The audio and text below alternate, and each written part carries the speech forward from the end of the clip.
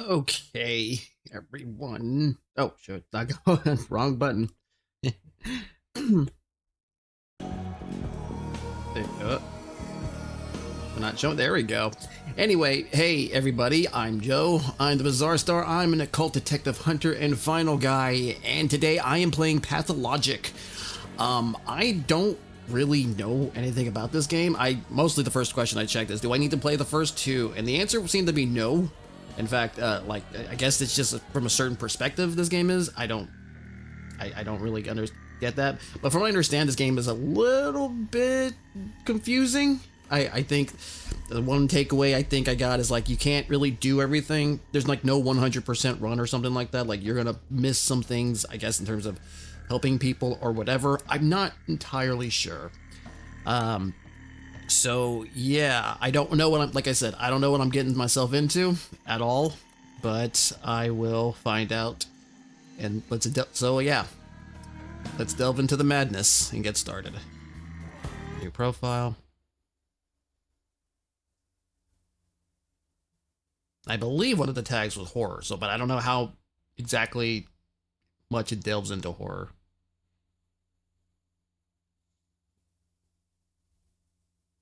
Is it gotta be one of those things where I was gonna say it's like load shit. I'm Daniel Dankovsky, Bachelor of Medicine. Hold on. All my life I've been studying death, the greatest boundary holding humanity back.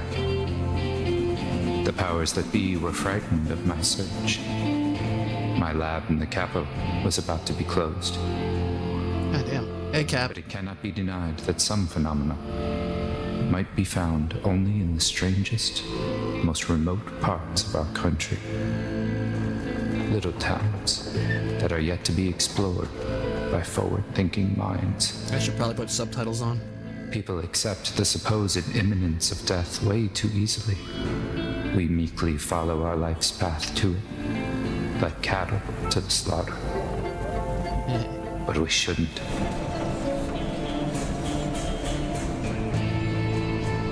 My search for immortality has brought I might, at some point, again. I don't know. Maybe I'll pepper in some low-rated games, low-rated demos, low-rated stuff on itch.io, just to spice things up. The final patient. It was more or less just like a little bit of a test run. All my life's work is doomed.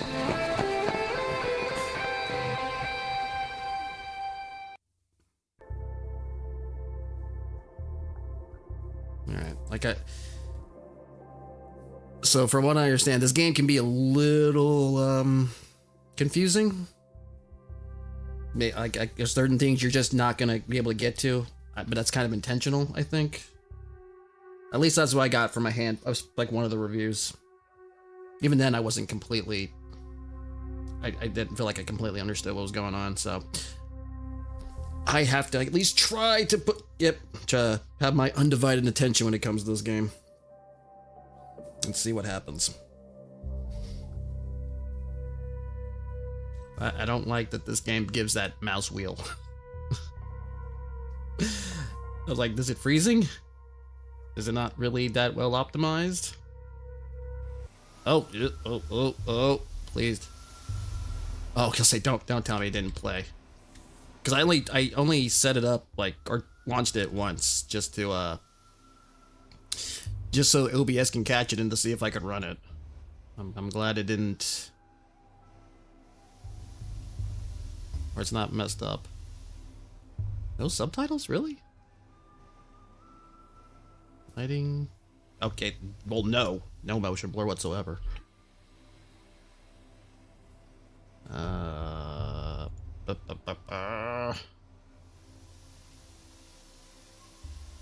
English? Huh. Okay, whatever. I'm guessing that's my stuff that got stolen. J for map.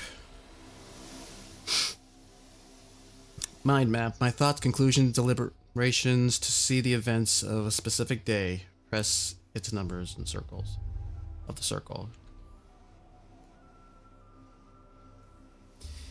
Immortal man Simon Kane, an alleged immortal, lives in this town. Understanding him is the only way to save my Thanacia.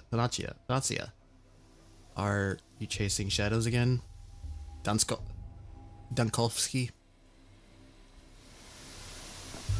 Alright, let's look at this.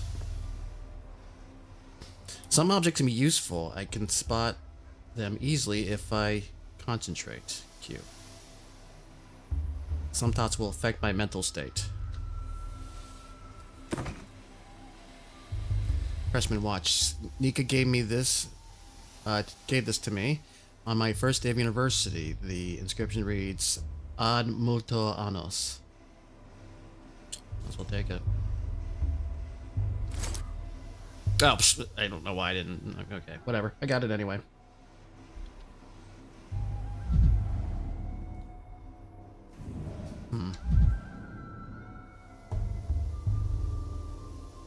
Let's see. Backwards, mindless, meaningless vandalism. Worse than stealing morphine. Just empty destruction by illiterate punks. Priceless medical texts gutted like fish. Mindless, meaningless vandalism.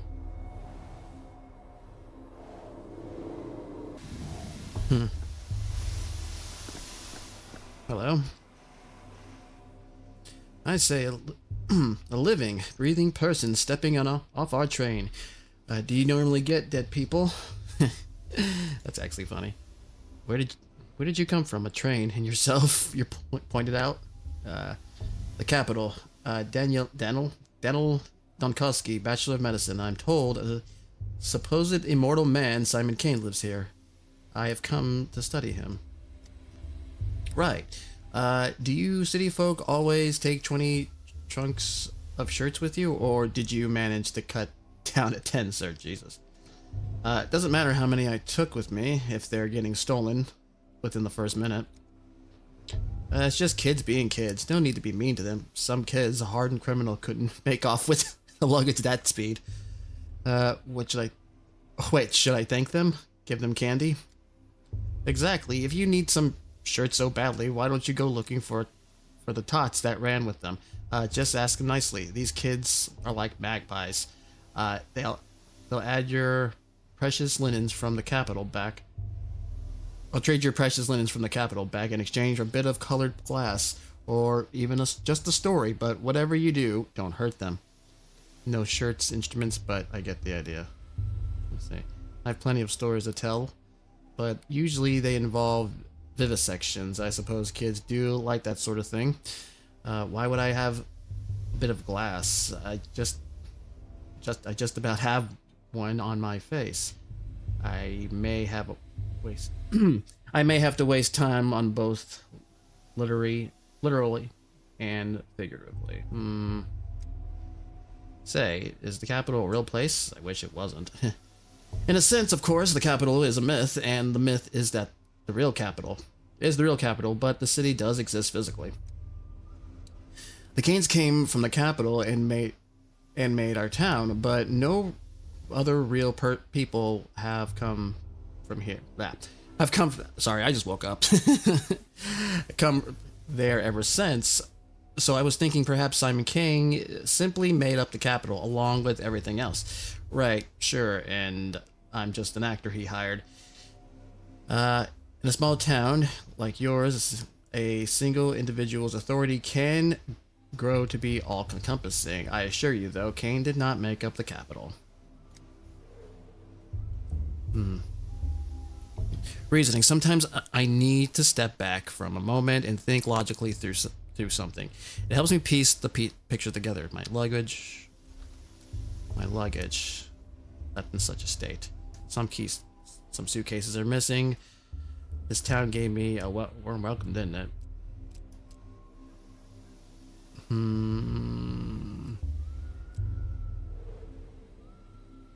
Street sweepers say no one here will help me find missing items. I'm speechless at the customs of the townsfolk here. How am I supposed to research without tools?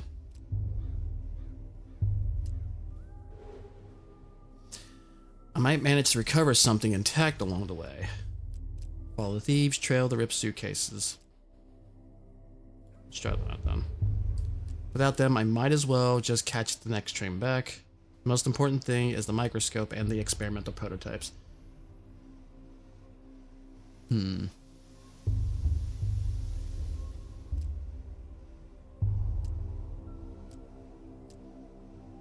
try that. Well, I'm going crazy. I can't. No help at all. Oh, sorry.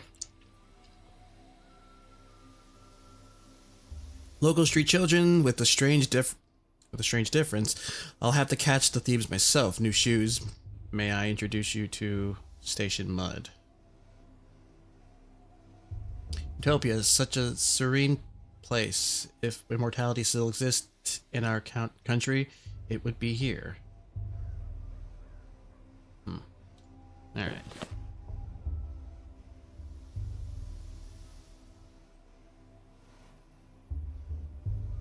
Okay.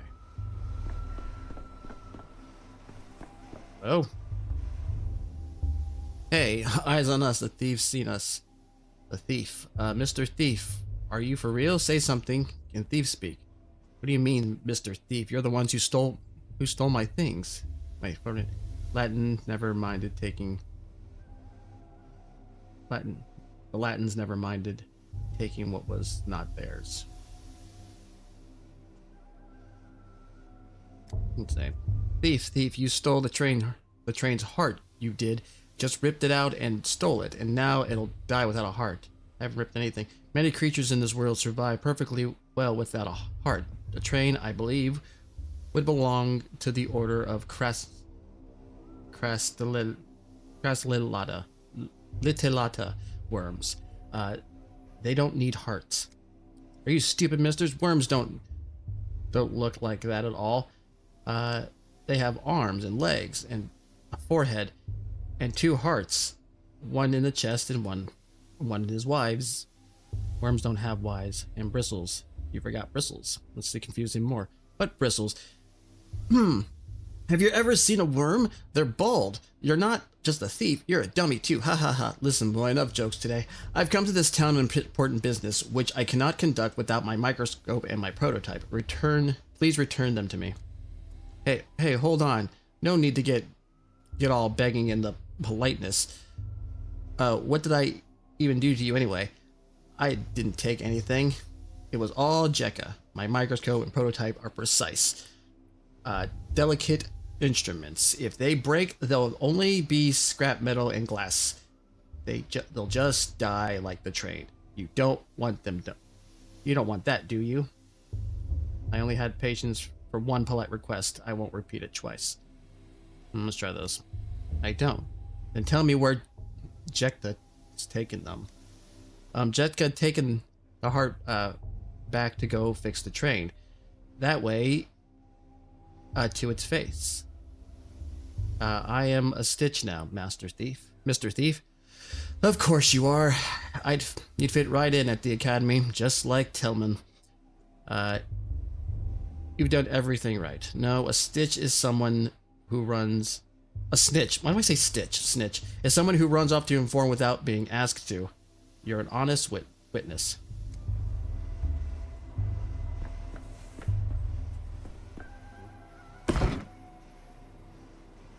Some arthropod lives forever, others nor even a day. But children, they're all one thing, shiny.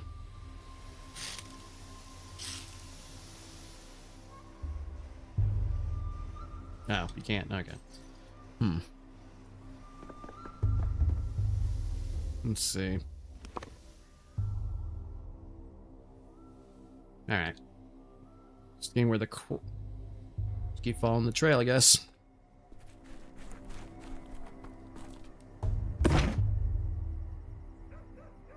Stimulant and rubifaciate causes irritation just like everything else in the damn place.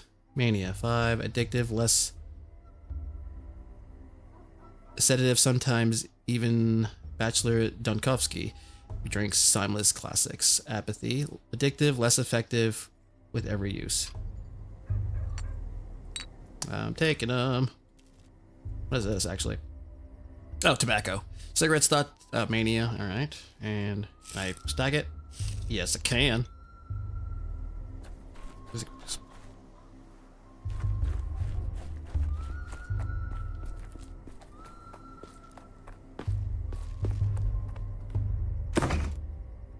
Let's see. Coffee.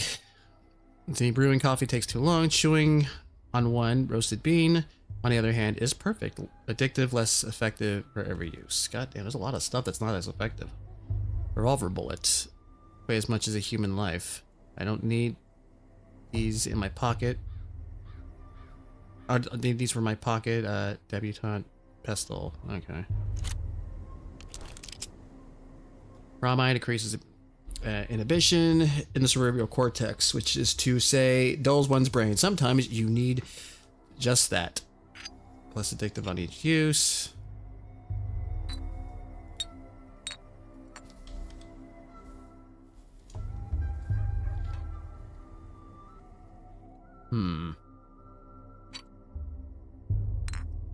Like, can I just use it? So be it.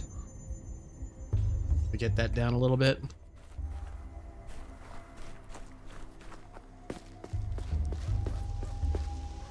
Holy crap, they took a lot of my stuff.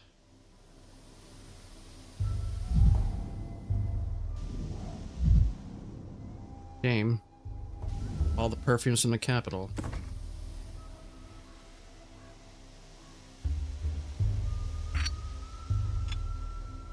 Just take all of it. What is this? Universal medicine made of mercury chloride. Cures everything minor. Restores body. Alchemists of old were to respect the strange liquid metal.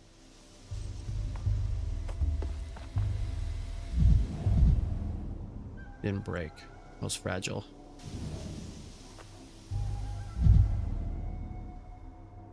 Not the sweetest town. All right.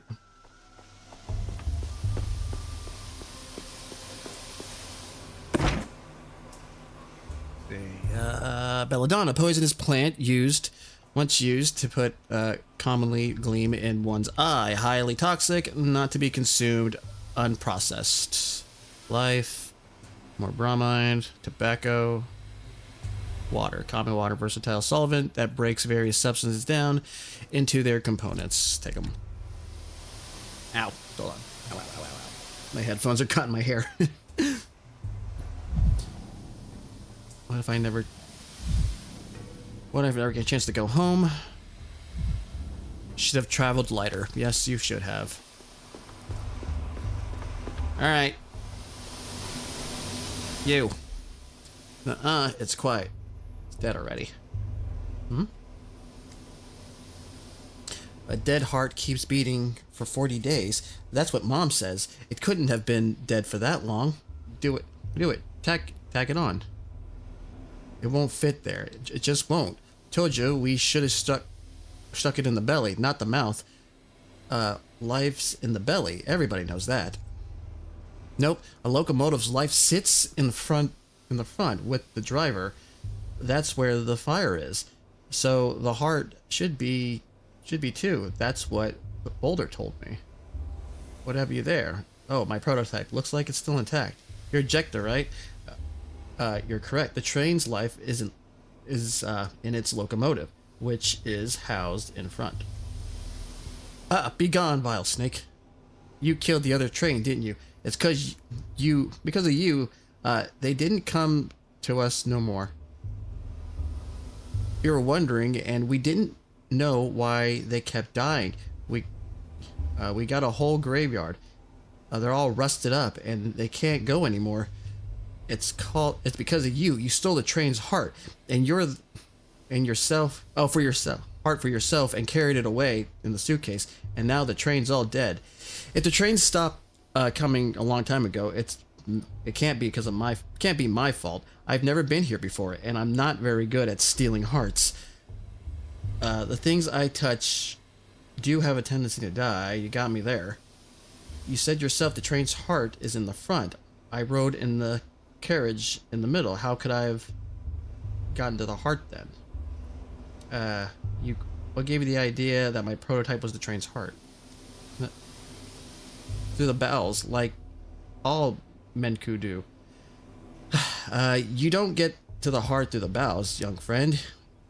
You'll hit quite a different body part at first. Without it, the train stop wailing, stop moving too. That means it's dead. So this is the heart, obviously, right? Well, that's a bit simplistic. Response to stimuli is just one characteristic of life. It's not exhaustive. I don't know how to make you all understand that my prototype has nothing to do with the train. Look, they're made different metals. Yeah.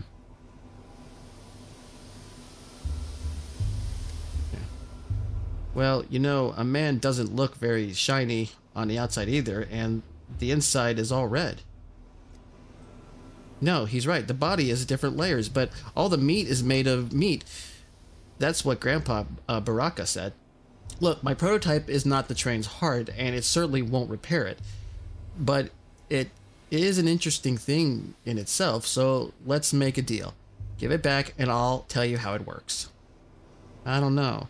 There will be a corpse in the tail, a whole pile of them, and there will be a damsel in the story, in distress, of course, and my genius, insufferable assistant will be in the tail. He could drive a saint into the grave with his rage-inducing adherence to details and thinly veiled political insinuations. Good God, I cannot read today.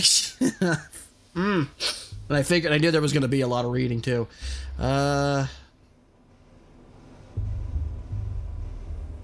Sure.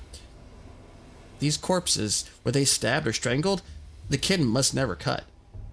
They only strangle. So if they were stabbed, kin didn't do it. Look here. Let me take the prototype. I won't run away. I promise to wind it up. You'll need to turn this handle clockwise.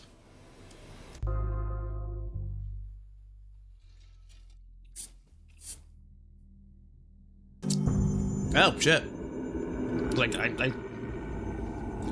guess this is a flashback. Hello. Venit mors velociter, rapid nos atrociter, nemini parsetur. Oh, okay.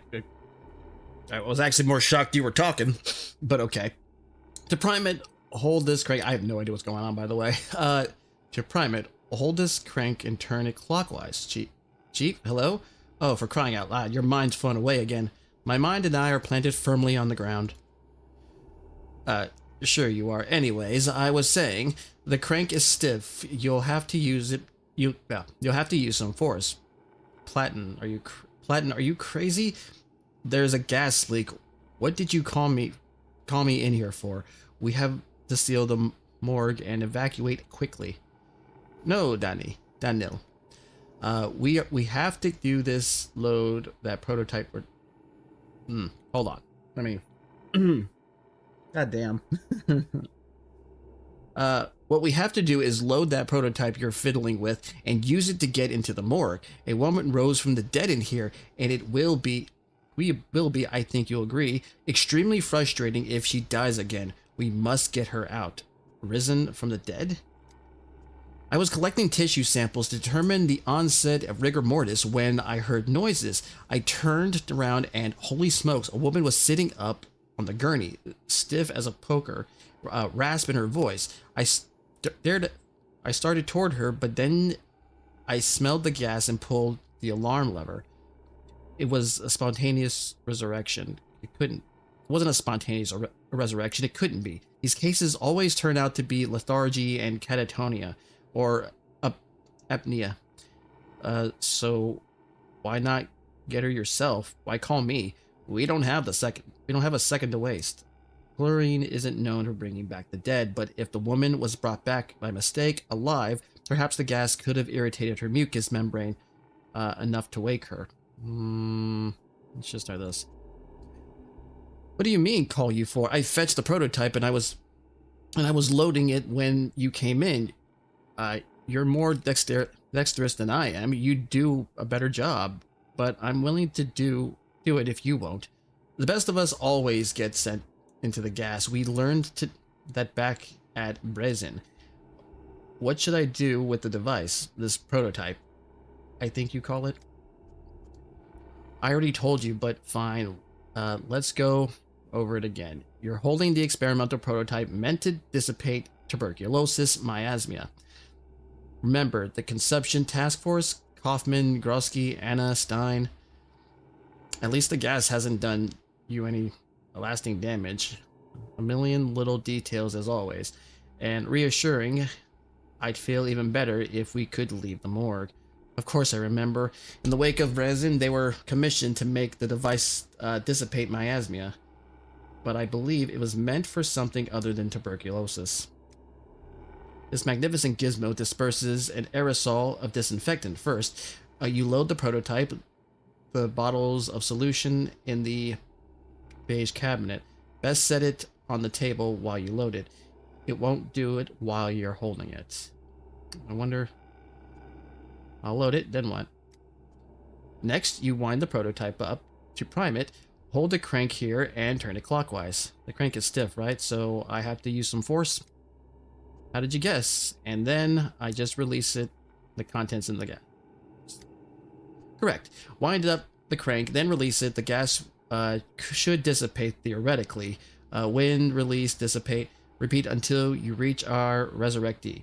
Just remember, the chlorine will keep coming while our supply solution is fine. Just try to be as efficient as possible, Chief. And what about the deceased woman? Where is she now, and in what state? The formerly deceased woman, Chief, before the gas became too weak to see through, she was sitting on the gurney, and the opposite end of the morgue. From there, I know as little as you do. She may have gone back to being deceased, or you may have altogether hallucinated her. You'd inhale enough of them, enough by then, but there's only one way to find out. All right. Mechanical priming. The longer I hold the crank, the stronger the effects. With mechanical priming. Operating range is supposed to be decent. Clearly on. Need to spend affluent wisely. The morgue considers it like a maze. Corridors is like a maze. One load, good for 20 uses. Alright. I load the prototype. I need stimulant and toxin. Required ingredients are readily available, at least in the Institute. First thing we teach the lab assistants, the best stuff is in the beige cabinets. They should be in the beige cabinets. Evaporate residue goes into prototype. Heat, then open the valves, add the ingredients one by one into the setup and heat it up. Should be enough for 20 uses.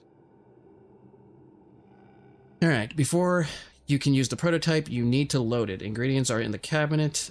The loading station is in the table.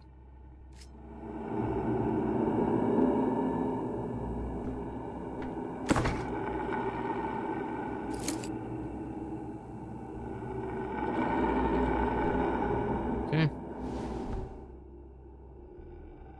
Let's see. Load a prototype. Disinfecting solution considers of 3 ingredients: a stimulant, an anesthetic, and a toxin. I need to put the items into the slot and press the load button.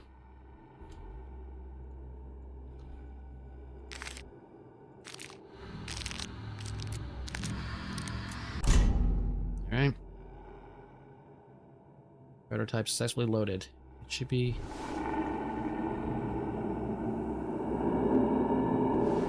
Oh. People, yes. God skin, covered in skin. That's what they are. People.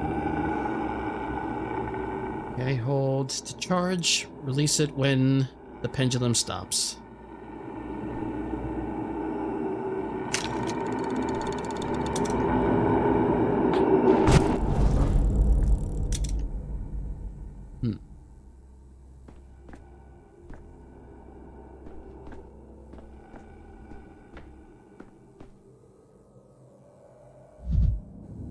Hmm?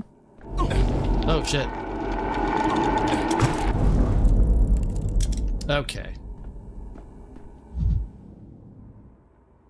One day, you all live forever. Every sheet covers another injustice. I will break death's own spine. A little bit more and I'll be death's embrace. I need medication, otherwise I won't survive.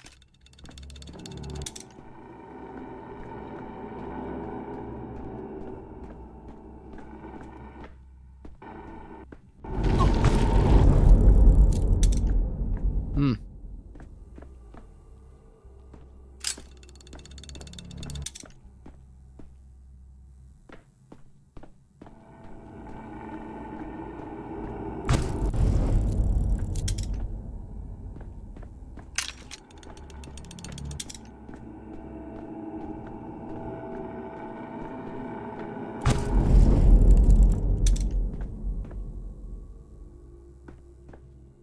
Hello?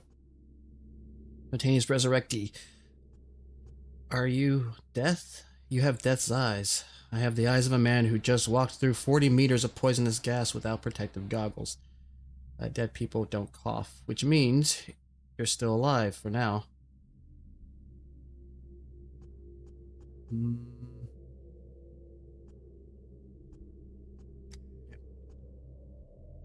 At the end of the tunnel, there's a second tunnel.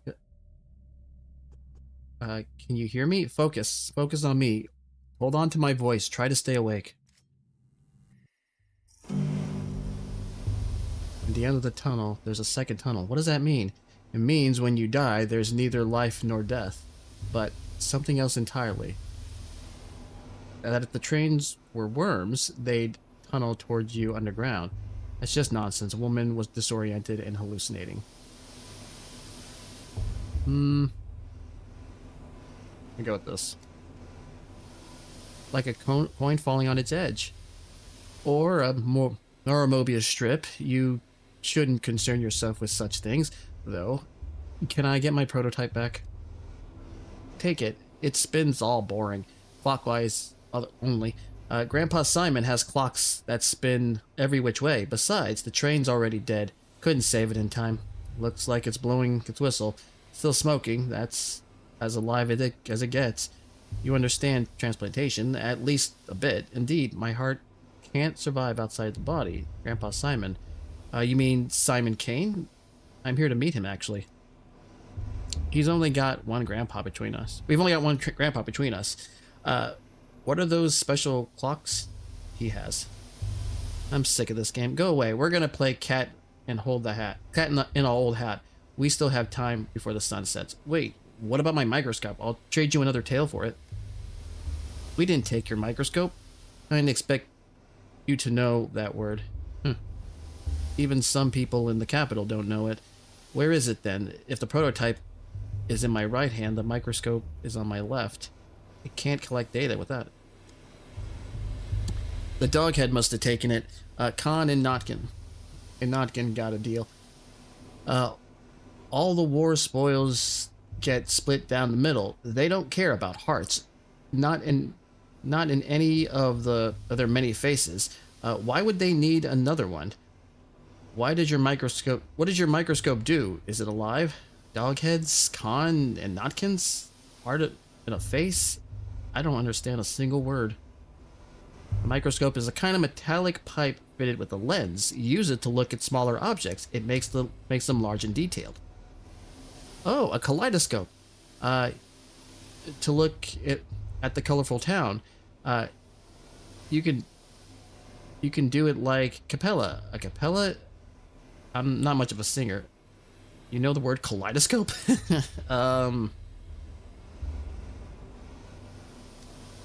Oh, the deafened station. Mr. Marek used it when Foreman Oyun threw Uncle Roan out the window.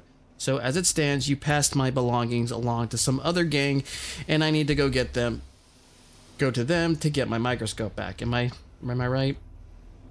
Khan must have given it to Capello as a gift. Are you stupid? She hates kaleidoscopes after what happened to the stained glass. No, Khan wouldn't have given it to her. If it's something that changes things when you look through it, it must have been given to Grandpa Simon. Grandpa Simon loves things like that. Khan wouldn't give it to anyone, nor before he looks at it himself, or after either. To be honest, even if he's wicked, he'd give it back to the owner. If you find him in town, he'll deal fair. Where can I find him? Well, they brought your micro kaleidoscope into the polyhedron. You don't see them again. No use looking there. Yeah, you won't see him again. You won't see it again. No use looking there. Try the stairway to heaven. The dog heads like them. I think they look like polyhedron. There's one right here in the maw. You know, after this conversation, I think it's Capella, Cons, polyhedrons. I'm beginning to see the shape of the world you live in. It sounds complicated, but you're telling me. But it can't be worse than human anatomy, can it? Alright, let's see. Where are we? Got the prototype. In the capital, it's just seemed like an amusement trinket. But I'd hate to lose a unique invention, especially one so dear to Platon. Lost microscope. The second tool was stolen by a different gang of children. I'll have to search the town for it. Not the guided tour I hoped.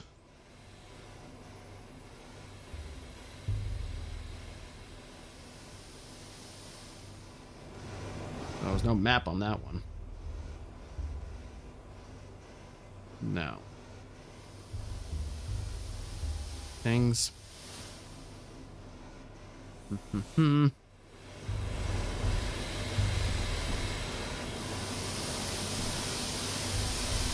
I observe them? I don't think they're my prototype in their hands. Well, it was. I'm not bashing it against the rock yet. They're not bashing it against the rock at least. Alright.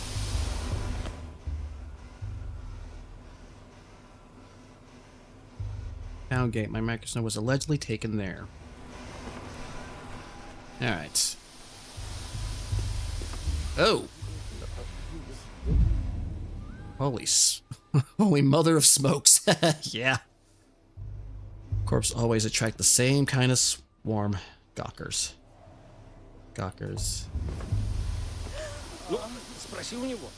Hello? Jacob Sturk, Kurt, and what was his name? Bernard Berstrand. Such a harmless fellow. He was never hurt a fly. Oh, okay. They're like speaking like in English. Yeah, such a harmless fellow he was. Never hurt a fly in his life, and the Ripper slashed him to ribbons like the rest of them anyway. The brute. We must give these unfortunate souls the proper burial they deserve, then find the Ripper and give him a burial befitting a beast. The daughter of Suak. Cool. Do not act rashly. Give Kurik to me. I'll pay you back in kind, in herbs and blood. What do you mean, give Kirk to you? What? You want to take the corpse? Are you crazy? Why are you looking at her? Why are you even speaking to her? Begone, witch. What? Boyante. Do not speak to me, stranger. I have come begging for food to give to Suak, begging for the tears to give Mother Bodho, whatever. I speak the blood of Undug of our town. You are not our blood. My eyes do not see you, stranger. My ears do not hear you. What happened here? Before you ask, no, I don't need to write down new words. I have an excellent memory. The Rippers come come to town. The father killer, Barak. He was always a wild one, but then Shabnak lay with him in the step and whispered things in his ear to make him water the earth with blood. As soon as he got off the train, he went on a murder spree. He killed Jacob Streck. He killed Keurig. He killed the harmless birdie. He's a monster. I thought I'd come alone, or almost alone, but I definitely don't recall a Mad Ripper on the train with me. And people scoff at me for saying our land abounds with analytical minds. Did you deduce all that simply from inspecting the corpse, including the fornication in the step? Everyone knows her mark. If the victim's chest was ripped open, Shabnak told the killer where to strike. If a person lashes out like a beast, it's her holding their leash. And if you see handprints in the earth instead of footprints, Buyante, hear me out. Blood of my Udogra. Surak sings of a fierceness, a sharpness inside the one you call Keurig. Give his body to me. He is dead to you anyway. You will bury him, and he will rot away until nothing is left. I will bury him, and Surak will eat him and drink his savagery and his sting, and sing an Unbe Dun, an herbal song in gratitude. He'll give us a Tweary? She'll give us Tweary, and we'll brew us lots of Tweerine. She will give us Ashen Wish. Give us the harshest of herbs by Keleneb, Ashen Swish and Cruel Herb. A bad herb, it thrives on blood and spite. Surong sings that we will need plenty of Swish soon. Yours is a burial into emptiness, but mine will be a burial into Suak's womb. I am at your feet. Han Kud, good people. Give me the one you call Keurig. Should we give her the body? Maybe? He didn't seem to have any family, and without them in the picture, I guess it doesn't matter if we bury him or the kid do. Who knows? Suppose we do get a great crop of Tweary. I was under the impression that who buries who actually matters quite a lot in traditional cultures. Are corpses used as fertilizer often in these parts? But they aren't just going to use him, they're going to desecrate him until not even a Shavnak can recognize who's left. What's left? That's what you're doing to do. You mean going to do? I think that's a error. Going to do, isn't it? Isn't it, state girl? Say it. Don't you dare try to lie to us. I am at your feet, Harun Kun, good people. I promise there will be no desecration. We will take his body so it holds his sharpness no longer, and we will lower him into Suak's womb. Everyone will forget him. Forget the wicked murderer Keurig, and only Ashen Swish will remain.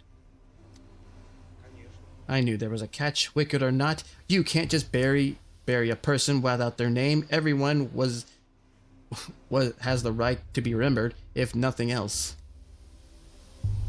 But he was a wicked man. The rare time someone remembers him at all, they never have anything good to say. Perhaps it's for the best if everybody forgets him. What an ethnographic gold mine you've got here. It's a shame I'm not an anthropologist. You could at least ask her to stand up. This is awkward. They'll take the name of this Keurig. What does this mean?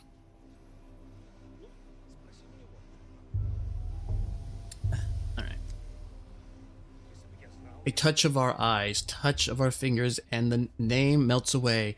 The one they used to call Keurig will become the gift to Suak instead. He will have no grave. There will be no man in the memory of the people. Speak to me no more, stranger. Your words are poison. I wasn't talking to you. Yeah, I really wasn't talking to you. Let's hand over the body. I'd rather avoid falling out with the kin. It will only lead to more troubles down the line. What do you think, stranger? You certainly look important. Maybe you have some brains to back it up. Well, I do appreciate that.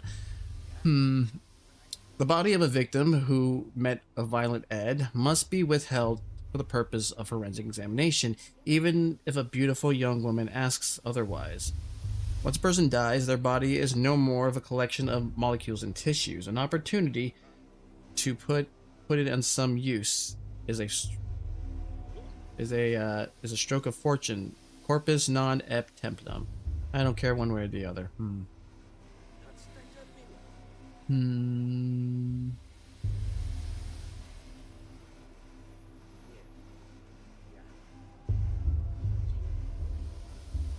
So that weird girl's like put him in their womb. Like they essentially become nothing.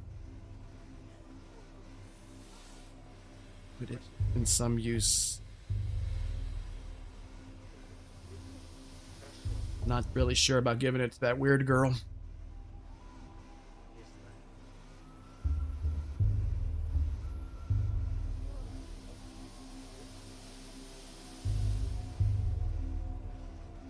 And there might be something worth looking at in that body.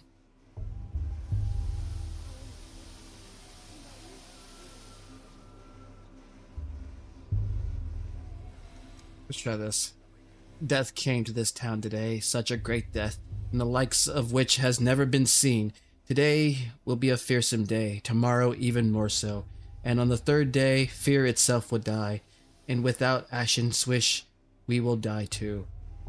I came to this town today. All that matters. I have to say that all these prophecies are making me uneasy.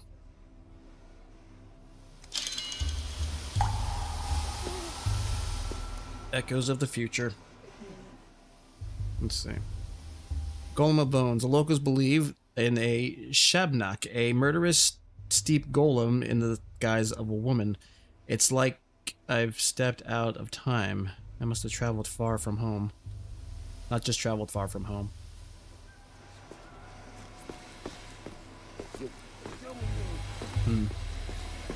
Yeah, let's get out of here.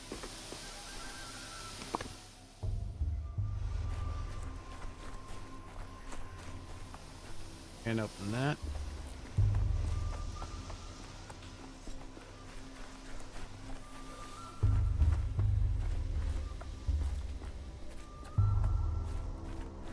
Am I going the right way? Yes.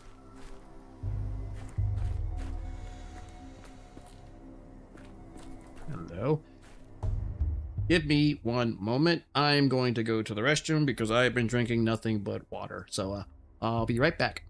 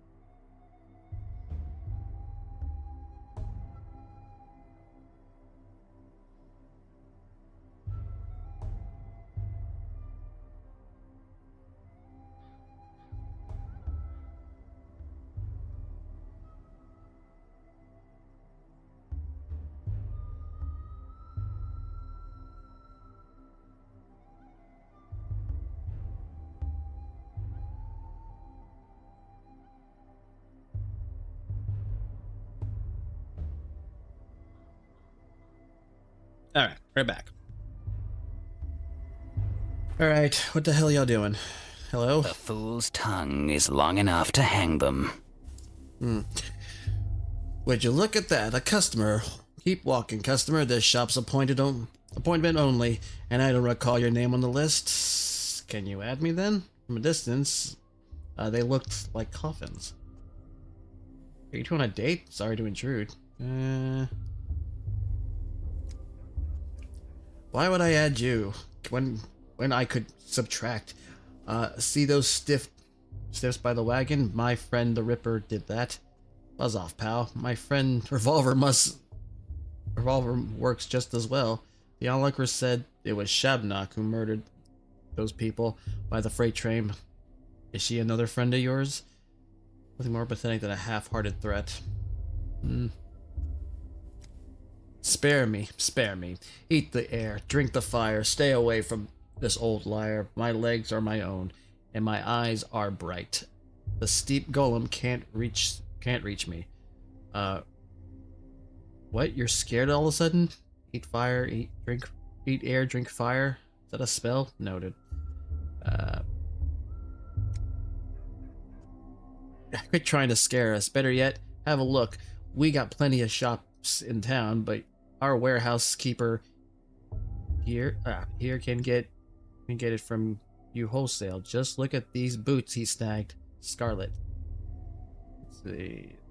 Fashionista. They're pretty. Are they from the capital? I expect romantic soul like yours would be more interested in the Scarlet Pimpernel than Scarlet boots. Oh, gross. What am I? An herb bride?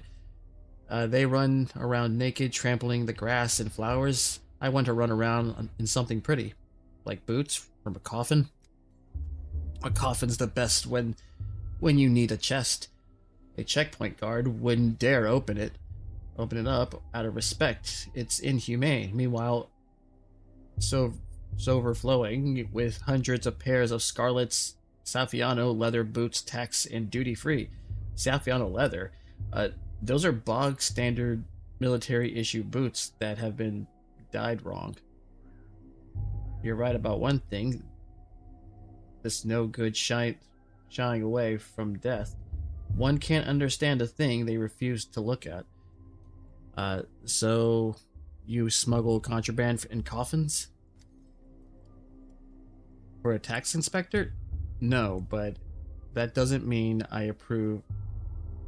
You a tax inspector? I don't approve of the illicit act. I can't imagine a duller job. Keep your nose out of other people's coffins, then. Maybe someone goes in. Who knows what happens? Maybe they never died. Maybe they never existed at all. Of course, if I start poking around coffins, how will you exploit the public's fear of death for your smuggling operations? Indeed, no one knows what happens to someone once they go into a coffin, but I intend to find out. What do you want?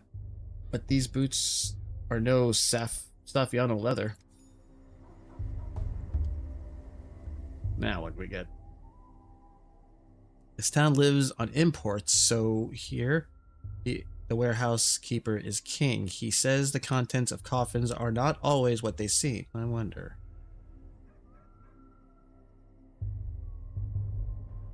Alright, so...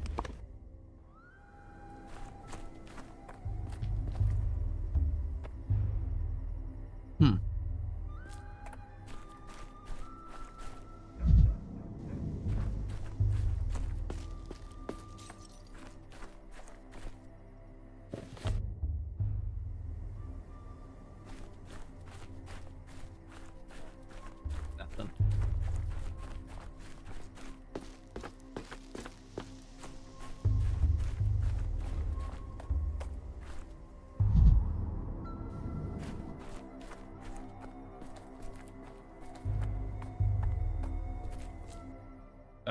Oh shit, did I...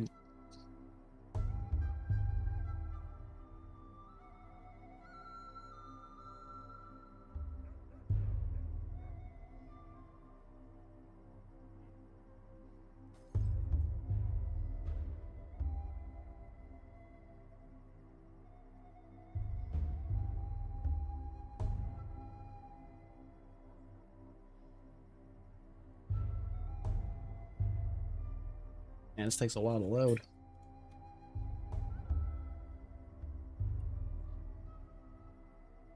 Drink my coffee. Story saved. I even... New children called Doghead may have my microscope.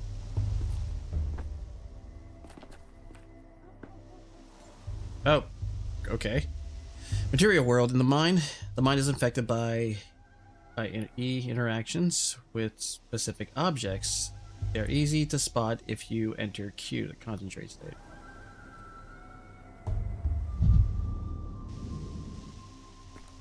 First things first. Where the hell am I?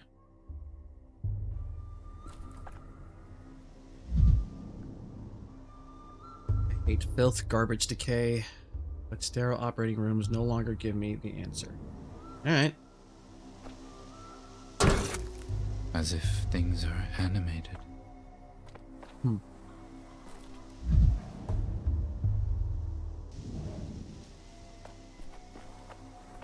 Yeah. Am I even going the right way? Kind of, I think. That was blocked, right? Like right here? Yeah, I can't get through that. Look around first.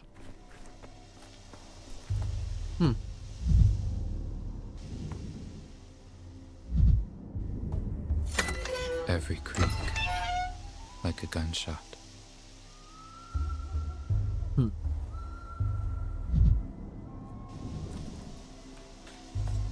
Never alone. Things everywhere.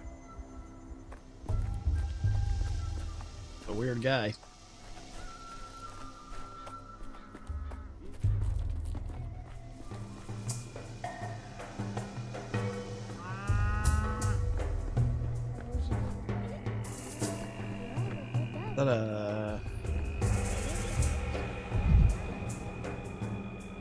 Adults have bulls. Children have rats. I thought I've read about these little marmots. Steep carrier of contagion.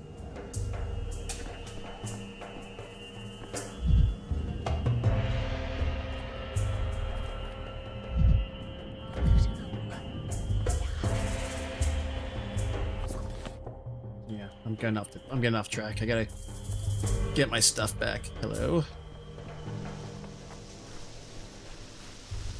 Nothing. How am I supposed to get there? Yeah, stairs around here? Maybe I didn't see. Oh, crap here.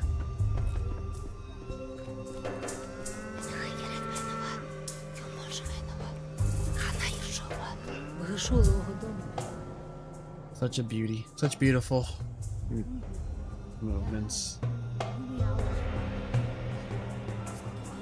So this bloated is a common condition here. Bloating. I'd like to study them. Truly astonishing phenomena can still be found in remote corners of the country. Ah, my good little bull, blunt-mouthed, broad bow frown. Please forgive us. You're silly as Urza. And you always have been. He's returning to Bos Turak. We are leading him to the bosom of his mother and father. Why are you asking him for forgiveness? Because Bos Turak is dead, Aina.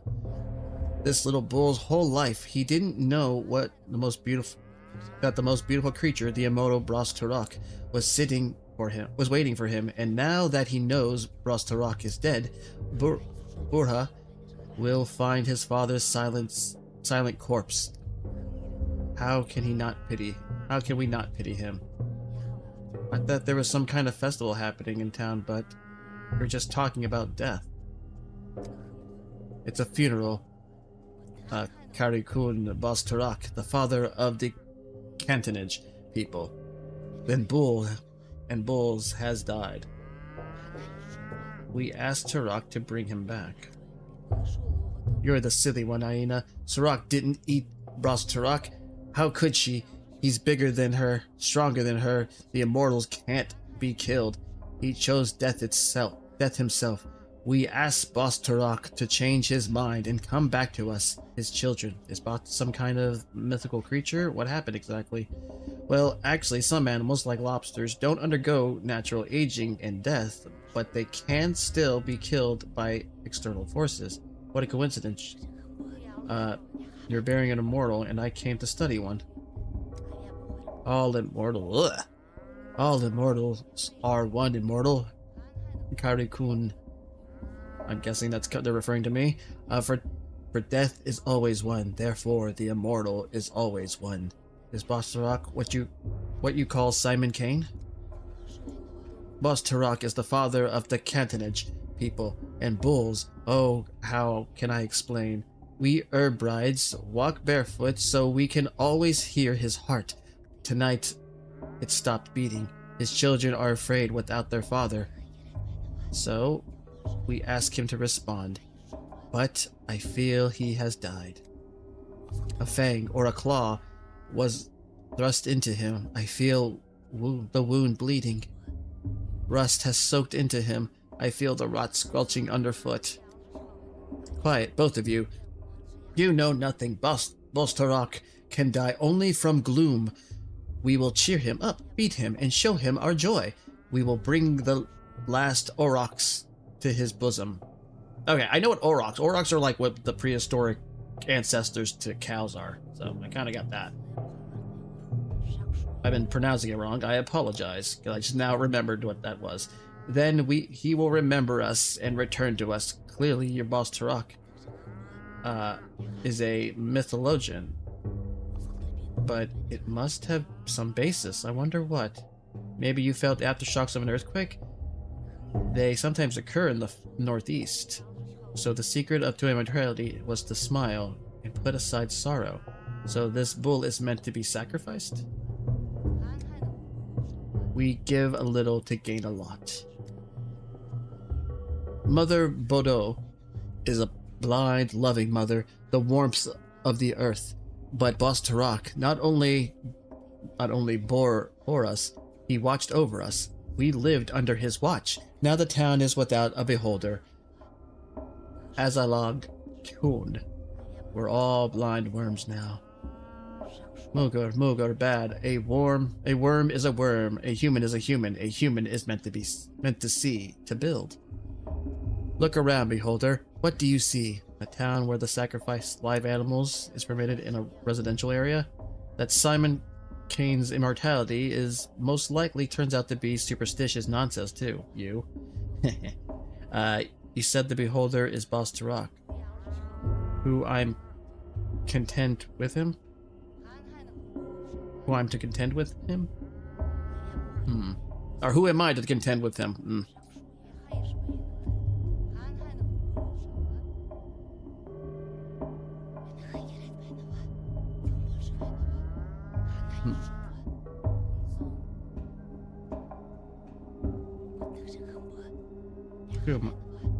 Any gaze might turn out to be Boss Turok's gaze. These things can't be foreseen. You haven't looked closely. Go further. See our celebration. Look at the last auroch. At the last aurochs. What do you see in all this? Tell Guga afterwards. How could I forget Guga? Well, at least it's pleasant to look at your girls. And auroch's the big bull, right? I'll look whether I want to or not.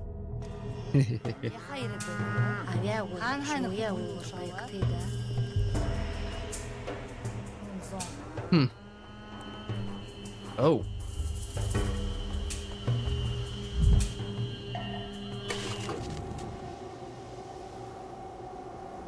What the?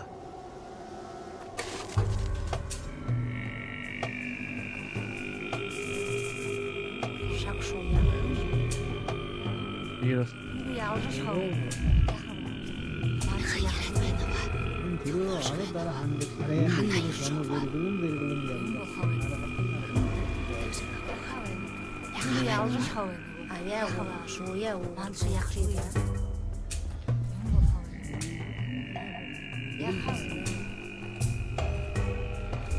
Alright, here are you. Tell Guga what they offered me. Anxiously peering into my eyes. Yes, he does look like Gurga. Alright, are you Gurga? Agna. My eyes touch you, beholder. That's plausible anatomically speaking, but psychologically, that will traumatize me for the next decade. Hey, don't look that bad. I mean, like, probably, you know, in this world, he probably looks fucking weird as hell. What was that? I just saw some sort of behold as I hurry off to find my microscope. Sorry, I'll talk to you later.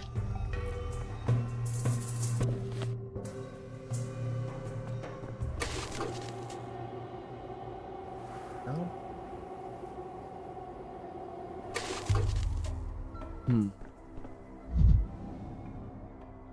I'm simply adjusting to the climate I just imagined. Why is she drawing my thoughts? Scrambled? Yeah, it looks like. Let's see, items.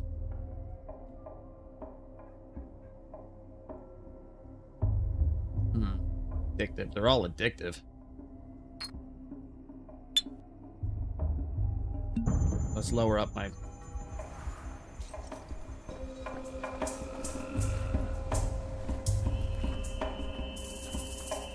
I guess I should... Oh, I guess I can't talk to him anymore. Never mind. Fuck.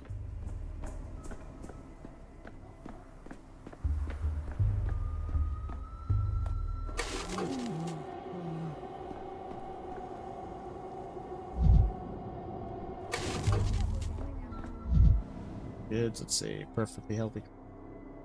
What devilry am I imagining? What are you imagining? I don't...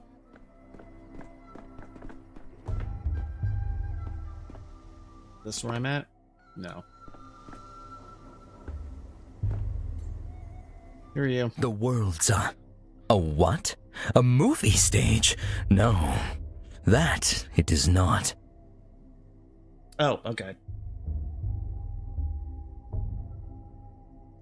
Ah, there you are, finally. I thought you'd forgotten our agreement. I hope you're ready. Have you memorized your lines? Line? Of course I did. I always have 2 or 3 lines ready for my line. I choose one before responding. I don't have time for... Like, that's just funny. I take no joy in seeing another player who likes to improvise.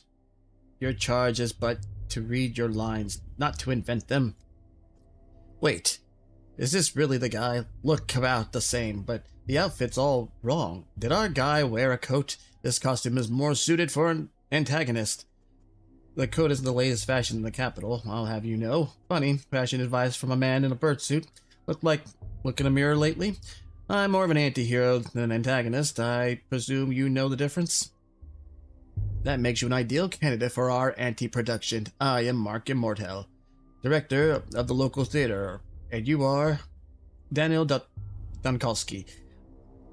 Doctor, I just arrived from the capital. I'm looking for the kids who stole my microscope. Let's just do this. Fantastico. You see, the actor we've been waiting for an eternity... we waiting an eternity for has decided to sabotage the rehearsal. You would do us a massive titanic favor by replacing him, even if it's just for a little while. Of course, I don't have time for this. Truth be told, I don't care for theater. Still, the main... what's the man and the bird doing here? This is abnormal. Are you not familiar with the ancient mysteries? Our feathered colleague symbolizes the doom of all things. He acts as the bad omen, complete with the plague doctor beak. Oh, like that SCP one. I forgot the number, but I know it's the one, that doctor. Okay, well, not really like that, but you know, it's getting there. Our performance is quite simple. The main character has just arrived in a remote town and quite accidentally stumbled into a curious rehearsal in which his fate will be decided. Who knows, perhaps he'll die at the end. I am ready. It seems the performance has already started, and I'll be dragged against my will. Is that all that you have to say? Why do you stare like that? I see it in his eyes. His mind is looking for a line to mumble. I'm not struggling to come up with lines. I say we start the scene with a backhand across the face. I say again, he is no leading man. He is unfit to play a villain. At best, a background player of the body, standing there to fill the stage. It is the steep healer's son who ought to take the role, or that young girl who crawled who crawled out of her grave. They have such pathos and such nerve. What does this one have? A coat. Is the rehearsal already starting, or is he just casually insulting me? I see you're awed by my coat. Perfectly understandable, but envy is a low sentiment. Quod ed demonstratum, the coat is just a prop. Beneath it, you, who are you? And you? Who are you behind the mask? Do you want to switch? I'll take the mask and the black leotard, and you can wear the coat. Sound good? That's enough foolishness for today. I need to find my microscope, and you're wasting my time. Good day, sir. Who are you behind the mask? I'm a walking shadow of the slain. A being of words unsaid, a specter of regret. My, that's too pretentious by half, isn't it? This is a hint. This is a hint. I'm not just that. This is a hint I'm not supposed to get just yet, but which will come clear later, right? And that is the heart of our play. Our main character, a doctor, a skeptic, encounters the unknown for the first time. He built his whole life around empiricism and scientific inquiry. What will he do when death addresses him directly? But it isn't literal, right? A hero in a play speaking to death or the dead is usually a metaphor, an illustration of his thought process. Well, if that makes it easier for you, we can say it's a metaphor. Play it ambiguously. Leave the audience guessing. But wait, I don't want to be a metaphor. I was promised to be the true voice of the dead. What kind of spoilheart ruins a play like this? I told you he couldn't hack it. That's it. I'm out. Metaphor? Psst. I'm confused. Are we acting, or is he actually offended? And you, I see, are never happy with anything. Sounds like a failed actor to me. Excuse me, Dantowski. Why are you insulting a colleague? I don't recall him making it personal, unlike you. That was hurtful, all right. I think we should stop here. What? He's been insulting me the whole time. Doesn't like my lines? Doesn't like my coat? He wasn't insulting you, but your character. I thought you could tell the difference, and I thought you were deliberately blurring the difference. Sorry, I got carried away. Well, the world's a stage. Oh no, big time immersive theater in the fourth wall breaking. Gimmicks infiltrated this place as well. One aspect project I hope to escape.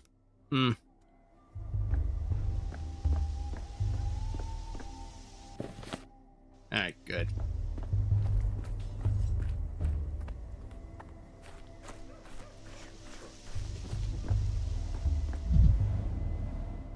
Smell local herb is overwhelming. You mean pot? Is that what it is? Seems native solely there. Problems through smoking. Dirty lungs, clear head.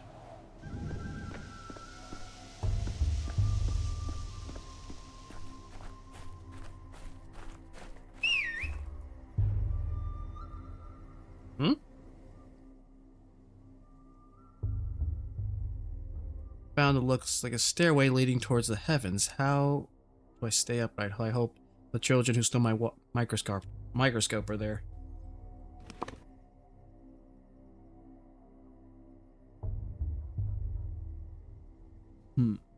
Okay.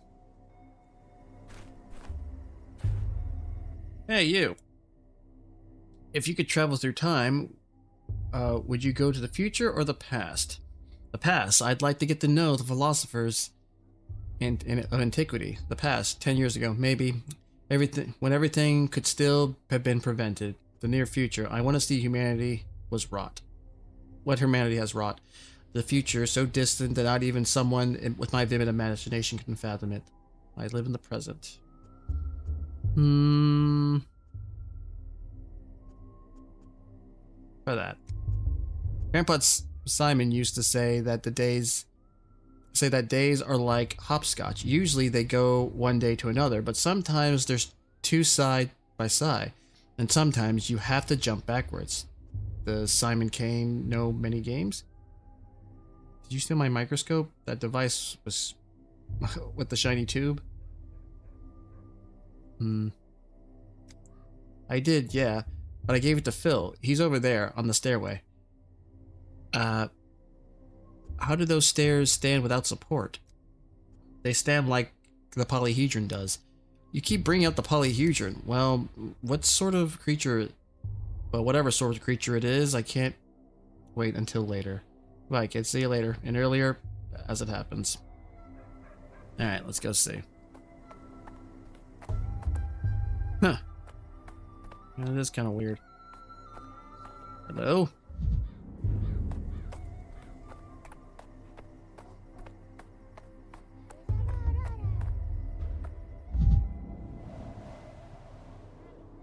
Put it down slowly. Take 3 steps back. I shudder to think how much sand and mud go into the delicate instrument. Alright. Well, what is it? Can you see the future? Let me look too. Gimme. Wait your turn, Pipsqueak. Just let me take one look, and then I'll give it back. Ew. There's a bunch of bugs with little hair. Doesn't look like much of a future. Why are you using your dog's eyes to look? You're not an animal, you know. Yeah, but an animal might see the future, though. Good news, the microscope has been found. Bad news, it's being mauled by a pack of dogs. Oh, the horror. Need some help, kids? I can teach you how to use that thing. Here, let me show you. Sorry to interrupt, but you should either play pretend as dogs or astronomers.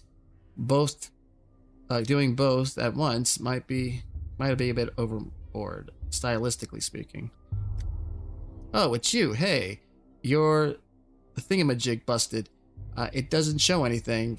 It's just some bugs and weird little hairs. Maybe that is the future, like many years. Nothing will remain of us on Earth but bugs and hair. Very sad, if you think about it. What makes you think it looks into the future? It only shows bugs and hairs because you're pointing at bugs and hairs. Did any of you kids go to school? Do you know when a microscope works? Does this town even have a school? These things in the future. See all things different.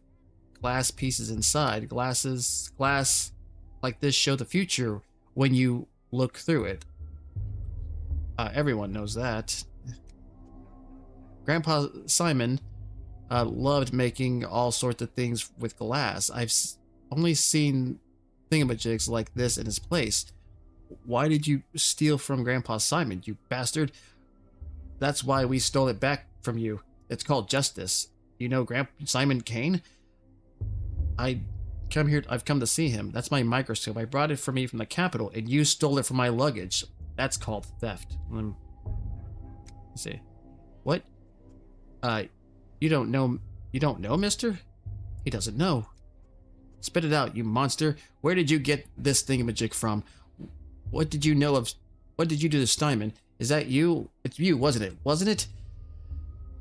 I was on the way to go visit Simon and I'd already be there if it weren't for you. Please give me back my microscope. It's a very delicate instrument. Calm down, boy. Don't shout. What's going on? What did you know? This conversation is making me realize I've never become... why I never became a father. Just give him back the thingamajig and let him go. Let him go on his merry way. It's broken anyhow. Can't see any future at all. No. Grandpa Simon taught us what doesn't take effort doesn't deserve effort. If we just give him back the thingamajig, there's no effect in that. I can give you a cuff on the head for it. Will that be enough effort? Sorry. I have a pocket watch and a chain. It definitely shows the future. Let's make a deal. Come on, come on. Let's see it. Ooh, nice. How does it show the future? With this, you can always know what time it is, so you know what time it'll be in an hour or two, or even 3, which means you know the future. Oh, that's clever, mister. All right, give us the watch, but show us how your thingamajig works, will you? We're still curious. First, the trade. The watch for the thingamajig. I mean, for the microscope. Then I'll show you. Hold on, I need to check if it's broken first. It might have been... you might have been using it to hammer nails.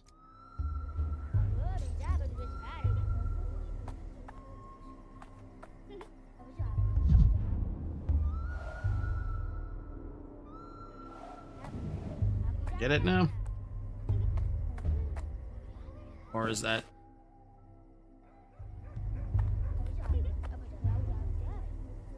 Can I crouch?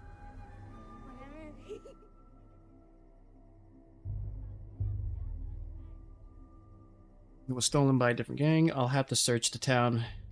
Not guided out for.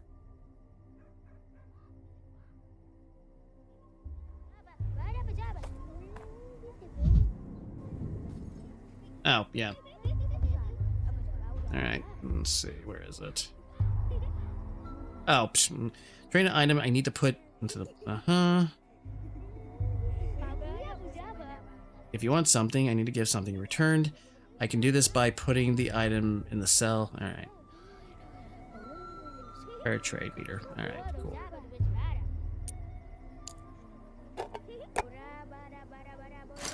Alright. There we go. Got the microscope back. A few weeks ago.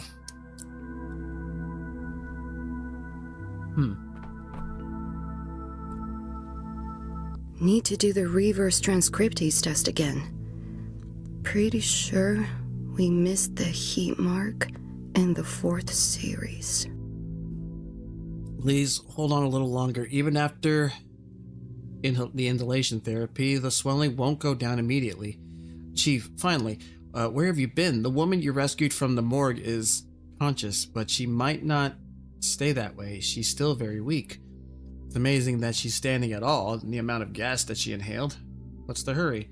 The burden of leadership. You owe something to everyone, and everyone will find you at fault.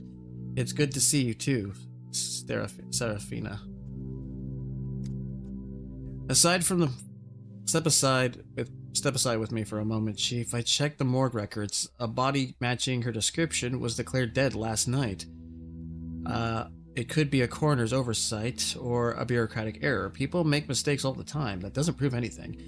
We're searching across the country for miraculous resurrections, and one springs up right under our feet in our institute's morgue. The irony for you. That's irony for you. Don't awaken the thrill of the hunt just yet.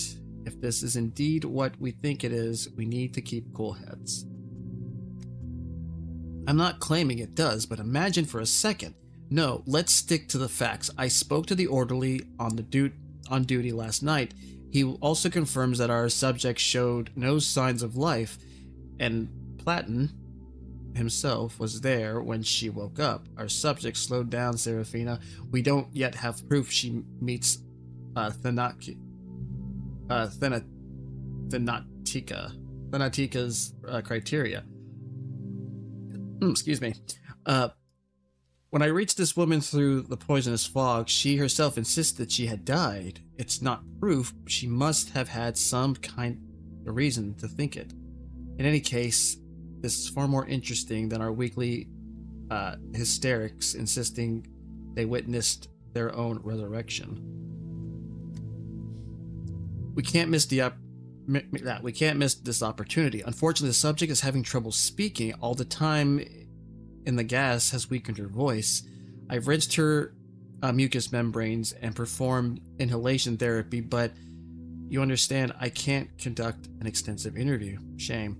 A first-hand account could point us in the right direction, but there's always a physical examination or taking a sample.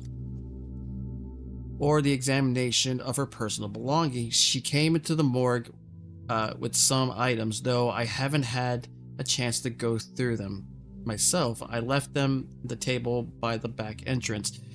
Will you take a look, Chief? Perhaps there's a clue, ma'am. Ma'am, would you allow us to examine your things? Cough, cough. Okay. Hello, do you remember me? I'm Bachelor of Medicine Danny Donkovsky, head of Thanatica laboratory last night. I saved you from the site of the serious gas leak. A man with the dead eyes.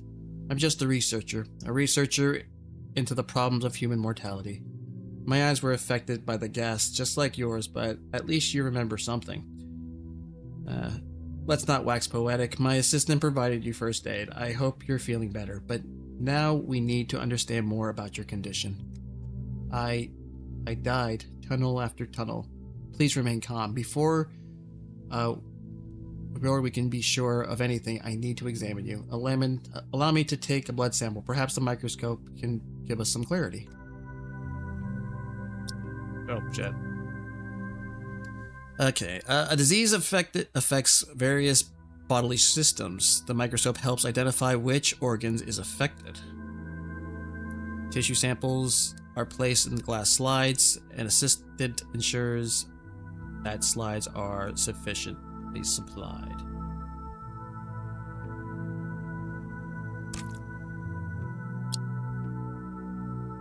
All right.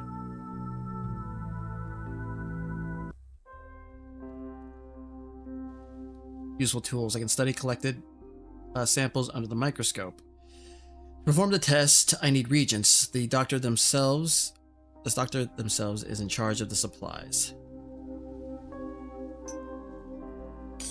Alright.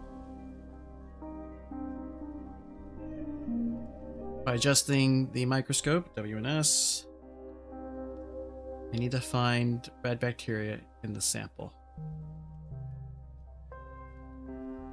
Okay, adjust it, which allows just the focus, allows me to see the bacteria. The lifespan of the culture is limited. I must act quickly.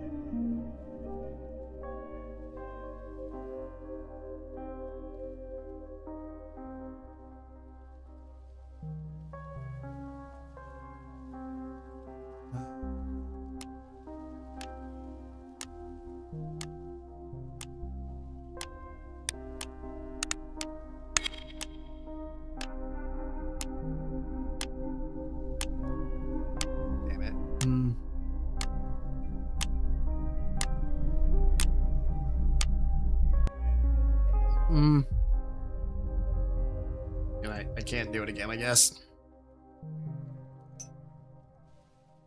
Oh, can I just keep doing this, I guess? Till I actually find it, I guess? Or... Oh!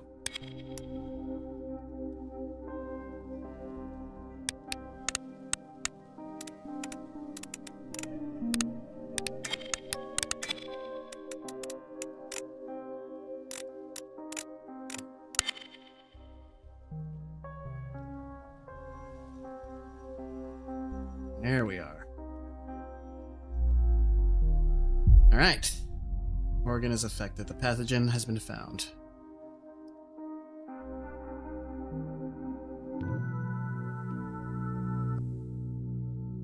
Breathing is a bit easier, but talking is still diff.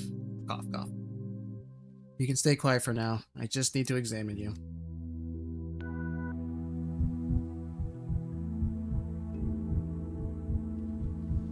Rotate the camera. All right.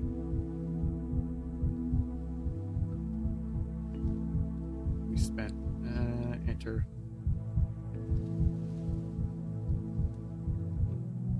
The pale, gaunt, looks exhausted. It's a wonder her blood samples points to leukemia. The skin is here seriously damaged. I suspect it's due to her contact with the gas, likely the same for her red eyes and mucosal burns.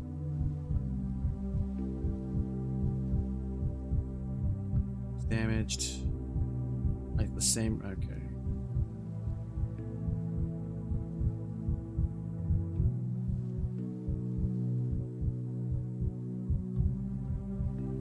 Oh, what's this?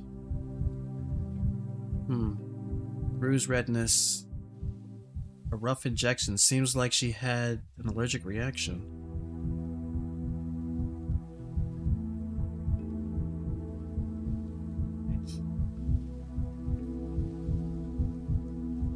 More. Let's, arms. Oh, wow. Bruising from repeated injections. The consequences of attempted resurrection or the result of trying to cure leukemia?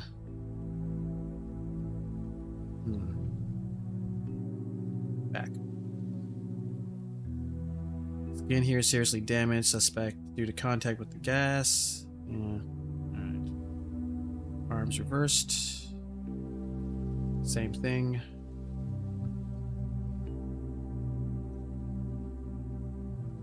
Legs. Skin here is seriously damaged. I suspect it's due to her contact with the gas, likely same as the redness of the... Okay. Turn around.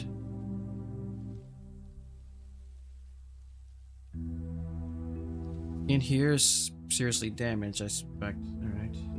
No.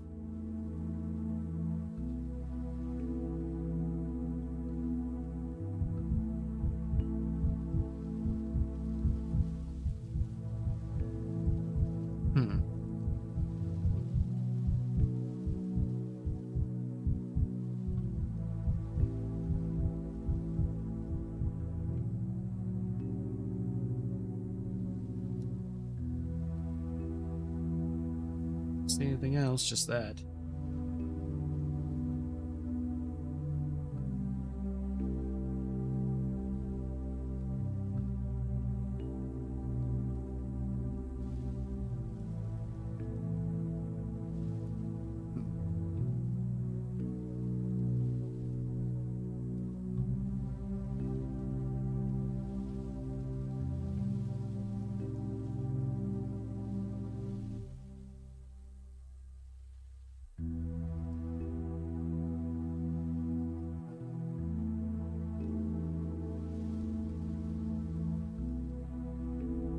Like a bump right there, but I guess it's not really important.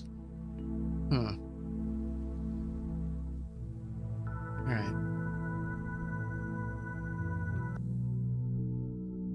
Double hold.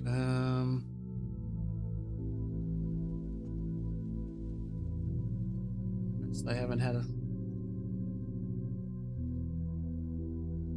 had a good look through your thing. Where did you say you were? They were on the table in the back of the entrance. Let's try one more time. Am I supposed to see something else? Of all the things they didn't.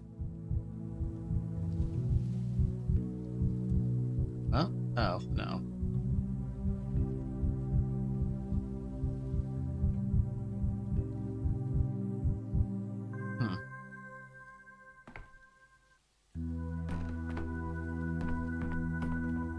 Oh shit, you just put the whole freaking equation there.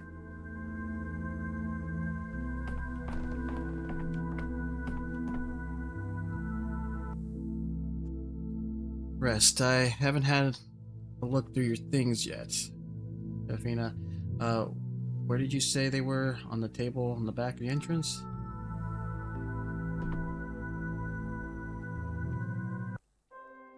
Oh, no.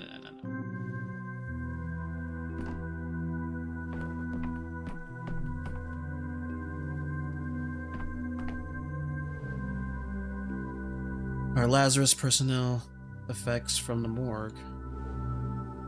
Morphing. Papers, they look official. Herbs, not a bouquet, but medicinal. 2 rings, obviously a pair. One would be too big for her.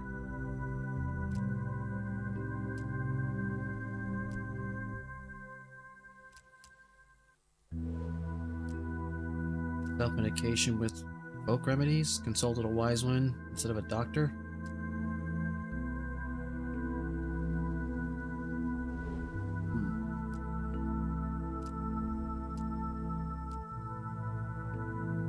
Earrings. Obviously a pair. Would be too big for her. Guilted fiance. Like, man, seems like left and took off the wedding ring. Guilted fiance. Unrequited lover.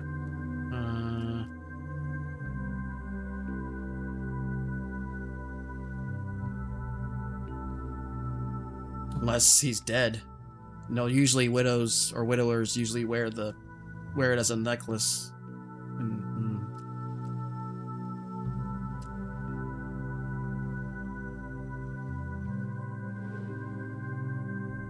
Morphine. Papers look official. Description of the treatment is vague. Something about novel drugs. Consent forms from experimental treatments at our institute. I accept all risks and claims. Alright, this one. Morphine addict or suffered from severe pain. Could be both, honestly. Could be an addict. I mean, this could honestly be, maybe that was to ease the pain of losing your love. Someone you loved.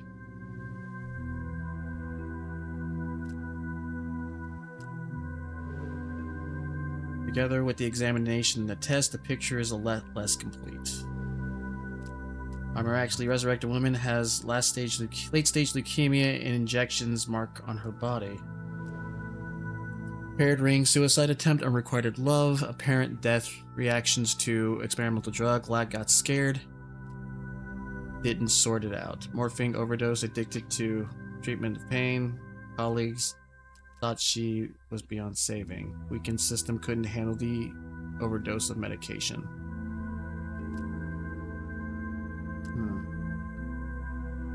Try that.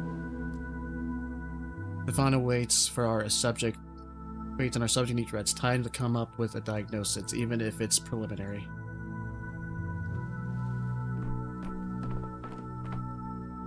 They'll go to any length, Chief, but our lengths are longer. So, Chief, have you shed light on the case? I'm loath to jump. I loathe to jump to conclusions, but could Thanatika have discovered some genuine phenomena? Alas, our subject is not a phenomenon, just a morphine addict. And morphine addicts are common in morgues. She was in a trial due stage. I'm not sure our colleague will disclose the experiment, but I'd guess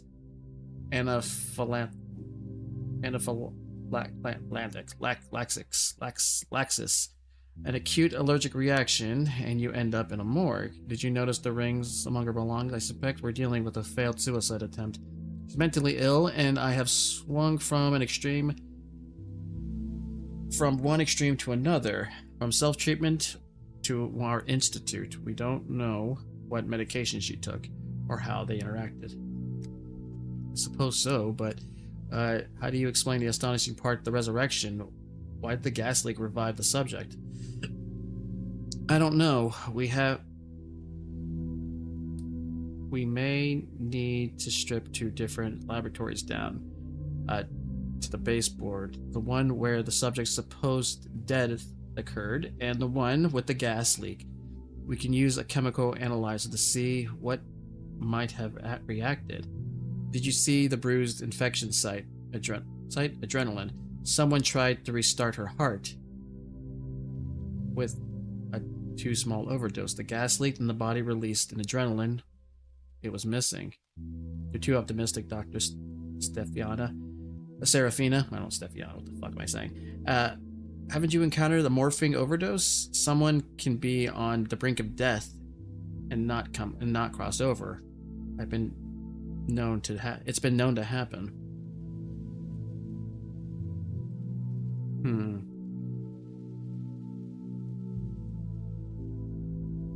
Trying to think.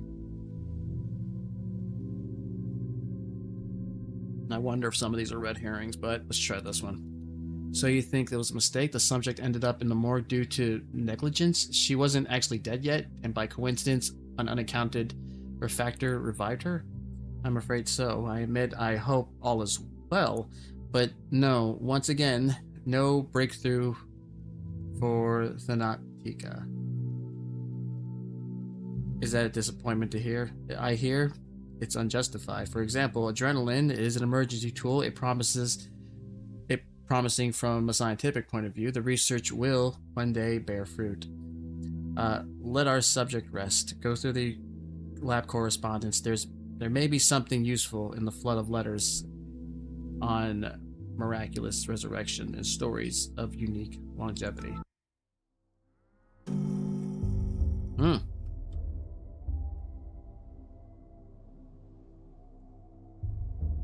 So that means she wasn't dead after all? The woman who supposedly came back to life? Alas. And all the others we tried to find. Trying to. As of right now, spontaneous resurrection appears to be nothing but fiction. The woman who spoke? Yeah. Then what's your microscope even for? Doesn't show the future? Doesn't raise the dead? It's just a toy, really? That's quite the bar you've set with your expectations, young man. Sometimes I ask myself the same question. A breakthrough can happen in one single movement. It takes a sustained effort. Every step feels small at first, but we'll learn to resurrect the dead one day. Alright, if we can't see the future in the glass, then we're off. We've got important things to do, after all. As do I. I'll leave my things at my temporary lodging, then head to the... Why would I tell him this? To the Crucible to see Simon. A sensible approach. Precious time shouldn't be wasted. Alright. I'm ready. At the microscope. One doesn't need mysticism to see the world through a different lens. Wonder lives in your fingernails, as Serafino says. What's this? Oh, the world's a stage, yeah. One aspect of progress I'd hope to escape.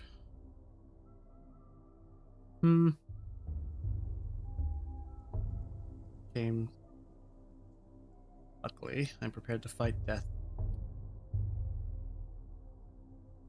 Overcome the town's first hurdle. If I keep this momentum, my trip won't take long. Enough. Huh? Why are you drowning me in details, Bachelor? Street kids stealing your microscope is an amusing anecdote, but it's not the crime we sat down to discuss 2 hours ago. Huh. Okay.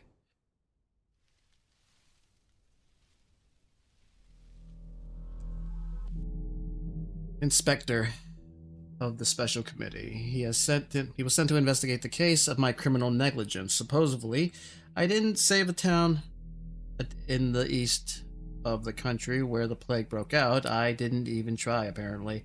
He's luring me into a trap. His folder is full of intentional false data. He's not interested in truth, but rather the downfall of Bachelor Dunkovsky. He is my enemy. Other people's tragedies cannot possibly compare to the tragedy of Bachelor Dankovsky. Enough. Why are you drowning me in details, Bachelor? Street kids stealing your microscope is an amusing anecdote, but it's not the crime we sat down to discuss 2 hours ago. 2 hours and 15 minutes ago, to be exact. Focus. I'm only interested in what's important. But you asked what I was doing in the town. How am I supposed to know, Inspector? What you deem important and what you don't. I just wanted to recount everything in order from beginning to end. You know what I especially dislike? When you, an obviously intelligent man, feigns foolishness to derail the investigation. I'm offended and embarrassed for you. We both know you're not a fool. Stop wasting my time and your own. I just wanted to recount everything in order from beginning to end. The beginning doesn't interest me. My concern is the ending, the result, the finale.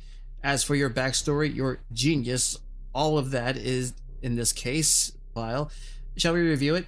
Yes, please. I'm quite curious of what it contains. I'm familiar with my own biography. I propose you don't waste the time of it. You don't waste time on it. Let's see. Where was it? Ah, yes. The ministerial inspection of your lab, Thanatica, began in early September. Your presence was required at all times. Instead, you dashed off to the country of a backwater town to bring back to what you described as, yes, an immortal man, a person with unique longevity, or the very last results of his medical evaluation. Clearly evidence that works had potential. I did not flee. Clear evidence that Thanatica's work had potential. I did not flee. Let's set your fantasies aside for a moment. The important part is that you fled from the investigation, and this town had an outbreak of some fever the scientific community had no knowledge of. As luck would have it, you were the only medical professional on site. Accurate. So far, I didn't flee. Proof of humanity, of human immortality, was the only chance to save Thanatica. Well, not inaccurate. The devil's in the details. You appear to be setting a trap. I still don't understand what you're trying to find out. On the third day, the town's leader gathered in the town hall to form an emergency command to fight the epidemic. And what was Danny Danatowski, who was, I repeat, the only qualified specialist in the town, doing that day? Oh, wait, what's that? Your lips trembling? Did I insult you? Did I unsettle you? Your tricks won't work with me. My shame isn't my concern. You're right to feel ashamed. Instead of fulfilling your Hippocratic oath and leading to the fight against the plague, you were engaged in what? Come on, don't look at the table. My eyes are up here. This is utter nonsense. I know where you're going with this, Inspector. It says I tried to flee the town. I'm not looking down in shame. I'm simply amazed at your informant's sloppy work. On the fourth day, the town lost its water supply. They required a hospital, but the one person who could set it up, what was he doing? Tell me, where did you spend the fourth and fifth days? In a jail cell. That's what your papers say, right? Nonsense. Utter nonsense. It wasn't like that at all. I see what you're doing. You're all in it together, aren't you? It's not enough to destroy my lab. You have to destroy me too.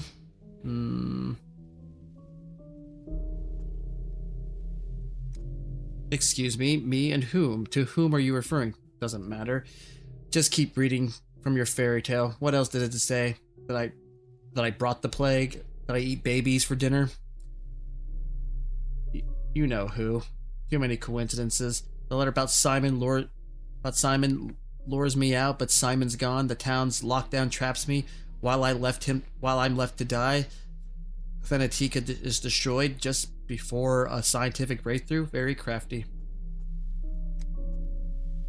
In the case file, the words prone to paranoia are underlined twice. I didn't think much of it, but now I understand. You think I have some hidden agenda beyond seeking the truth? How charming. I'll make a note of it. For now, let's get back to my fairy tale. Yes, let's. Without my information, your case file is incomplete, isn't it? That means you have to listen to me.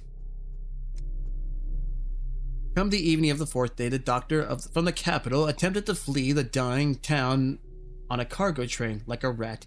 He was caught and jailed, and there he remained as the plague ravaged the town. I admit, I find even the act of reading about that repugnant. I won't lie, I considered escape, not flight.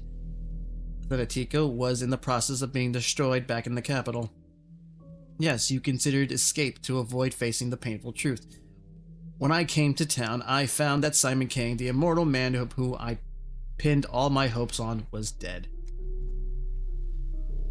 Oh, wait, what the? That me? When I came to town, I found that Simon Kane, the immortal man who I pinned all my hopes on, was dead. He died under mysterious circumstances a few hours before my arrival. Who are you fooling? Mortals don't exist. From the beginning, we all knew. From the beginning, we knew as well as I did that Simon King was a fiction, a false hope to cling to. But when the epidemic began, you could have saved others. You're a doctor. You swore an oath. Why did you abandon your ordinary townsfolk? So, who cares what happened to the microscope and the prototype? You failed before you even arrived.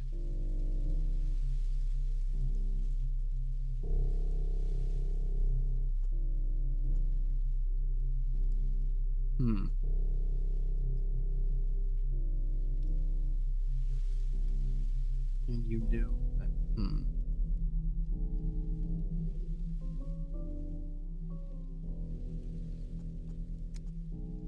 Simon King's nature, the mystery of his mortality and death. That's the most important thing that happened in this little town. And to me. But I can't just relay it to you. To understand, one must immerse themselves in the details, take in the full picture. Simon King's death is the primary concern, not the deaths of tens of thousands, but one fantastical old man. Oh my, Bachelor, oh my. And for the very best immersion, you tried to flee the town, even on the fourth day. On the evening of the fourth day. No, you're twisting it. You're rewriting the past. Where did I lie exactly? Point it out. I'll tell you what happened on the third day. The town hall, everywhere. About the emergency command, the escape, the hospital. The only thing you got right was the reason I came to the town in the first place. Then tell me your version of the events. How did it all happen? No tricks. Leave aside your stories from children and microscopes. I'm tired of repeating myself. I'm interested in the ending, not the beginning. Do you also read books backwards? You will recount everything in whatever order I tell you. On the sixth day, the plague destroyed the town. So, if you would be so kind, explain to me, what were you doing on the fifth day? Were you really so indifferent to the plight of people around you? The fifth day, let me think. The town couldn't have perished on the sixth day. It was there for the 12th. There's an error in your report. But you disappoint me, Bachelor. I'll ask again. On the fifth day in the town, what were you doing on the fifth day? Let me think.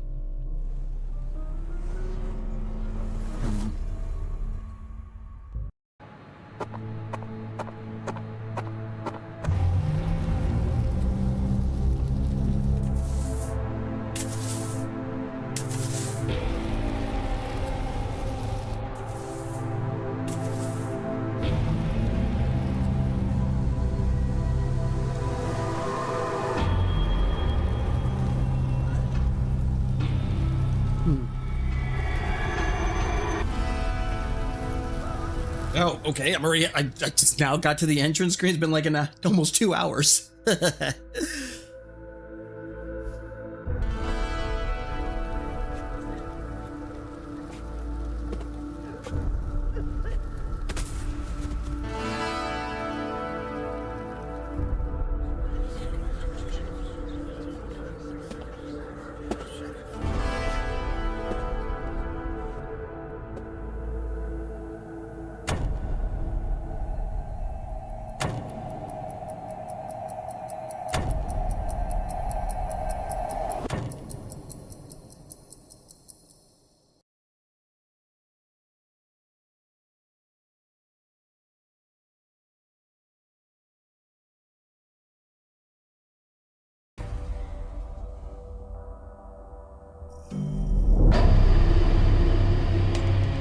A5, in which the Bachelor will grab only remaining thread. Oh, minimap.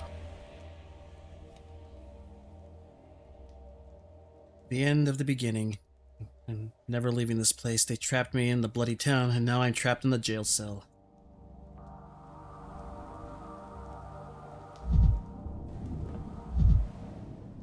I came here for a breakthrough, and I was broken. Riddle me this. What place has an entrance, but no exit?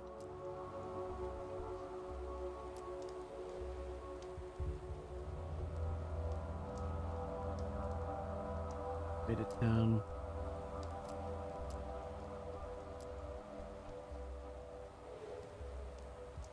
This triple accursed town is sapping our resolve by the minute.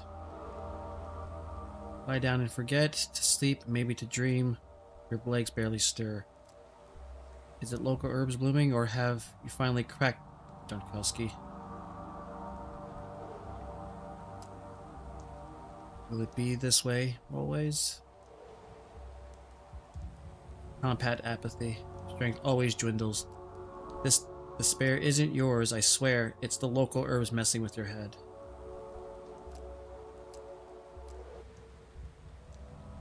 Splash water in your face, stimulant coffee, tobacco. The trash can, if it helps.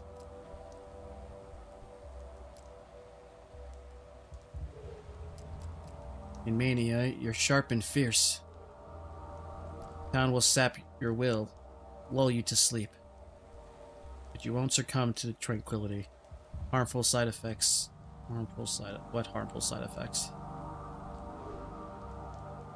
Hey there, you. Let me out already. Mania, apathy. Apathy and indifference are constantly rising. The move faster, light apathy by increasing mania. To move faster, fight apathy by increasing mania.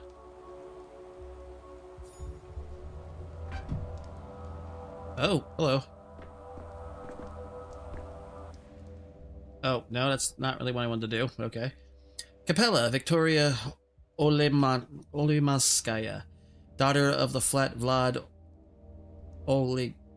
Olimsky, local magnate and master of the town's industry, blood of his blood. Local kids name her Capella for her ability to point out the celestial map in the night sky. I heard she holds some inexplicable power over the town, but I dismissed it. That was a mistake. Just take care of people.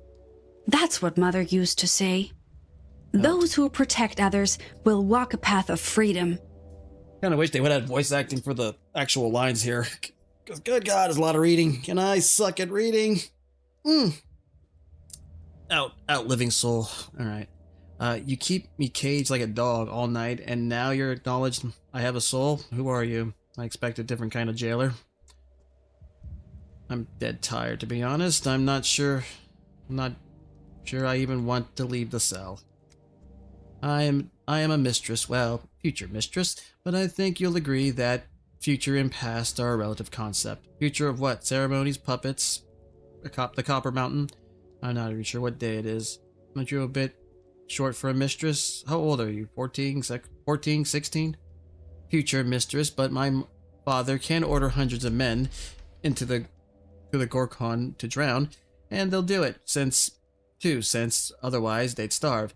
So people do listen to me. Ah, yes, I do catch... How did I catch the interest of the local princess? I want to help you. How are you feeling? I don't have the plague, if that's what you mean. I see that. You can step out of the cage. Just like that. Just like that. When you go up the stairs, you'll understand why. But first, I need to know one more thing. Why did you come to this town? I researched the nature of death. I was told you have an immortal man among you, Simon Kane. But when I got here, he was dead. Wasn't my idea. I was invited with a letter. I agreed in the hope of finding living proof of proof of immortality could save Thanatika. And when I got here, an outbreak occurred. Odd coincidence, isn't it? I thought we were in jail. Turns out it's an interrogation room. What's got you so serious about the topic? So what are you going to do now? I don't have a lot of options, do I? I'll look into what he left behind. First thing, the phenomenon itself is gone, but there are still witnesses of longevity. Explaining it is paramount. Witness to his longevity. You know, Bachelor, my father envied Simon, and Maria Cana will always be my enemy, so there's no love lost between our families, and yet I must help you. I don't want to, I must. Otherwise, the town will suffer. That's why I came here early and waited 4 hours until you decided to wake up. You could have knocked on my door yourself. Seems to me, you just like being a princess. Even the governor obeys you, right? I know where to find the last person who saw Simon. His name is Stock Reuben. I heard about him. He's the colleague on the mine. His killer, his apprentice, his heir. One of few around here. You haven't heard about him? You've worked with him, or you will. I'm not quite sure. No, I'm positive I've never worked with him. He's a doctor. He has a hideout in the warehouse. Look for him there. How do you know where his hideout is? The way you say it, it doesn't sound like much of a secret. A hideout? Hideout? Sure. A clear sign of an honest man. But you won't be able to go there right now. While I was waiting for you, something bad happened. Something bad? When you go up those steps, you see, Mother said the true mistress stands out by her timing, and here I am, right place, but too late. Maybe I'll never become a true mistress. Don't you dare cry. I can't stand tears. Your hint helped me a lot. Did you hear? You hear? What's up there anyway? Well, yes, you could have helped me sooner. Alright. Alright. Darkness. Should have wasted little time dwelling on it. All is lost. I failed everything, and everything I tried to do.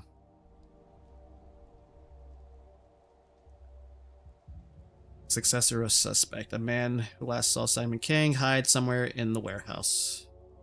Last the Dr. Stanislav Rubin might know something about Simon King's life and death. I can only reach. If only I could reach him.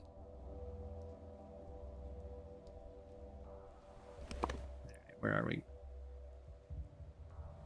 Alright, so do I have anything? I lost everything. Alright. Our local factory owner, she thinks she wields mystical powers. Victoria... The children no longer remember me.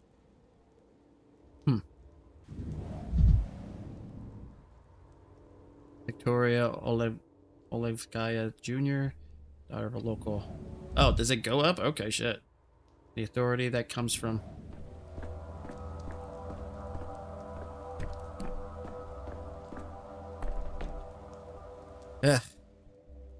Alexander Suborov, governor of the town. The Suborovs are the load-bearing bones of this town. Hard, dry, colorless, compared to the others two ruling families. Orders rested upon them. When I arrived, Governor Suborov pinned all his hopes upon me, and hated me for it. He thought the stars from the capital would show the Canes and Olgimskis. There you go. How dangerous overreaching ambitions could be. At last, the stars proved to be another dreamer. That star proved to be stupid. I was so stupid. Oh, okay. Donkowski, before you ask, I allowed the girl in. She is Olgimski's daughter, and she interceded on your behalf. But even if she hadn't, I would have kept you here. At least I got to decent sleep. You threw me behind bars yesterday, and today you already setting me free. What a mercurial tyrant you are. Well, I guess that was something bad. What were you detained for? You know perfectly well, a Governor Suborov. Why do you ask? Lapse in memory. Let me see your pupils. Don't worry, I'm a doctor.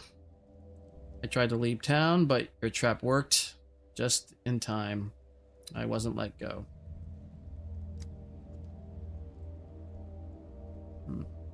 Pupils are kind of big. You committed the most heinous crime a doctor can commit. You tried to abandon your patients to flee the town and save your own sorry hide. Right, as we speak, my real patient, Anatika, is being murdered by the Capitol. My life's work is being destroyed. It was a despicable ad. If I could turn back time, I wouldn't do it again. I'm not your toy, Subaroth. I decide my actions, not you. Again, I'm being accused of you know what? Who knows what, without evidence. I figured it all out. Or would you claim you went to the railway station to watch the birds? What if I did? None of your business, actually. Whatever happened yesterday is beyond reach. Today, the plague has reached the backbone. Behind the thin walls of this building, death rages. We've boarded up doors and windows, but the plague fumes are seeping in. You and I, we have mere hours left. The outbreak has reached the town hall, and now we're both trapped. There have been cases of criminals surviving the sacking and the besieged city in prisons. A prison is also a fortress, but our fortress lacks water and food. Outside, we are presumed dead. Know this, Dunkowski. I wanted to punish your cowardice, that much is true, but I did not want you dead. I am sorry. Lucky for me, I don't plan on dying. What do you mean, presumed dead? 2 days ago, a decree was issued declaring all people in the affected districts to be presumed dead, not to be rescued unless they call for help with signal bonfires. A folly without a protective suit. I can't venture into the miasma, let alone light a flare, so officially, you and I are dead. To get help, we need to light a bonfire. We should organize a sortie. What kind of insane, cruel decree is that? A decree was issued, you say. Whoever wields that power, right? Tell it to me straight. You issued an inhumane rule, never expecting it to be its victim. I did not issue that decree, nor did you. Though everyone pinned their hopes on you at first, you have no moral right to condemn decisions of those who at least tried to act. Fine, I'll deal with this later. But for us to be let out, someone has to venture outside, right? I'm ready to volunteer. The miasma already seeps into the rooms of the town hall, and you want me to open the front door. No, our only chance is to barricade ourselves in and pray for a miracle. I have a device, a prototype. It disperses miasma.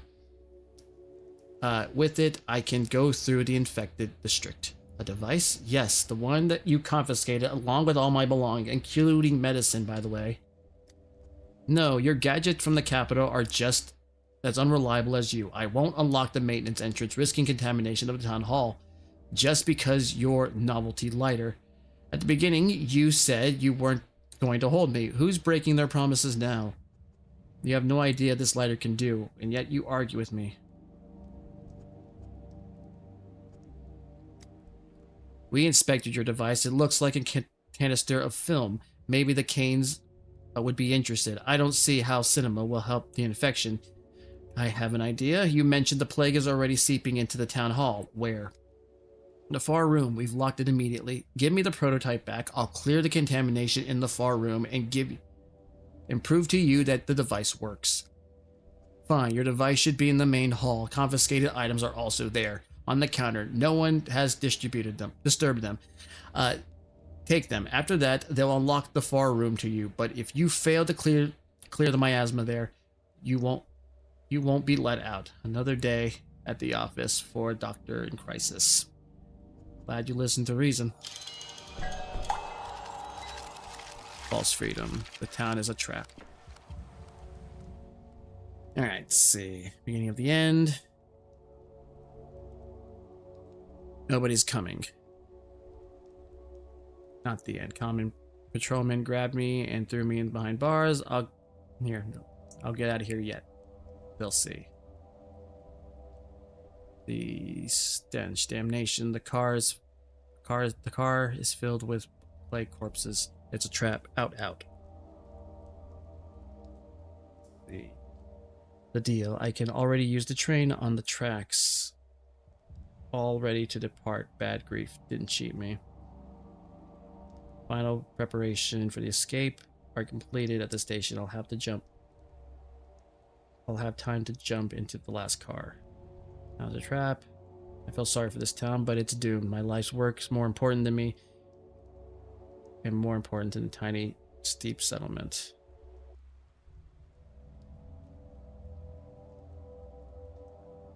Beginning of the end. Shouldn't have wasted time dwelling on it. I was lost. I failed everything. False freedom. The district is infected. People have barricaded themselves in the town hall, but the miasma is already seeping in. Think, Dankoski, think.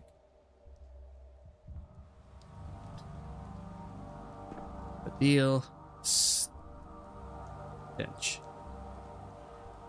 Oh, alright. Oh, it just landed everything. Nobody's coming. I know for whom the bell tolls.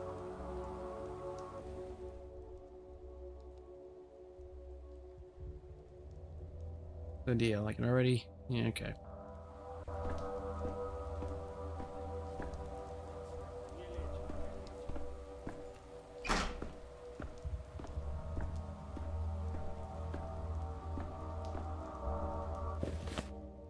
Where am I? Stay away, willing to trade with me.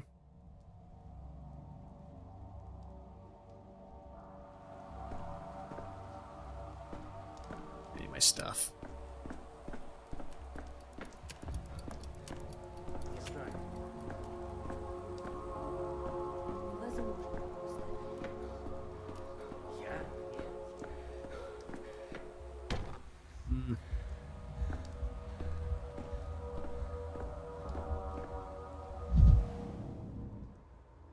He has the power, but not the will. As a matter of fact, there's no matter nor fact.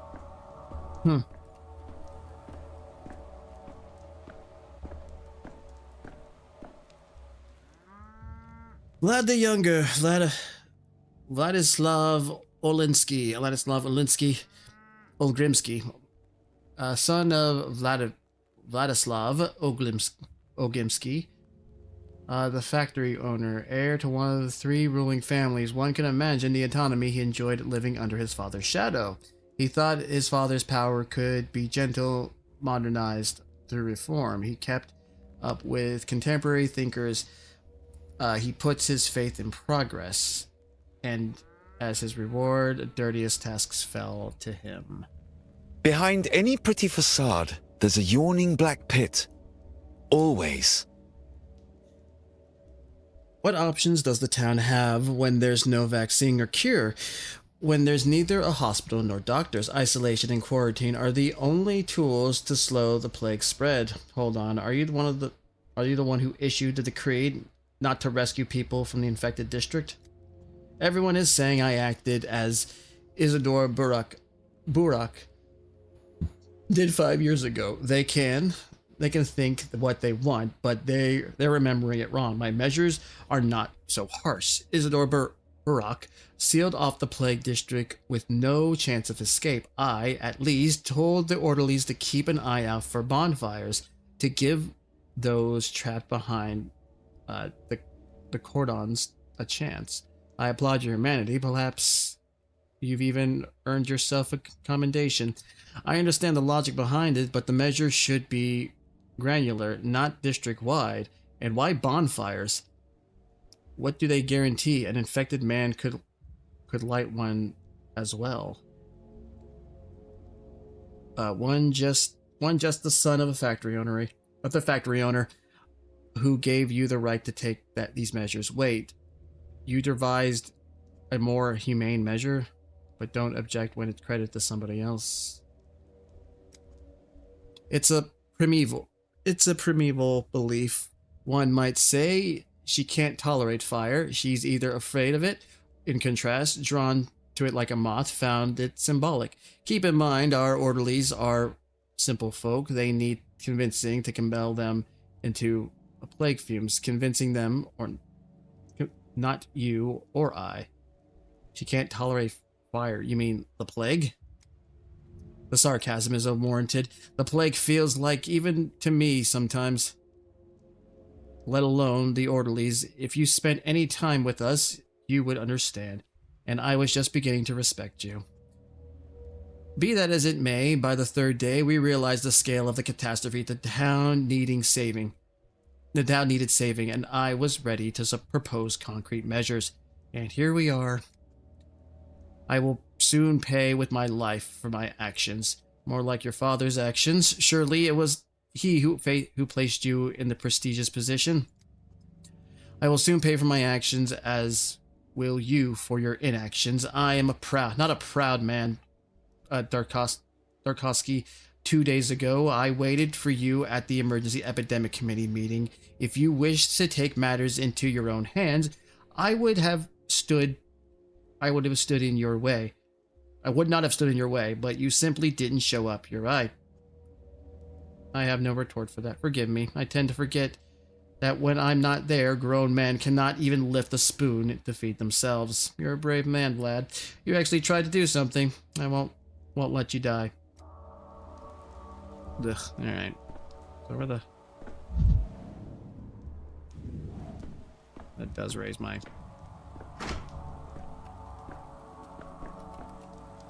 What the hell am my stuff?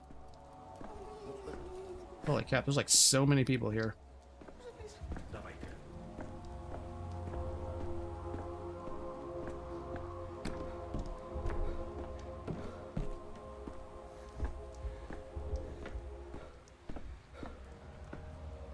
No?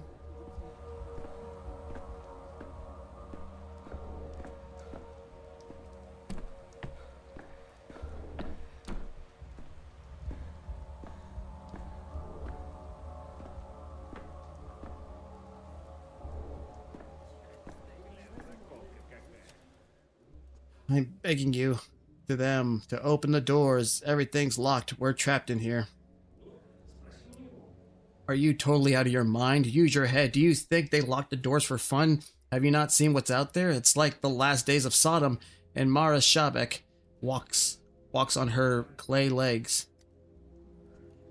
My friend's stuck outside. We were together. I managed to slip inside, but he... What's going on outside? What kind of friend are you leaving him behind? He's a goner. Forget it. Your friend's gone. Whole district's doomed. There's plagues, fumes everywhere. No air to breathe. We're doomed too. Simple as that. So why is everyone standing around like nothing happened? Why is no one doing anything? Quit spreading panic. Explain what's going on. Calmly, if you please. Where have you been for the last few days? Under a rock? The town's under quarantine, and quarantine dictates that the infected districts are sealed off. That's how we got here. Whoever came up with the quarantine rules is a real idiot.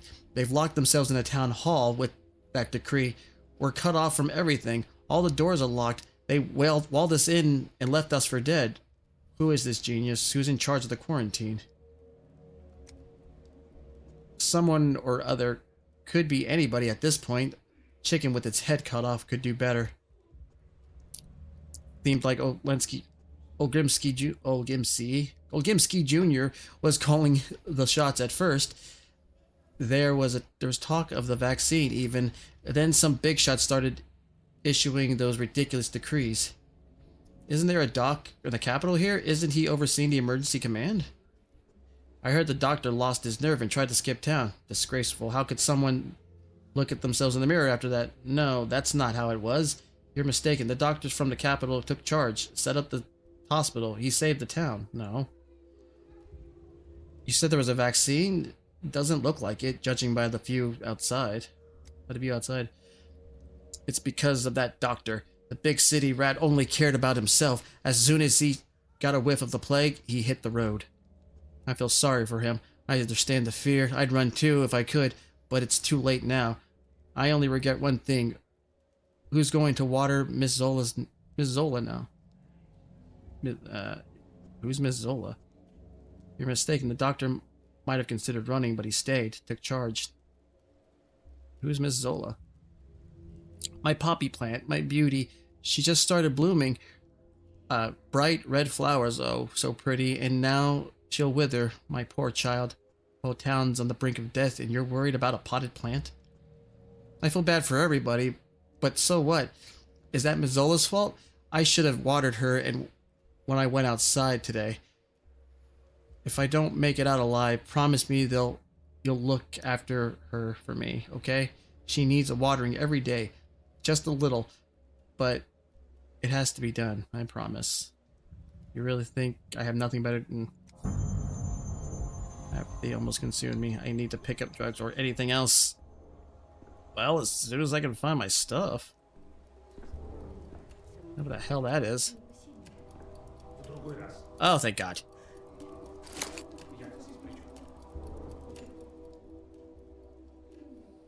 Head swing. The state of mind has been changed with drug. Could be changed with drugs. Some make you more apathetic, others more manic. I need to keep an eye on my mental state and supply drugs. Alright. Addictive. Rewind.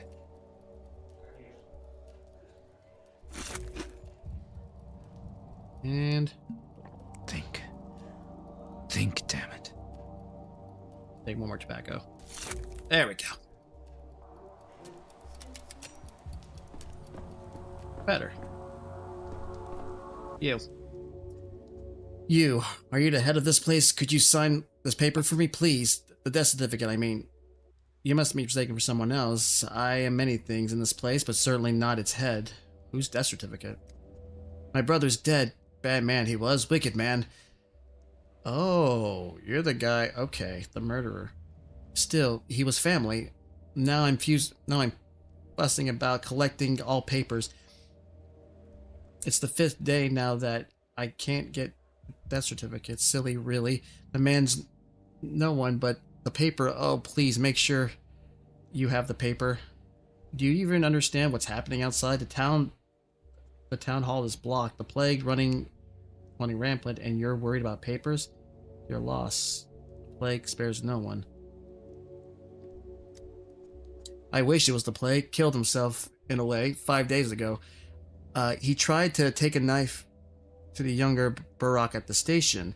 He thought Barak had killed his father, but it was all just rubbish. They've cleared Barak's name now. That was the day I first arrived. Yes, I remember now. An herb bride wanted to take the body, and I didn't allow it. I saw the knife wounds were precise, almost surgical cuts he didn't suffer. You say they've absolved Barak of the killer's father?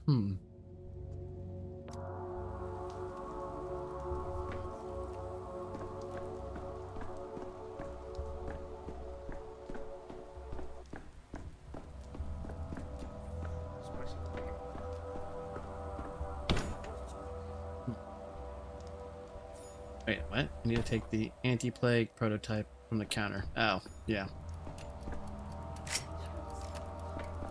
Alright, 20. Here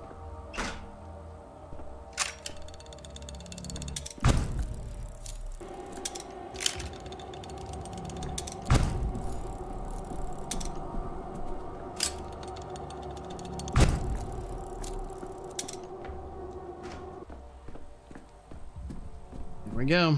A learned man knows the contents of everything and isn't content with anything. Bile, what is that smell? Bile, the prototype uses other regions as well, but they hardly smell of anything. Your contraption works, so let's assume as much.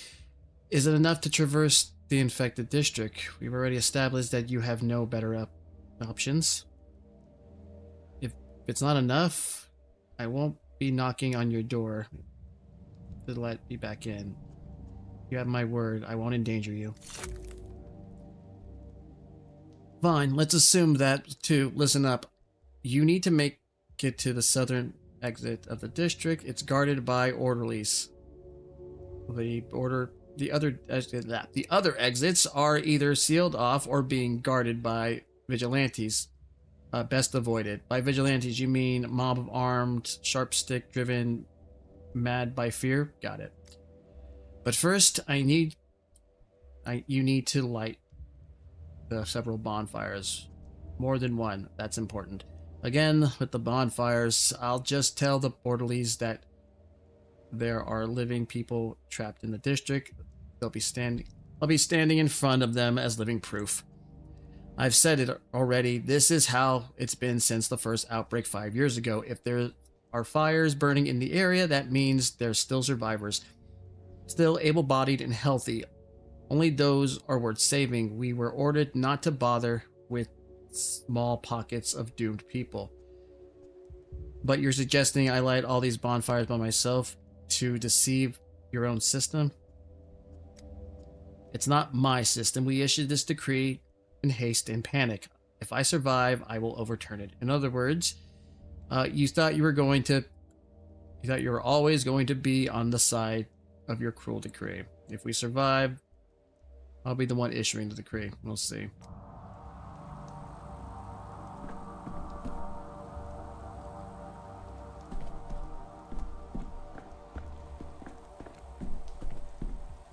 J.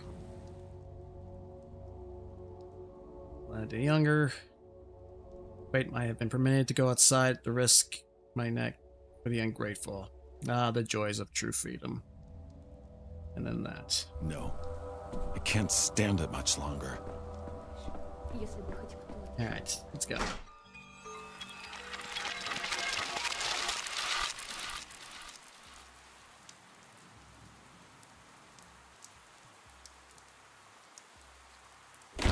Oh shit. The district is infected and sealed off. I can only leave if I light several bonfires. Start to fire, I need matches. I have 10 of them.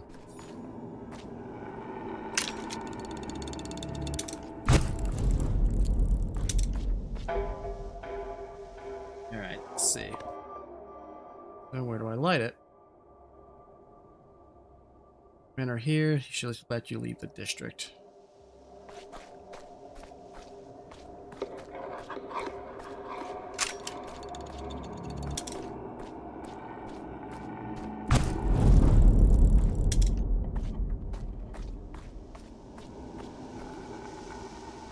Hi. What the hell's this? Oh, okay. 4 pockets, small items like matches, vials are better kept in your pocket rather than in my carpet bag.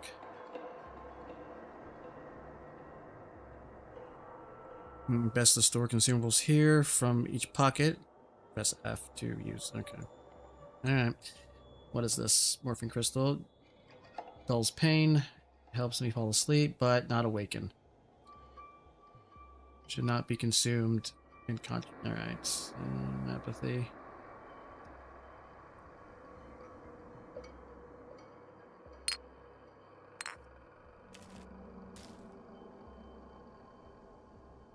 I might need that too.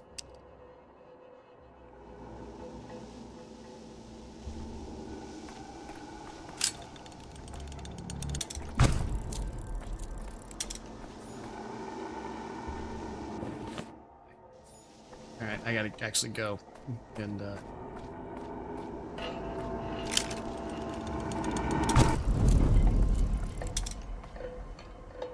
I going the right way? Kind of.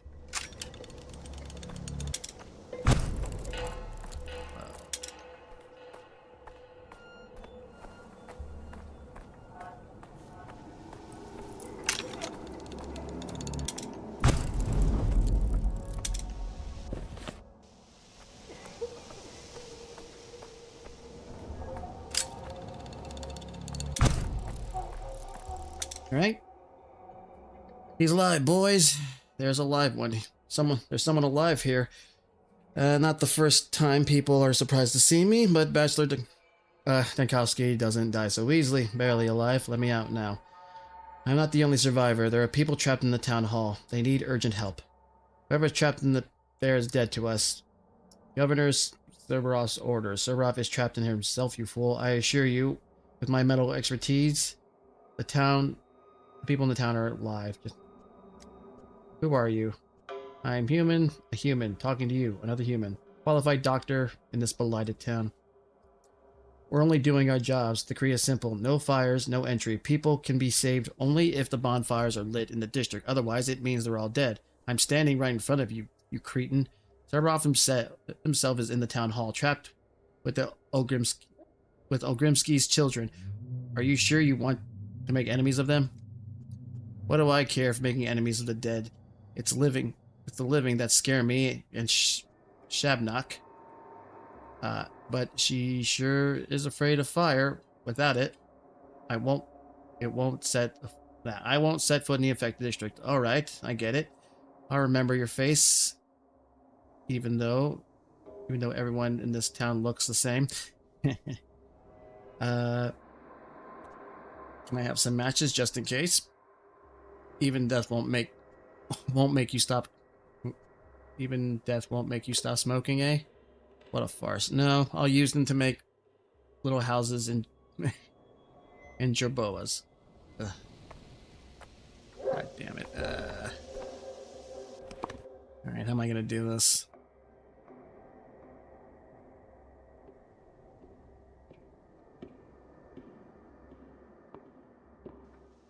Can't talk to them, I guess, anymore? No. I'd rather not hear this.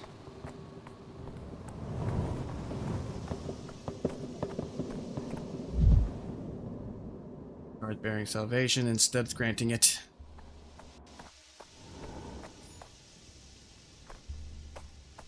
I'm aware, but this helps too. Some quiet.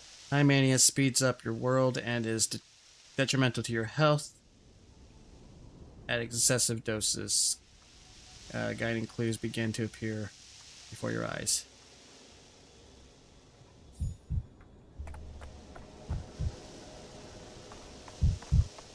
Well, trust me, it'll probably go down soon.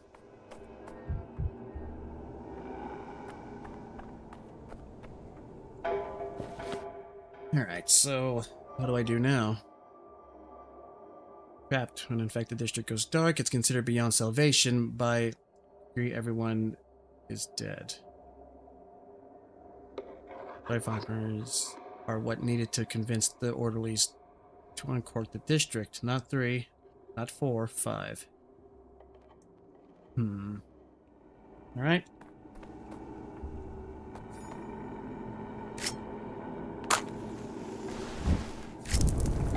One.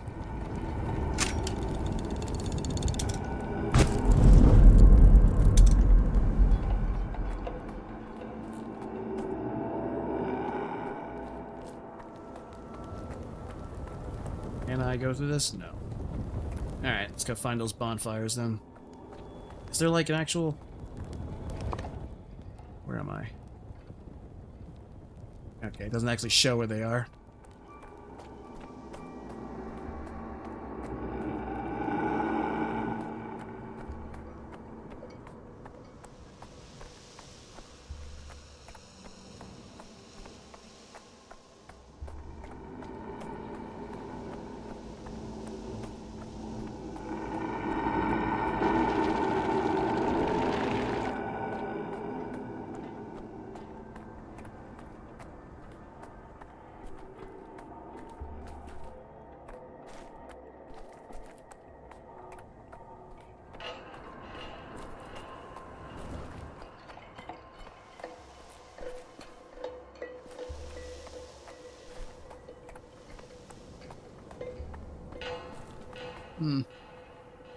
Orders can't decide. Orders can't decide if this is a remaster, remake, or a reimagining of the Bachelor Path from the first game. Hey, Torch.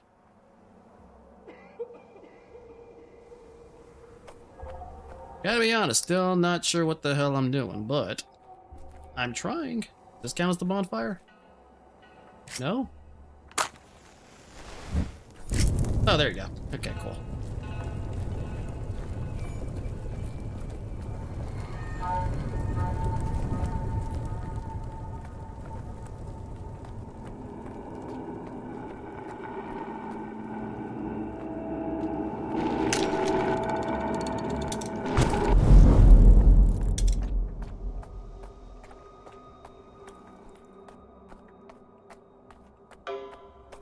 So where's the other one?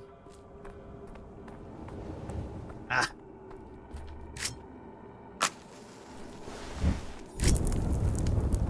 more to go.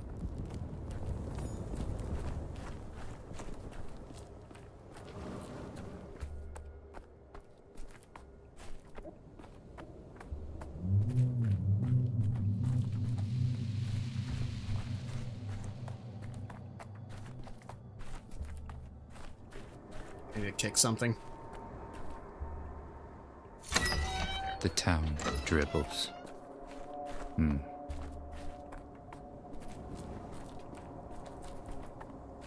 What's the other one?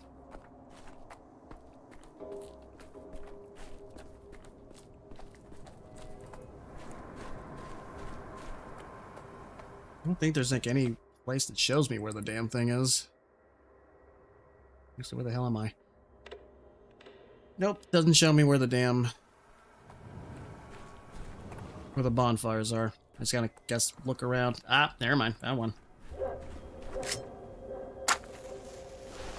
That was lucky. There's one more to go.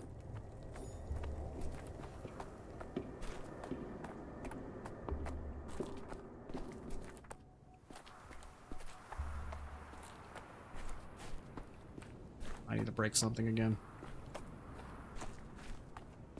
Getting apathy.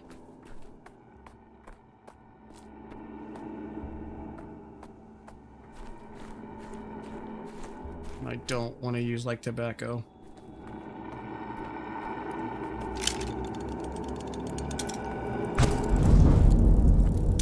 Holy crap.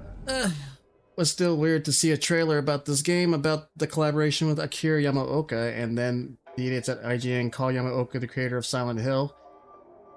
And as always, Akira just rolls with it. Did he even know what they were saying, actually? Gotta wonder. Forgot that there's so much of the world. IGN not knowing anything about video games? Oh, it's color me shocked.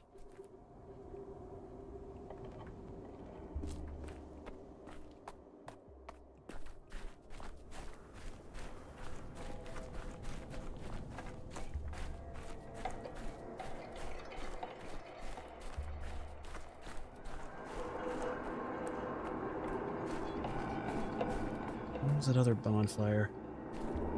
Also, well, can I even... Okay, well, never mind. I was gonna, I can't leave, so I can't go find that guy. How is IGN this good at being awful at basic info? I know, it's like a fucking talent. Well, you can't spell ignorant without IGN, as they say.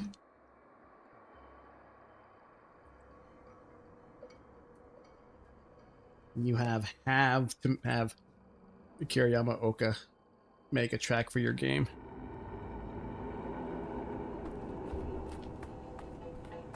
Is there one over here?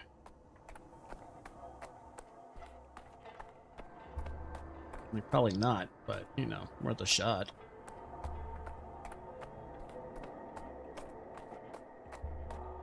No? No, I just wasted my time.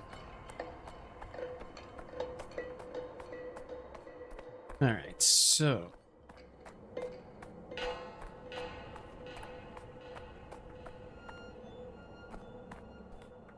The hell? Oh.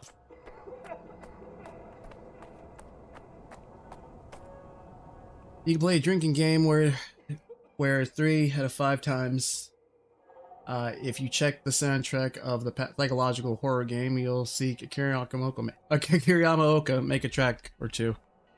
I mean, bro's gotta eat, come on. I wouldn't be surprised if Konami doesn't pay him jack. Boiling, cracking, screeching, living.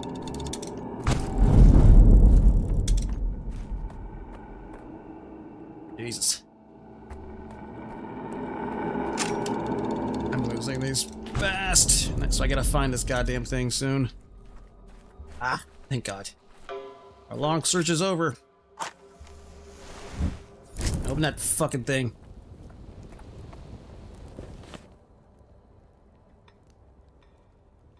Can't like put a waypoint, can I? No. You've been living in creator of Silent Hill. Whatever he does, content, honestly, the Joker message on the TV after burning money about Coleman Reese's death. About how he wants to see what other people do come to mind. Ah. So.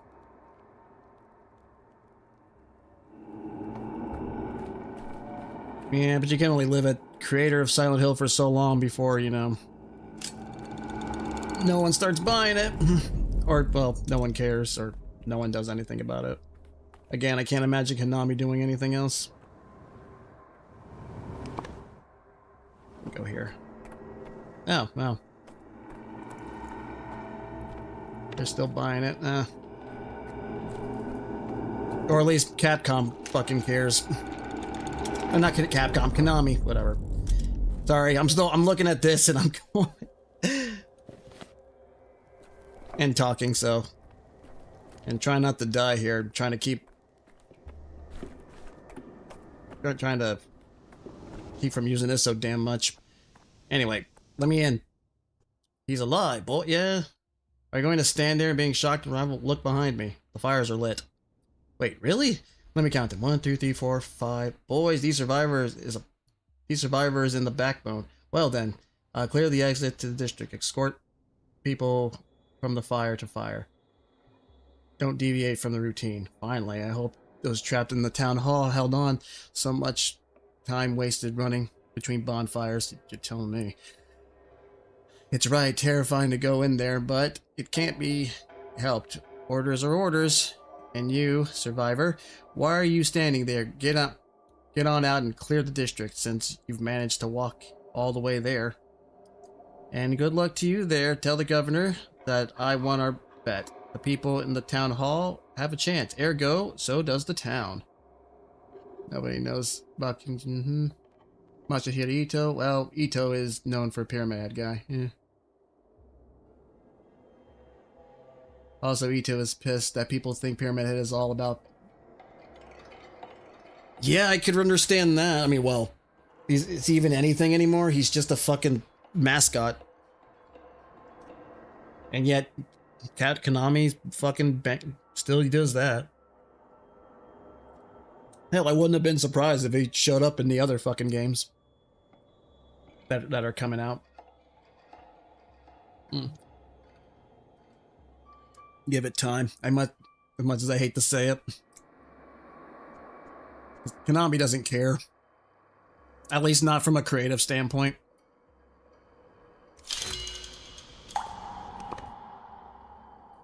Routine planning. The town is merely a sequence of districts. He was involved in that horrible short message game. Oh, that's right, he was. I did not play that, mostly. See, I've kind of debated about, well, it's like a PS5 exclusive, right? I don't think it's like on PC or anything, so I actually kind of debated of just doing like a watch along for he designed, yeah. Monster there that chases you like a retard. Like when I said like I'd only do like reactions like if maybe on special occasions. Oh, it's free game and it's bad.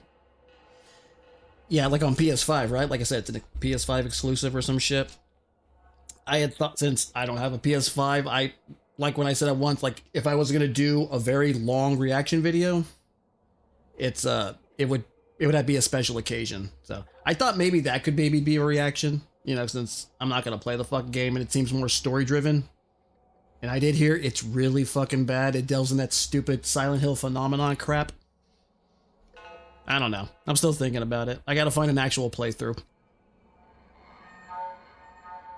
But I've seen reviews of it. I'm like, holy shit, this seems so horrible. Isn't it just like mostly about cyberbullying? Yeah, bullying and suicide. I mean, I'm guessing it's like, oh no, like I killed somebody because, you know, these developers think Silent Hill 2 is the only one that exists. They don't even bother trying to tie anything to the order or the town itself. Games about mature themes, multiple suicide hotline messages, and loading screens. Oh, great. No, thanks. Yeah, you remember when Silent Hill, remember when the other Silent Hills had that type of thing? No? Oh yeah, that's right, it didn't. You know, the series is a dumpster fire when you have to spam the "don't kill yourself" messages.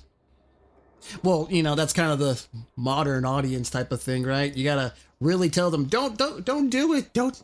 Has dealt with themes much more depressing before. Yeah, but here's the thing is, they've never flat out told you like, oh, if you feel uncomfortable, you know, go call somebody. No, because you know why? Because these games are for adults. Like, you know, like, obviously this isn't real and everything. It's to tell a story. It's kind of patronizing, and that's what I don't like a lot about modern writing, is it thinks you're stupid, or it thinks you're a child.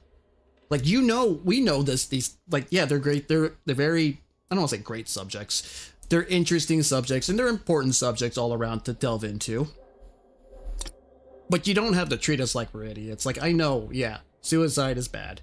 You know, killing people, depression, yeah, it's bad. But it's also, when you explore those things, sometimes they can be very therapeutic. But you don't have to kind of like, oh, don't call this number, blah, blah, blah. This thing contains, you know, obviously sensitive nature. Well, that one's a more, like, that one's a little bit of a toss-up. That's more of, it's not like in the lines of, say, like how Resident Evil or the original Silent Hill is like, oh, this contains gore and blah, blah, blah, and strong themes. That's fine. But you don't have to say like, oh, you know, talk to somebody. Yeah, I know. Come on. I'm not an idiot. And it kind of takes a lot away from the experience. The game was set in Germany, and me and some fans asked the most important question: how is this Silent Hill again? Oh, what did you hear that little, what was it? The writer of Silent Hill F, like, I guess one of the producers says, it doesn't have to take place in Silent Hill. But talking to people isn't all. Yeah, I know. Sometimes my cases made things worse. Yeah. Like I said, it's a very generic way of addressing things. There's like various, like, not everybody's the same. There we go. Yeah. He's the new Tom Hewlett. I don't know. I feel like at least Tom Hewlett tried to relate this stuff to the town or the Order. They just flat out said, oh, it doesn't have to take place in Silent Hill. It doesn't have anything to do with Silent Hill.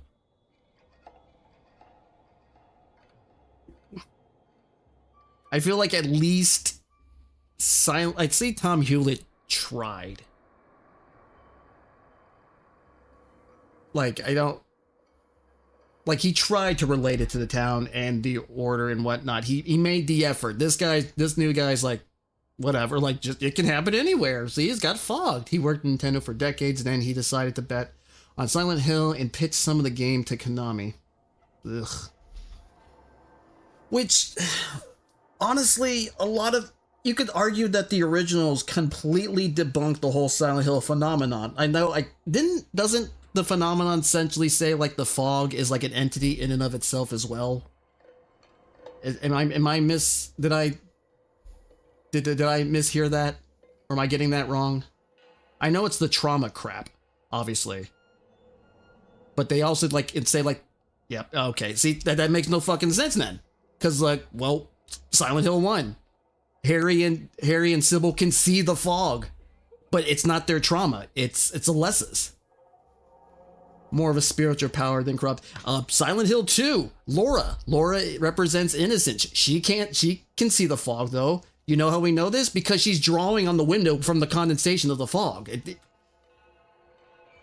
I know it's a Cthulhu tier fucking movie device.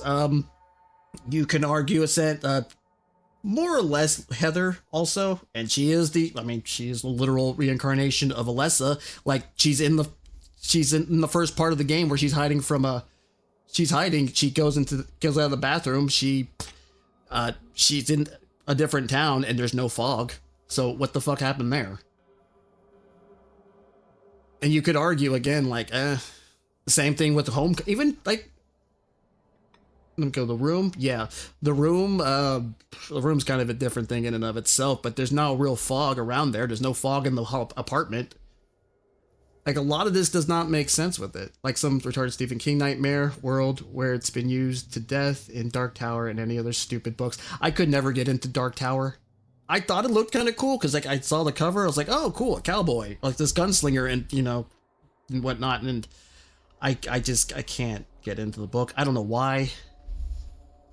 I read the book and then I and I just stopped halfway through, and I had like the graphic novel, and I still didn't care.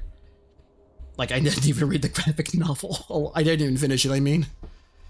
It was like, what was it? Essentially, when he leaves after, like, I guess, being the gunslinger, after, I guess, he used his bird, like, to get, like, I guess, to be a gunslinger or whatever the fuck. It was so long ago, but I couldn't get into it. Where am I going? Oh, yeah. The town merely sequenced districts, and I'm one choosing the sequence. I can choose a careful route, step by step, avoiding dangerous districts. Or walk directly to the target. There's also Ascension, but we don't talk about that. Especially where some dude did an Eyes Wide Shut ritual to stop the other world. Is that the movie? Or the animated thing? I think that, isn't that the one on Tubi? I know one of them's on Tubi. Well, that one and Revelations, which I will never watch. No need to rush. If I change my mind, I can always undo my last and start over.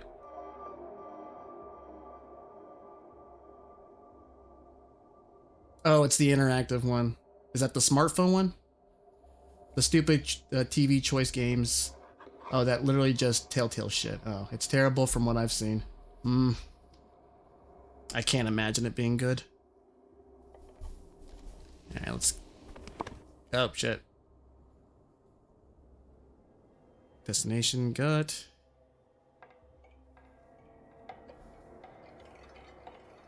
Yeah, I guess there. Then... Yeah. They did an orgy scene because reasons. Ugh. Then you check who was the writer, and it makes sense. Who's the writer? Silent Hill is as mistreated as Fear. See, I don't know about that, because, you know, Fear is kind of... I guess you could say in states. I don't want to say dead, you never know, but, you know, it's kind of not anywhere. What the hell is it doing? God damn.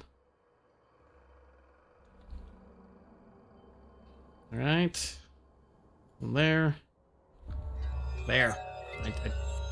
Oh, okay, okay, it just does it anyway. Okay, I didn't know that's how it worked.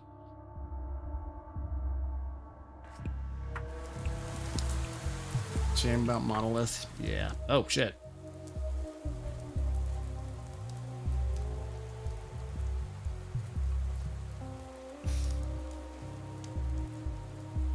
Rest in peace, Monolith. No Condemned game either. Hey, Sawbones, that you? You the big city Sawbone? A doc, you say? Please let me through. Yes? Don't you fret, I'm not interested in your jingle, not worth the hassle. Just tell me straight, Doc, am I plagued? If only all gentlemen who looked like you sought medical advice instead of my wallet. I'm serious and scared. It's okay. Is it okay to admit fear to a Sawbone or doctor? Ever since I found my Kulan had died, I'd been scared out of my wits. It claimed her 4 hours ago, and she was young and strong. Are you talking about your wife or your daughter? One confessions deserve another. I don't know if youth keeps one safe at all. Would be logical if it did, but disease seems to spare no one. How would I marry her when she's of kin, or was? Anyway, she left them, but was torn between the town and the steppe. The steppe. I thought maybe if I quarreled with her on purpose, she'd return to her kind. Wouldn't suffer her fate to know no more. It's too late for that now. Yes, I've already heard this notion that steppe people are immune to the plague, but I suspect those are just telltales.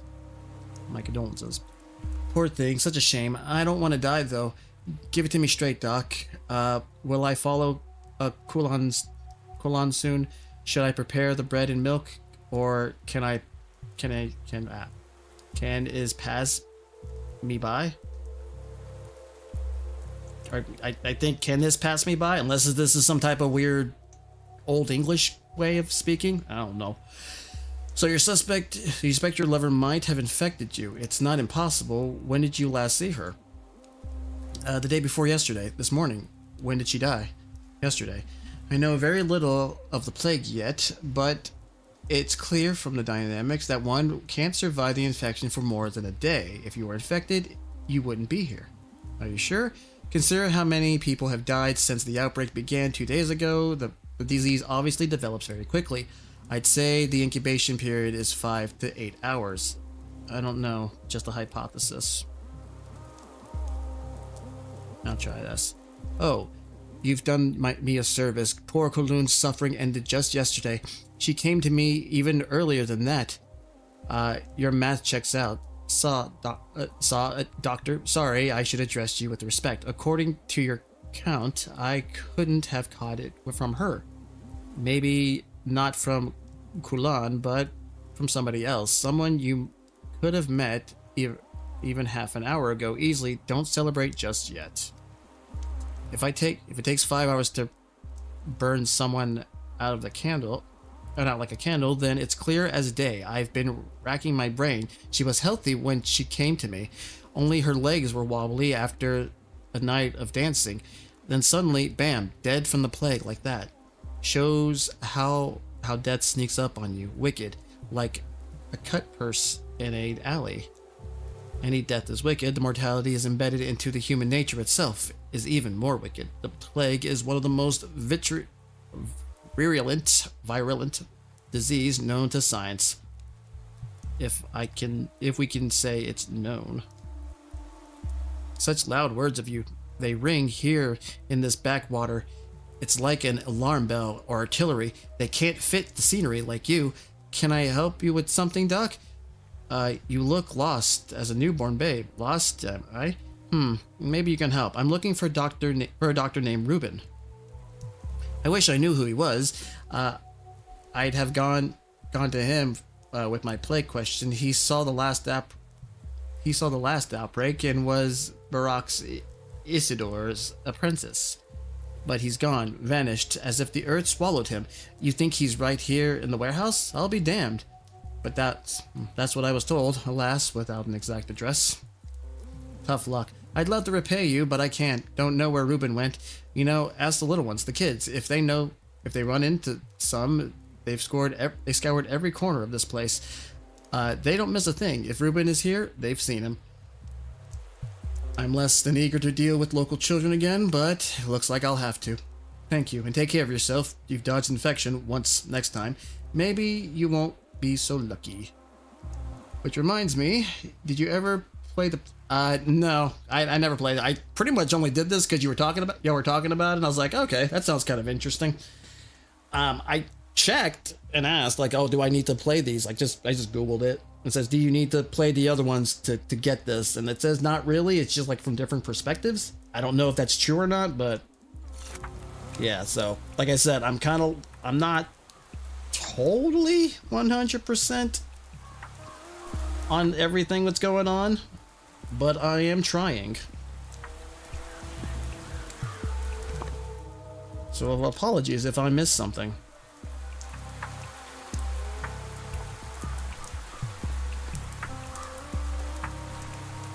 Yeah, these games don't handhold you. Multiple endings. It's like playing Detective Doctor. Yeah, that's what I've heard. It's like you're not gonna get everything. Like even there's no like 100% path. You're gonna miss things whether you like it or not. Which is kind of interesting. I'd be lying if I said that wasn't kind of cool. I know I cut myself some stories out already when I first arrived, because I just wanted my damn microscope. Oh, nice, these kids are still here in this fucking plague. You're gonna fall. Hello, little young girl? I don't know. Oh, who goes there? Turn your head up. Look at us. What the password?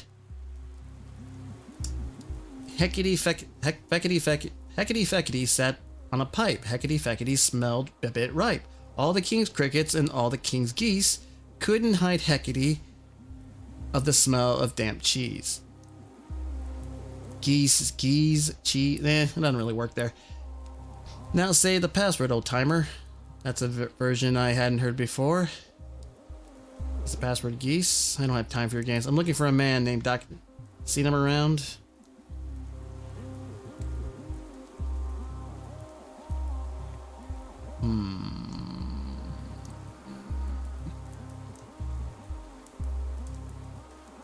I don't know. Wrong. It's crickets. Fuck. There's one on this pipe right now. Can't hear him chirping. I'm like, well, is your name Cricket, or do you mean the actual insect? Who you call next, then, Raps? You going deaf? I've seen old timers like you and a big metal horn in their ear. Maybe try that instead of embarrassing yourself. I can hear you just fine, boy. I'm only 28. I suppose that must seem like a lot to a child. Wow, how are you even walking around? Even more so with that bald spot on the top of your head. Don't be ridiculous. I don't have a bald spot. I'm looking for a man named Stanislav Rubin. Seen him around?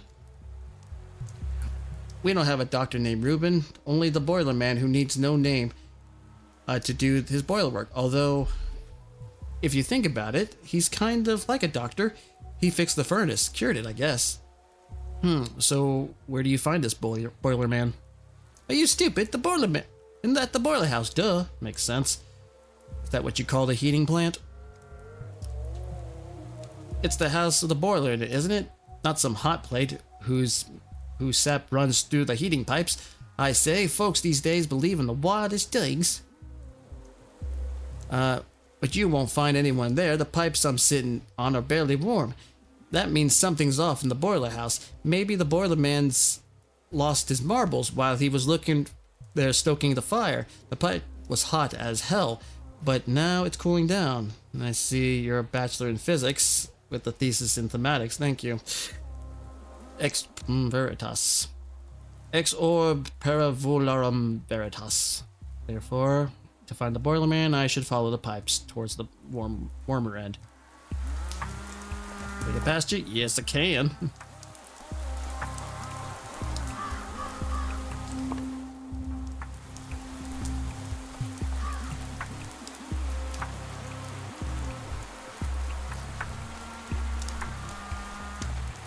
That.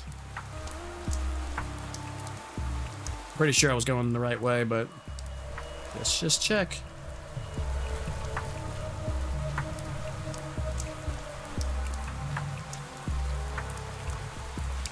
Alright, let's see.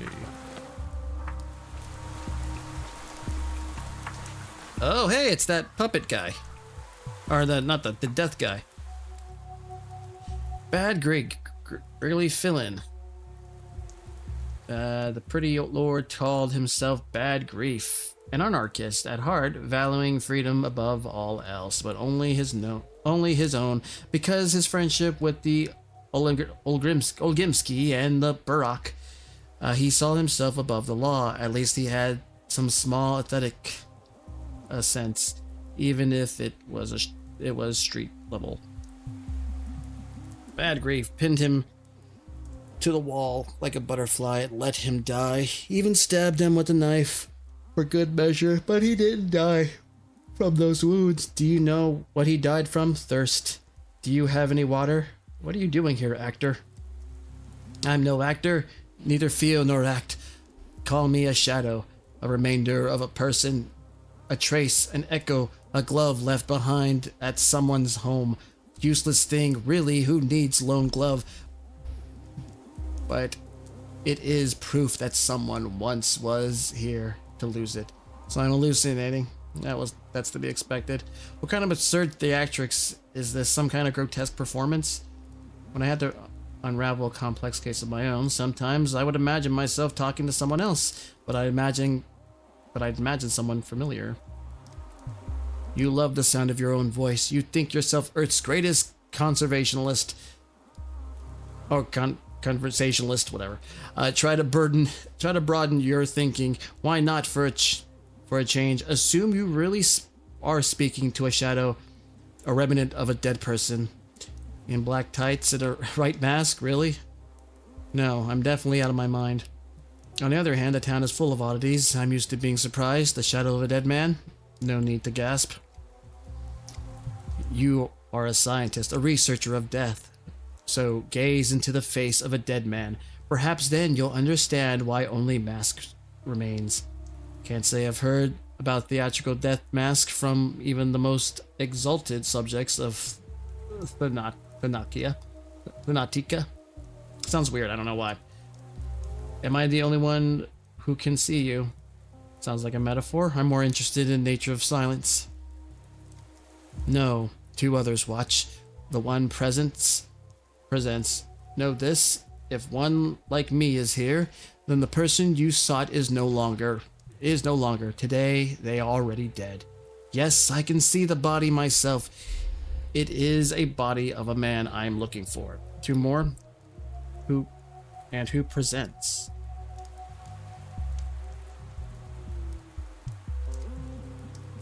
They pinned grief to the wall like a butterfly. Let him die, but it was of thirst that killed him. Do you have any water? Why would that dead man need water? Simon's murderer. Why would they think that grief killed Simon? When you take out the pitchforks, you'll always find something to nail them with. When did that happen? Grief was the face of his killer. Saw the faces of his killers. Did he recognize them? You're asking that as a detective? I'm afraid it's not that kind of story. Grief was killed by a mob, not a person with a name. He often thought about death, imagining what his last words would be, and when death finally came, do you know what he said? Let me guess, the rest is silence. Ow, he said ow. That was all he could say. He could come out as he bled out, pinned to the wall with a pitchfork, and that was his last words. Fabulous. One for the quote books. Well, I had a patient drop his quill, lean to grab it, cough, and die. His last words, blast it. Another said, wish I had champagne. Turned to the wall, and it was gone. He said ow, and thought to himself, what a disgrace. The life for you. You muse on death, prepare for it, and when the time comes. I can spread rumors about his incredible wit at death's door myself, but to do that, I need to know when he died. So he actually cared about his reputation a great deal. I don't know why I asked. I still don't believe you even exist, and I don't believe your words either. I need to know when he died. Great question. Precisely formulated. Look around. Maybe something will give you a clue. I was hoping you'd give me a clue, Shadow. What else are you here for? I am quite the sleuth, to be sure. Well then, I'll give it a try. Smuggler, not a murderer. All poor Grief knew him. I knew him, not that well actually. He didn't deserve this. He deserved this. Smothered by the train car. Piles of infected bodies. Rotting hope. Death reeks. Deathly reek.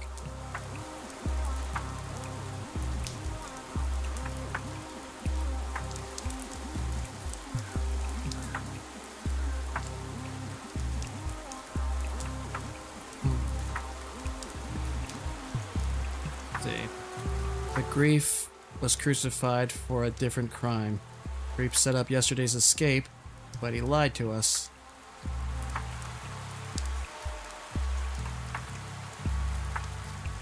Gotta be something to do with those coffins, I think. Because he was smuggling things from coffins. Or with coffins to smuggle items. Maybe? Simon's murderer. He could have killed Simon. He couldn't have killed Simon. Why would he? Blood long dried. Hammer and pitchfork. Deep wounds. He was tortured, but he didn't die from these wounds. Killed yesterday.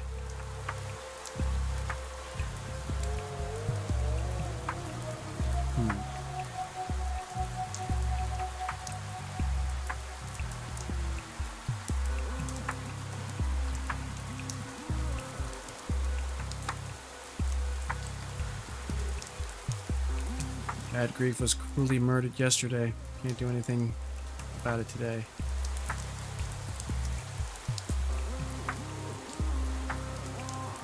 Oh, yesterday, my curse, my enemy.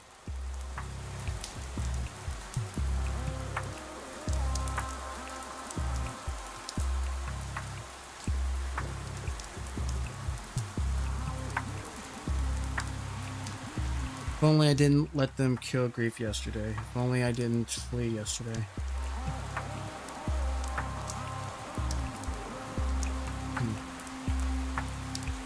I wouldn't have ended up in an infected jail today.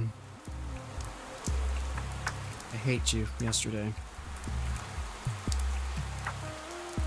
People's vengeance.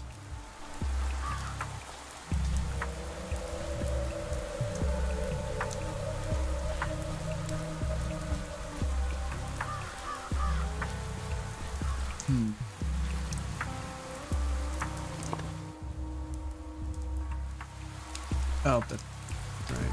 Follow the pipes. Can I? Doesn't seem like it.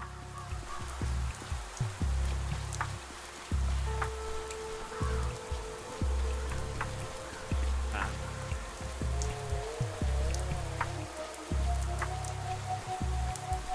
Well.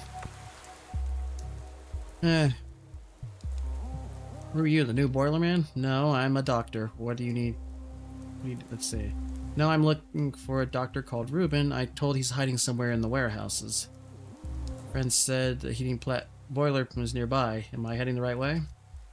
Sure.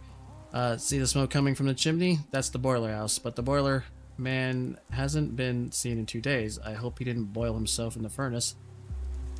I hope he's okay too.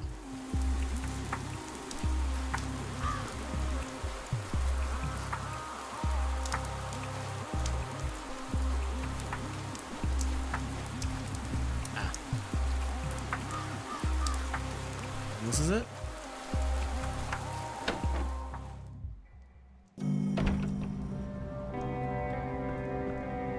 Alright, death. Hold on. What's this? But children believe that nuts can capture the souls after death. They say they're like the polyhedron, whatever that means.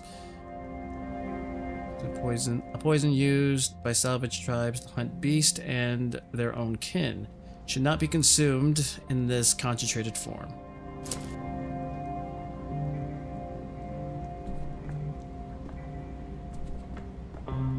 This is the doctor's place.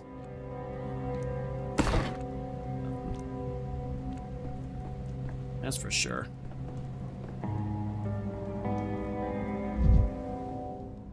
Servant did have theatrical streak. They preferred eye-catching dusters to tight-fitting tights.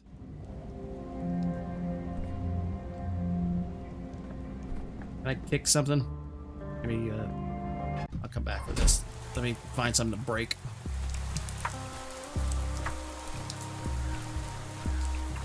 My apathy is going a little too high. Again, I don't want to take my tobacco or anything because I already have some. Already took some. Anything? Can I pit? No.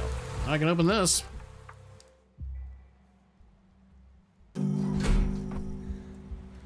Yeah. Right. It's nice. Talk to any of you? Know anything?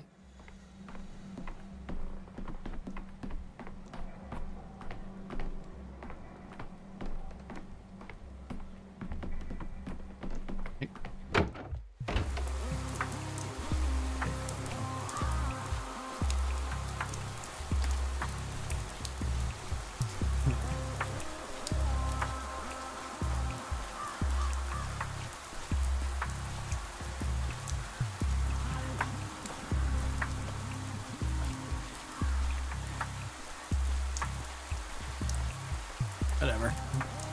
Let's just... Oh, yeah. Fine. Whatever.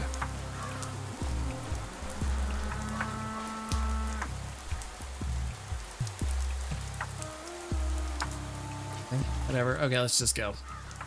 I'm gonna...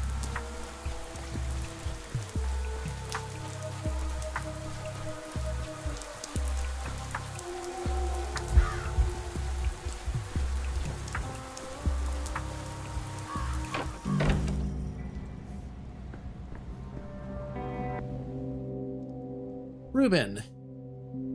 Stanislav Reuben, a pathologist. One of the few doctors in this town, a straightforward and decisive man. He did something that provoked the anger of everyone, the Canes and the kin, his friends and his enemies. One of those people who you know immediately meeting upon them that they won't die of old age. There's medicine left in the cabinet, drugs saved for a rainy day, carefully rationed. There you are again, Shadow. A bad sign. You're not suspicious, are you? A sign isn't bad. It only points to what it signifies. The one you came for is no more. Today, they are already dead. What happened here? The kid said Reuben worked as a stoker. How did that happen? He needed a hideout. Grief, an old friend, suggested this place. In the end, even when enjoyed stoking the furnace, physical work soothes, leaves no room for thought. Only soot clings so deeply. Reuben was scrubbing it out himself when they came for him. Who are they? He never saw their face, but he knew what they wanted. His silence. Reuben came closest to understanding how Simon truly was. After all, he was the one who pronounced him dead. He was afraid the revelation would not be forgiven. What revelation? What did Reuben discover? This is crucial. This is critical. Reuben witnessed a miracle, and he paid for it with his life. Will you tell me what happened or not? Was he murdered? By whom? 3 days had passed since Simon's death. Reuben hid here in the boiler room, but they found him, silenced him. 3 days? I'm far too late. It seems someone is intentionally cutting off my attempts to learn about Simon. What do I do now? I can pay a visit to the Canes, I suppose. High time I spoke to the person who invited me to this town. Isidore Barak.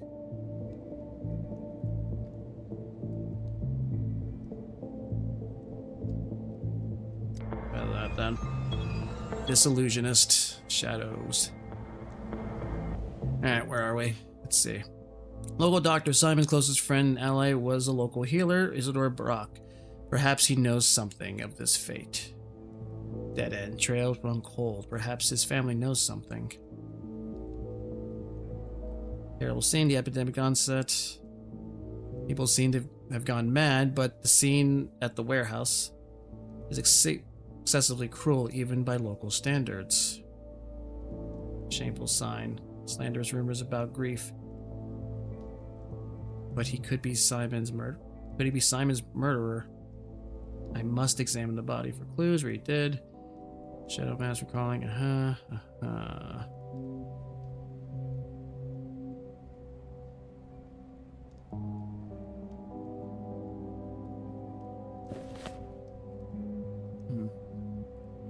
Simon's younger brother, Victor Kane, lives here. Okay. Oh, we're still going. Okay.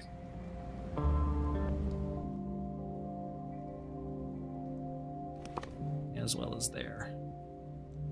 A colleague of mine, the best doctor in town, summoned me here with a letter that promised something sensational. I'm guessing I only have time for one of them.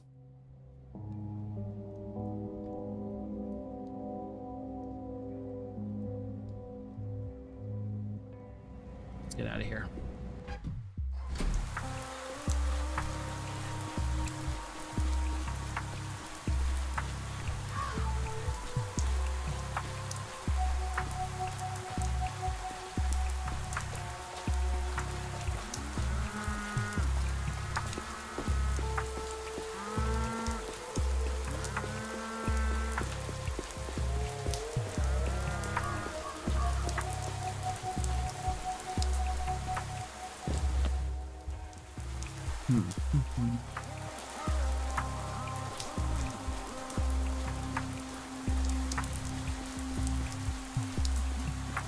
I'll try that Barack guy. Little town, peaceful district. Yeah. Are easy to pass though, but if I pass through dangerous ones carefully, on my own feet, marking colors. Yeah, let's try this one.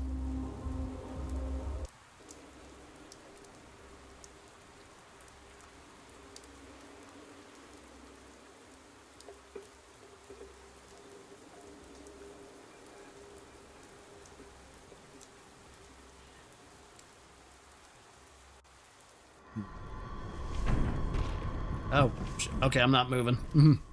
The hell is that?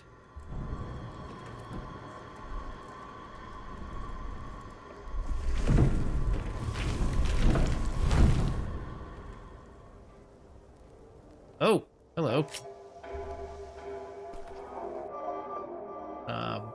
Little girl? Strange little ragamuffin with hypnotic eyes. Simpletons claim she can heal with a laying on hands. They also say she's a Shabnock. She is Shabnock's sister and a harbinger of death. This vicissitudes a frame. Okay. I saw Claire in a remote place no one else could reach. At times it was if she were in two places at once. Some vast presence lurks in her shadow. Who is she? So like two of them? Shall I sing a song for you? Oh, okay. Stop. Look into my eyes. Don't move. Don't even turn your head. She won't touch you as long as there's a thread between us. Cover your nose and mouth with your scarf and leave the district once, girl. It's dangerous here. You don't need to show your way. You don't show the way. What is strange? Are you hypnotizing me? Who is she? Shabnock. You know, the bony monstrosity you don't believe in. The one that's making your hands shake right now. My hands are shaking. No part of me. You see her too. Impossible. She's my own private hallucination. My follies are very much own. I guess my own. I thought you meant the plague. That's not true, but it's good if you think so. The less you believe in her, the harder it is for her to get... The less you believe in her, the harder it is for her to get her hooks in you. Laughing at her would be ideal, honestly, but you don't have the guts for that. You're way too serious. Too serious, alright. There's a serious question then. What do you think I'm seeing? Shabnock is the plague's body. The earth spits her out every few years, so she might walk through the town and cleanse it of corruption, of wicked thoughts, of weak people. Everyone believes something different on that front. Why you, with your head of solid oak wood, can see her is a very interesting question. Most people like you are completely blind. What ripped that hole in you, I wonder? I'm told the scent of local herbs was a strange effect on the psyche. Has a strange effect on the psyche. I was just nervous, exhaustion making me imagine a creature, local myth. I don't remember. Let's try that. Maybe so. Either way, she won't stop stalking you, whether you believe in her or not. She likes you.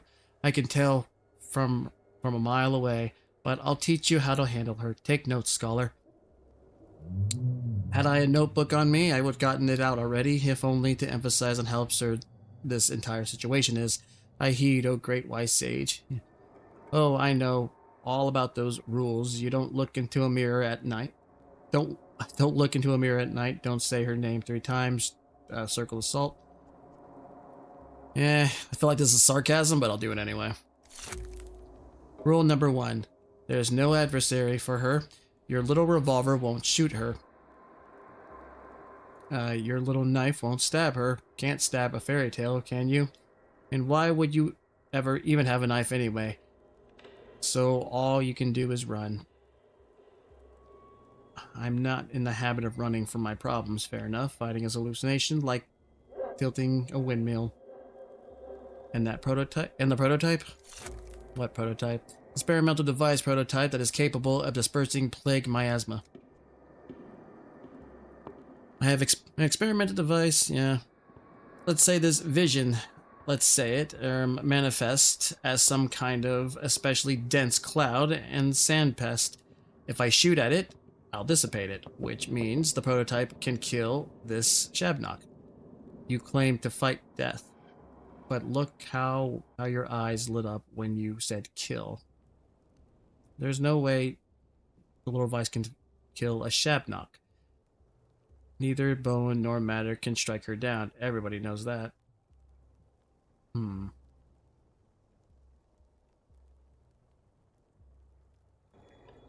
But can it hurt? Can it kind of hurt her, though? How about compressed air and atomized particles of bile and belladonna? Do your myths say anything about a pneumatic weapon? Thought not. They say a sigh from Boss Turok can stop her for a short while. When she sighs, she walks on tiptoes, careful not to wake him. Not to wake him. If you exhale the right way, it'll probably slow her down. Shots from the prototype dispel the fog and all those dangerous whirls, clouds, and traps. If your so-called Shabnok truly is the plague, she'll be affected by it. So I can't stop her with a shot from the prototype. Better than nothing. You believe that the invention of your science can defeat an ancient truth of the steppe. Well then, scholar, give it a try. It'll be interesting to see. Now, here's 2 rules. She both loves and hates fire. She can't pass a bonfire without wanting to love and destroy it.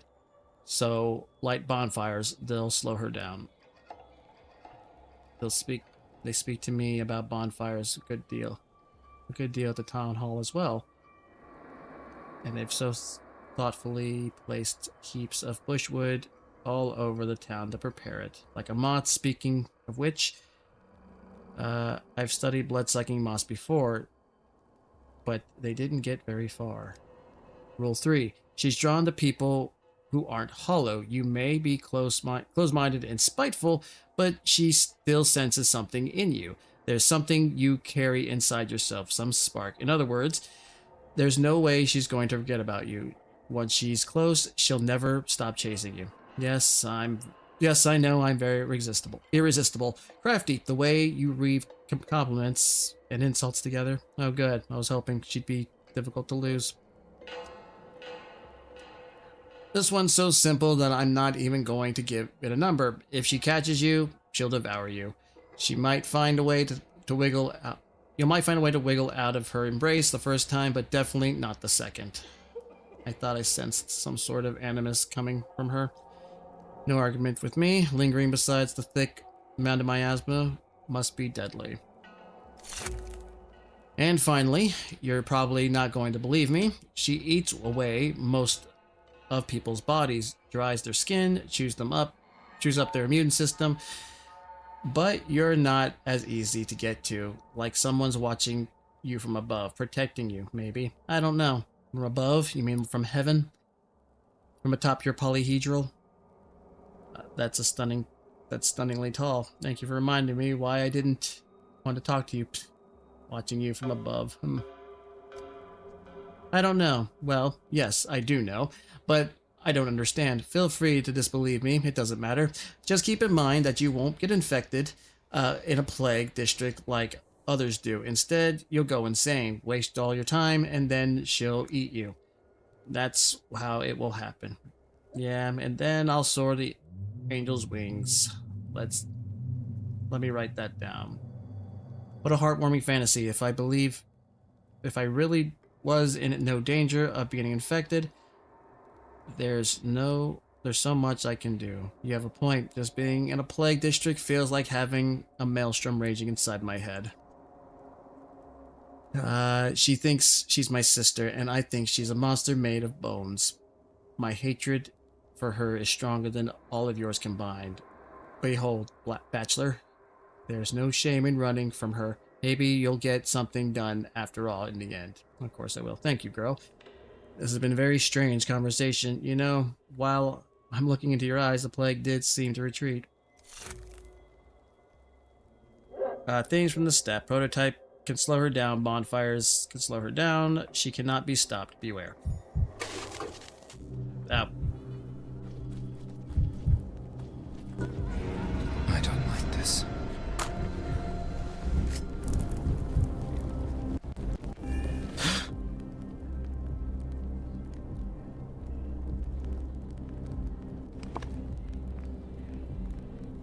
Oh, no. Can I not? No, it won't let me do that. Alright, so...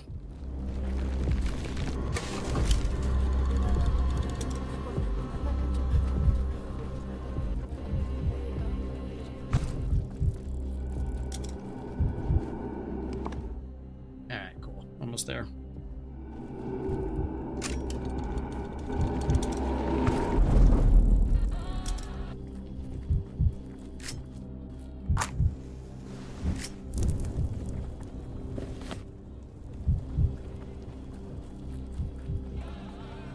There we go.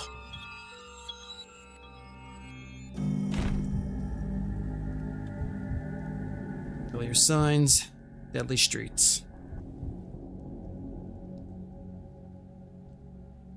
He cometh, the poor mind is stretched to breaking. I look at the architecture in the district, I see demons. Can I actually save it? No, it just saves on its own, I guess. Am I in the right spot? What is this? Peculiar signs. Marikina, Simon's niece, brought her entourage to Isdor's house. They appear to be enacting an ancient ritual. Dead end, sign grown cold. Alright.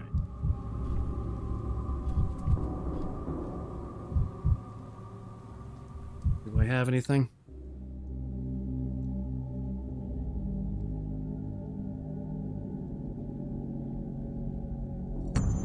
I can't take it anymore. There we go. That helps me a little bit.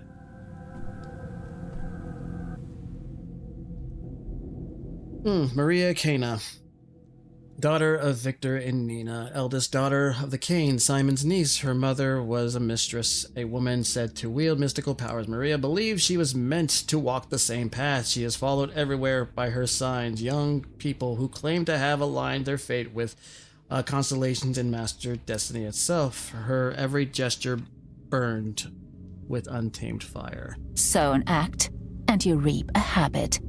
Sow a habit, and you reap a character. Sow a character, and you reap a destiny. I can't hear you speak my language. Don't pretend you don't know it. Lingua menten aperit. You dare to open your mouth while the mistress is working? Bachelor of Medicine at your service. I've been told mistress of the town has Capella, Olgimski's daughter. To mistress spelled disaster, doesn't it? It's almost entirely certain you're not the mistress of this house.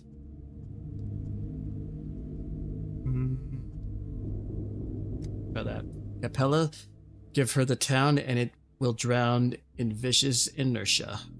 In sweet Anadonia, where every morning is met with a smile, and no smile holds even a shade of a spark. Ugh, I don't want to even hear about her. Your sparks, on the other hand, are flashing so bright right now. It's beautiful. So your rivals then. I'm familiar with the concept of professional rivalry, though I have no clue what you're fighting for. The only thing worth fighting for the souls, for the spirit, for the future. Forgive me, and Daniel. The likes of you are not to be shouted at. I was focused on the dialogue.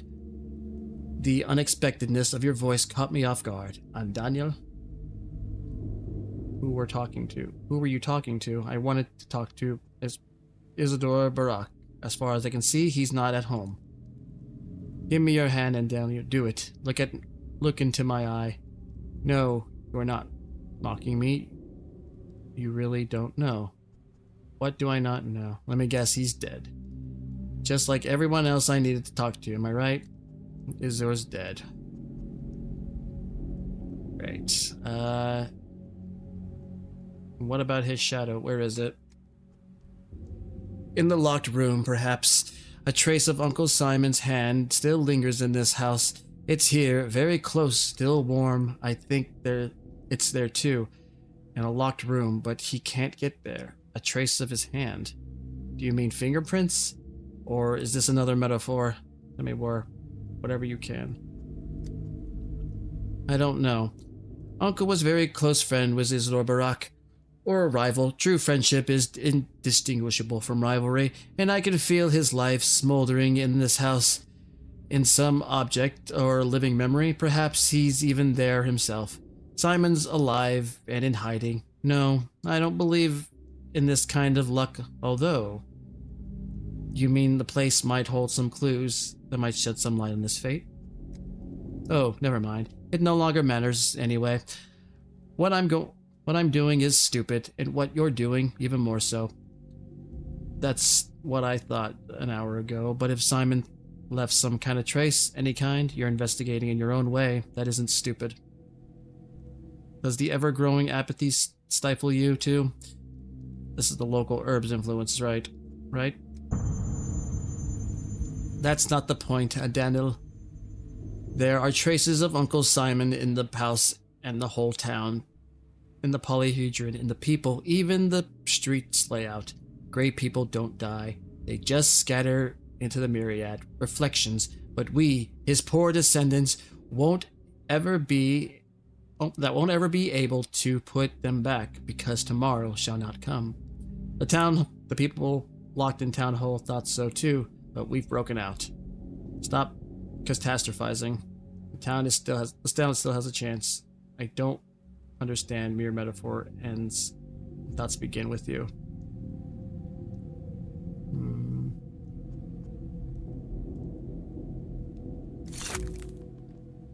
Well, be suffocated by the walls and reeking bodies. Shabnak will devour our tomorrow. When you sleep tonight, the apnea demon will descend upon you, and you will lie there, frozen, staring at the ceiling forever. I don't know, or I don't know. Oh, I don't know. I had a dream. I've seen every calendar in town stop at number 5. Tomorrow shall not come. It shall not come. Shabnak, this will be surprising confession, but as I was approaching the house, I think I saw her, some sort of monster, very close. You get on the well with Telman. He sees symbols in every dream too. But sometimes dreams are just that, dreams. The situation with the contagion is indeed critical. Perhaps you're right, in your own way. You've seen Shabnak? You, Ed Daniel? A woman or a monster? It didn't get a good look. Hard to see anything. This plague-ridden hell. I don't believe in these myths, of course, but maybe there are some similar-looking animals living here? No, and it was this house that it was interested in. Oh, perhaps she wants to devour Uncle Simon, or whatever's left of him, here. I think she wanted to devour me. She was just being greedy. In this backwater of ours, the earth sometimes belches out the strangest creatures. I'm surprised you had enough clarity of mind to see her. Not clarity of mind, murkiness. That was obviously a hallucination. If you're surprised, imagine how I feel. She wasn't there in my dream, but that doesn't mean anything. She doesn't like to enter my dreams. My dreams are of the higher realms. They strive upwards. The clay spawn, the rat brigade. Brigands, whatever. Don't feel at home there. Prophetic dreams again. I suppose I can't complain now, though. Our dreams are not the same. I'm a mistress. I can see the truth. Tomorrow shall not come. If only you'd acted differently. If you'd opened the hospital, taken charge of the emergency command, searched for answers, perhaps things would have been different. But you missed your every chance, and so have I. So what do we do now? Go to Stillwater, say goodbye to Ava, gaze upon the starry sky before you sleep. Give a letter. Get in touch with something you hold dear before the end. I hope to say goodbye to Uncle Simon. There's nothing in this town that I hold dear. No. I will fight until the end. Forgive me, Maria. The truth is, I haven't been doing anything I could have.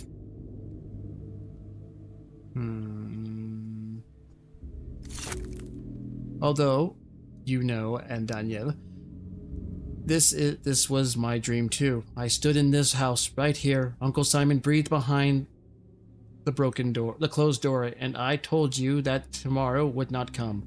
It was important to tell you that, for some reason, you were subconsciously placing all your hope on me. Alas, it makes no difference what you dreamed of. You're right about the main thing. This town is doomed. Farewell, Maria.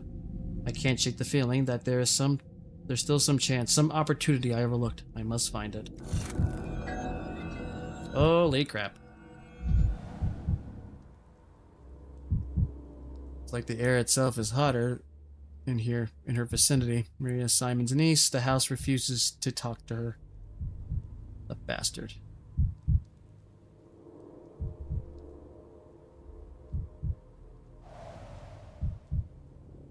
I too used to stand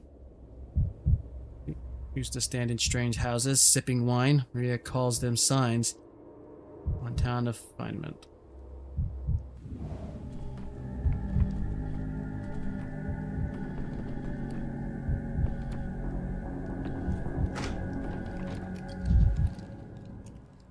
Also Dalbit and Dowsing. I never stole, but I used to have a friend. I think it was him who taught me the curiosity must be ashamed.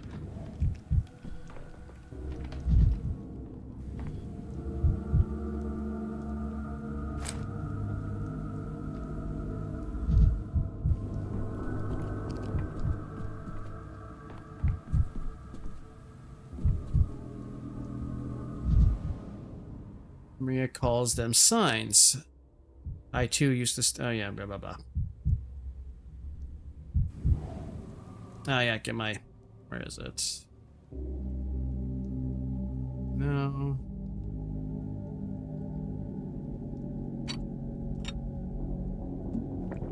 There you go.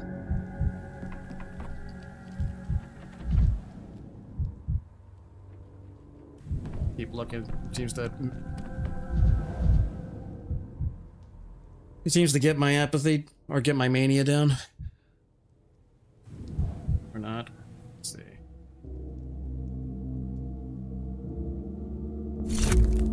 Oh shit, I didn't mean to do that. God damn it. There we Slower. Colder.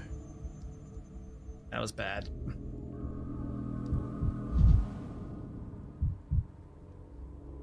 Yeah, I fucked up. I didn't mean to do that.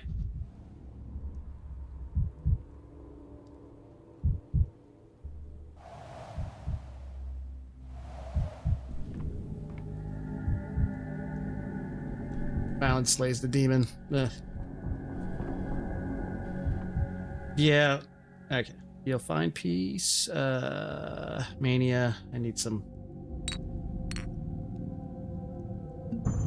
Freeze frame.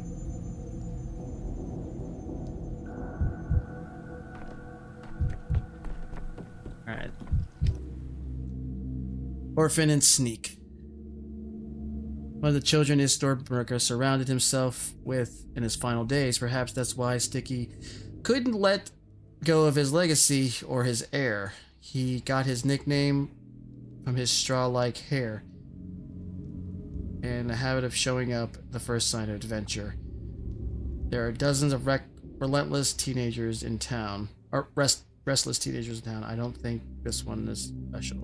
What's that you're carrying around? Ugh, you sick you son of a barnacle. I lost my pin again. Maybe move to the left. Hey, sign. Hey, sign. What you doing there? Go take a breather. I told you I'd call you lot when I'm done. Why do you call me a sign? That must have taken me something else. Taking me for someone else. Done with what? Picking the lock in someone's house? I bet money you don't live here. You're no sign, are you? Or a very new one, at least. Did Maria put a spell on you already? Do you want to follow her elsewhere, doing whatever she tells you? If you do, tell you're a sign. Then you're a sign. Of course I don't. Still wondering that myself. Me neither. Well, I thought I didn't. Then she asked me to break into the dead Master Barak's house, and I just ran here, skipping all the way. Does the door refuse to yield, little burglar? What? Do you think I'm some dimwit? The front one took me 3 minutes tops. The main study, though, it won't budge. As if they broke the lock specifically. No one can open it, and block the door from the inside to boot. Ugh. Come on now. To the left, this again. Now I've broken my favorite pick, too. You aren't committing a crime right now. The dead man's house must have been locked by the governor's orders. Is there something important inside the study? Of course there is. The clues. It was the murderer who closed it, I tell you, so no one can investigate anything, so Master Barak stays unavenged. I think you're just imagining things. Like kids always do. Why do you think Isidore was murdered?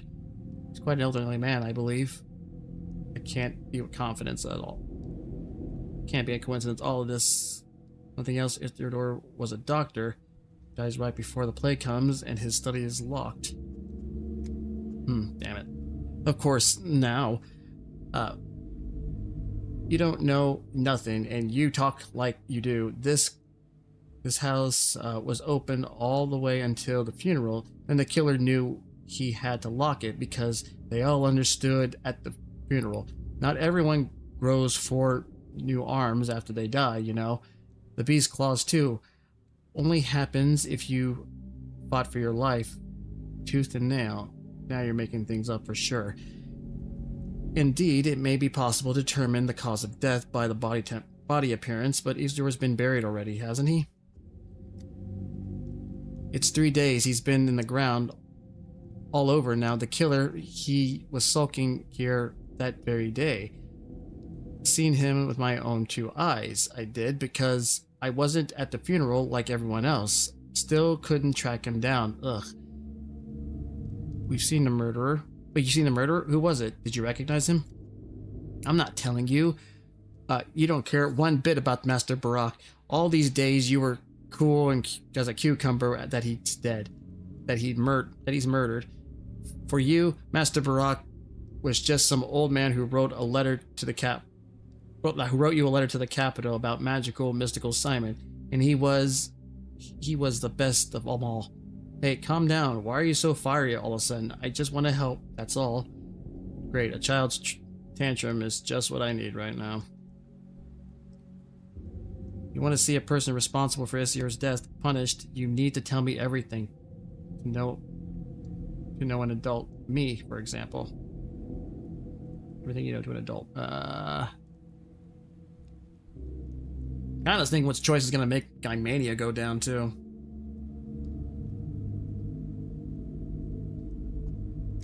Oh, damn it. And who the heck are you walking around here all high and mighty? You did nothing? Bear, he came with you, too. And they killed his father, and he was the one they accused of it. Imagine that. 5 days after, look where you are, and look where Bear is. Yeah, everyone is just better. Everyone's better to me. Do you know how many times I've heard this today?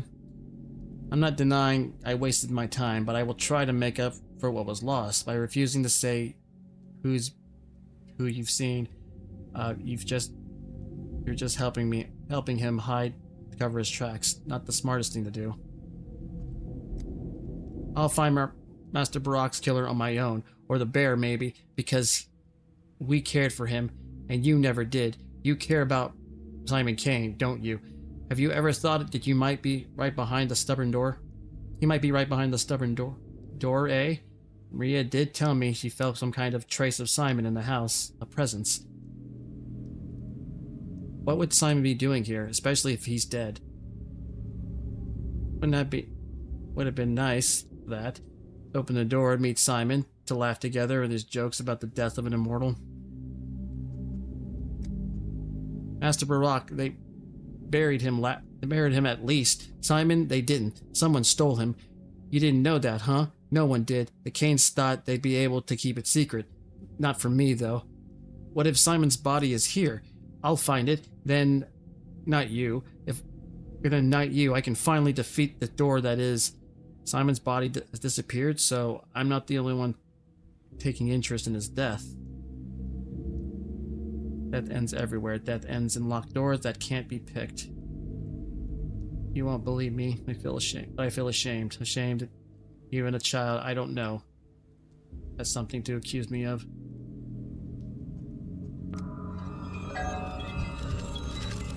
Failure.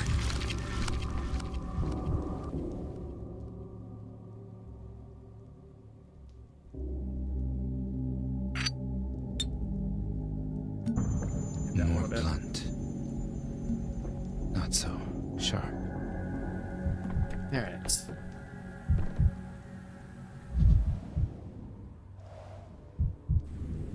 Visiting hours.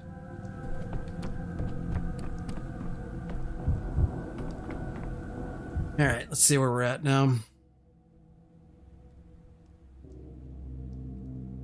Visiting hours on the day 2. Someone barricaded Isidore's study. Only I came there in the morning. Failure is dead, killed on the very day I arrived, the same day Simon died. This town's darkest hour, my darkest hour. Their study is closed on the second door, locked. Cannot investigate it. Too late. Isidore's house fell silent. It's the master's death. With its master's death, the study is on the second floor. Body was buried on the second day. I can't examine it. I mean, technically, you probably could.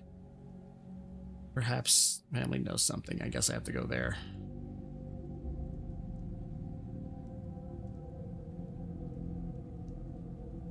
Vlad the Younger has taken charge. Simon is hidden in Isidore's study. Reuben's death.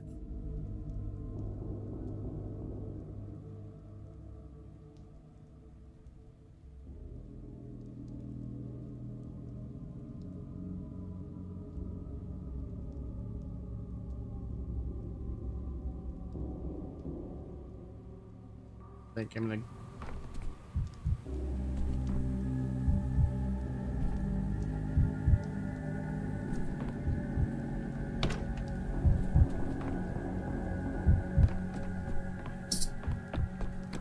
the hell am I holding?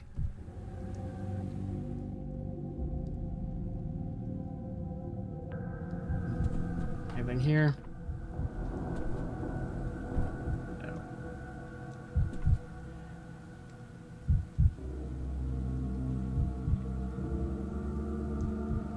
Alright. Yes, the only other thing I can go is over there. Alright, gotta go.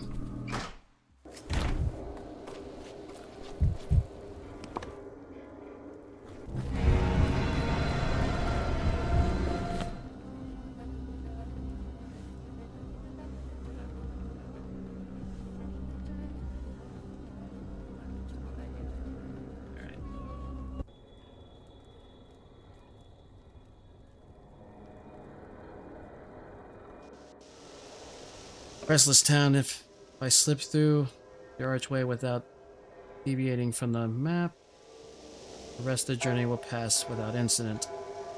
I can turn into another archway, then I'll have Z to create a new route. I'll have to pass through dangerous districts again myself.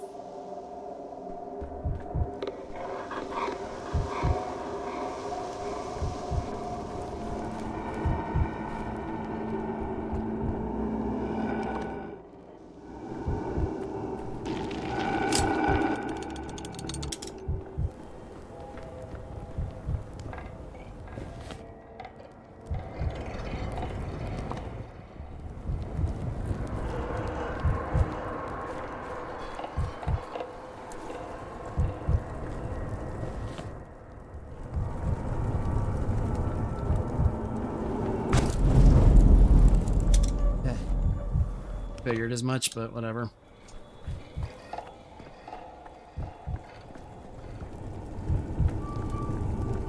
I dig the ambiance. Yeah. Ah, crap.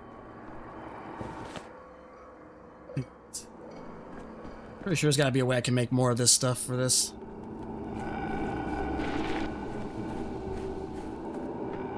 Even going the right way? Yeah, kind of. At least my apathy's going up.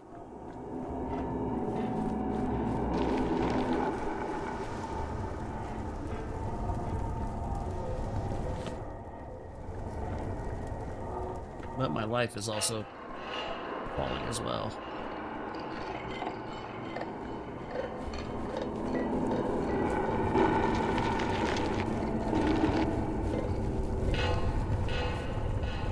And I have made it.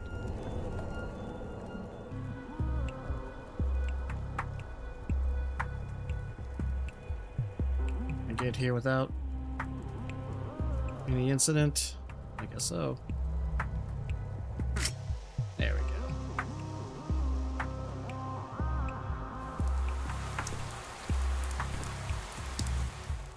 I need some.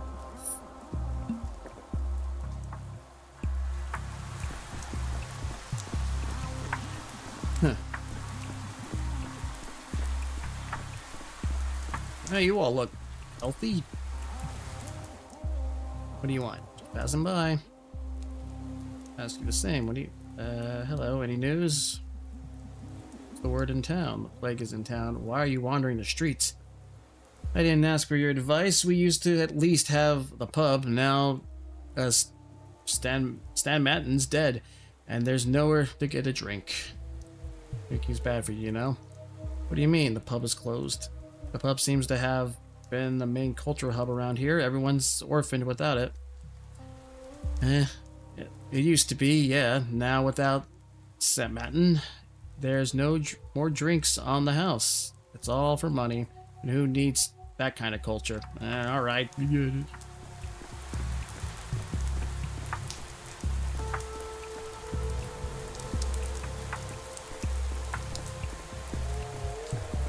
Anything else around here?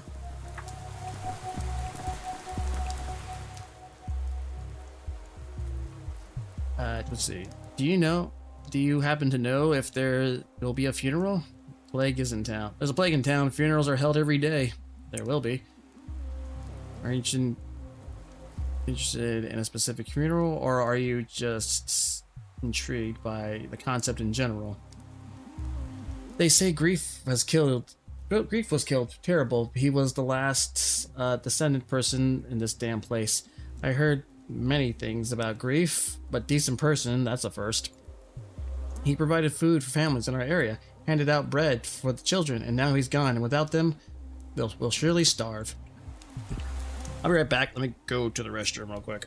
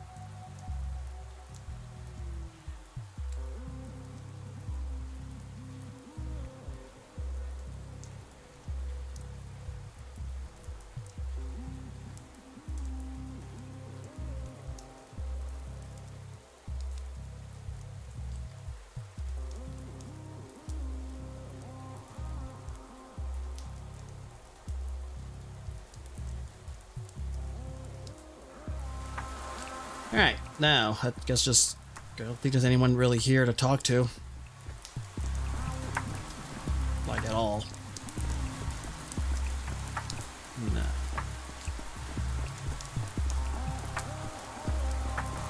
Oh, she's... Hello?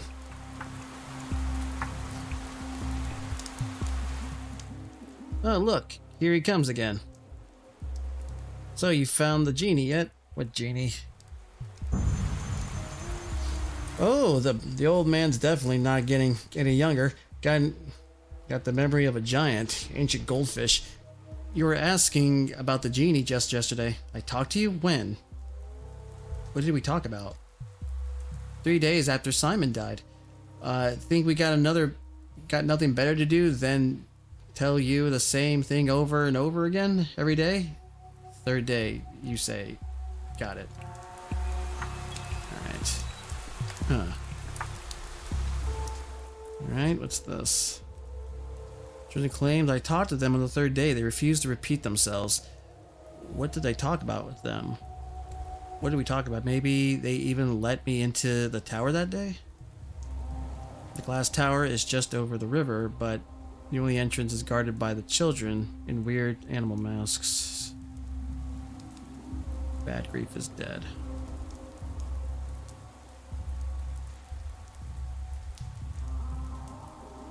Dead end. Family's heiress wanders the town, barges into houses, touches walls, and utterly vagues prophecies. She won't help me.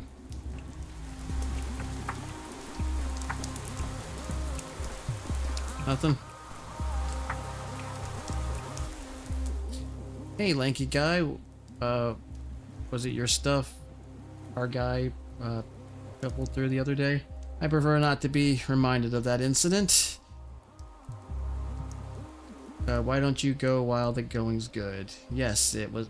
By stuff, you mean laboratory, incredibly valuable humanities, and our guys refer to capitals powers that be. Yeah. Gee, don't get all jittery. If the rest, it was a test to see if you were a good one or a bad one. The bad ones would have run to grown-ups to complain. You were all right though. Didn't lose your cool. Traded it all back in a whiz. That's the kind of thing we respect. Thanks, I guess. I don't respect thieves, though. Even pint-sized ones. Wish all my problems were solved this easily. So, I'll make it brief. We've convened the Children's Council and decided to accept you into our, commodity exchange. But you can't play our game. But you can't play our games, and we're not showing you the invisible cat either.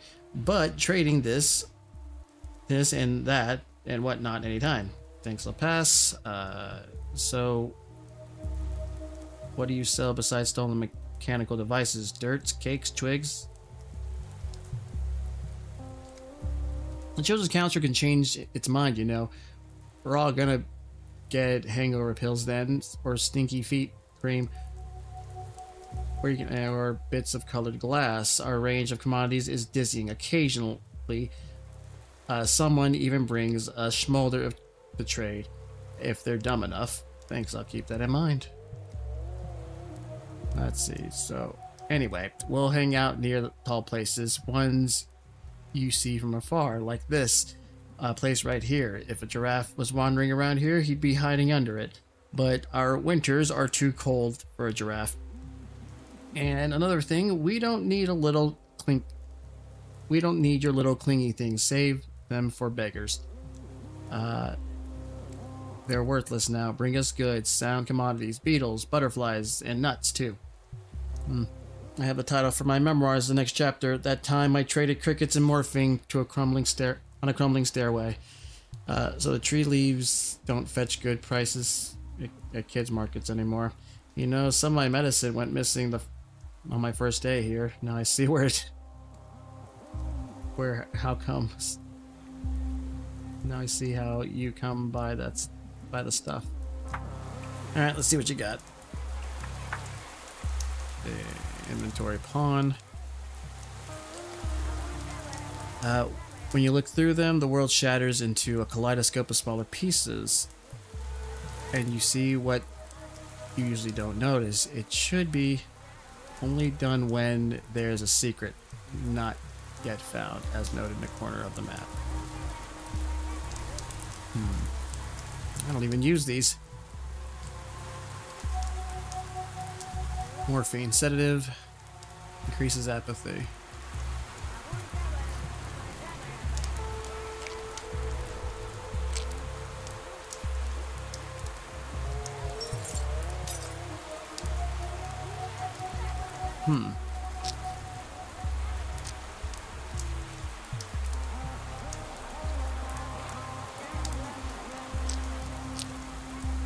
Yeah, okay.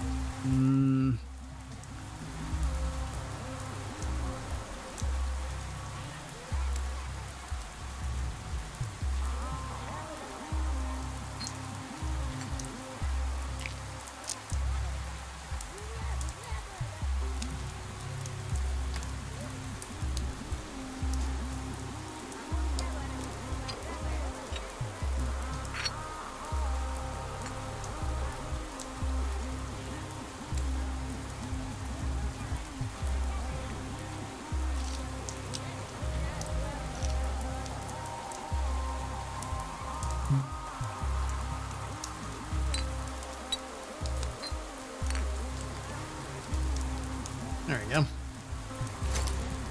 Alright, cool.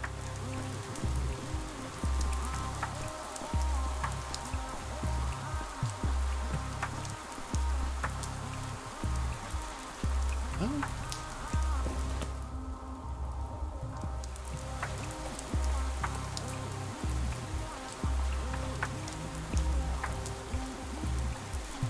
Oh.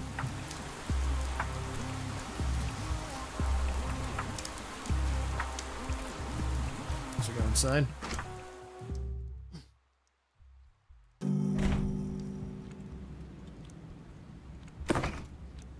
Yeah, it's worth a shot. That? What does it even do? Following that breaks various substances down.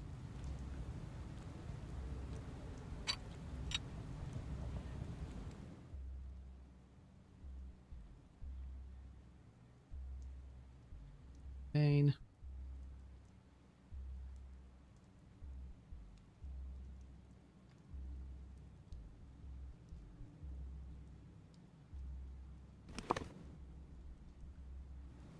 Ow.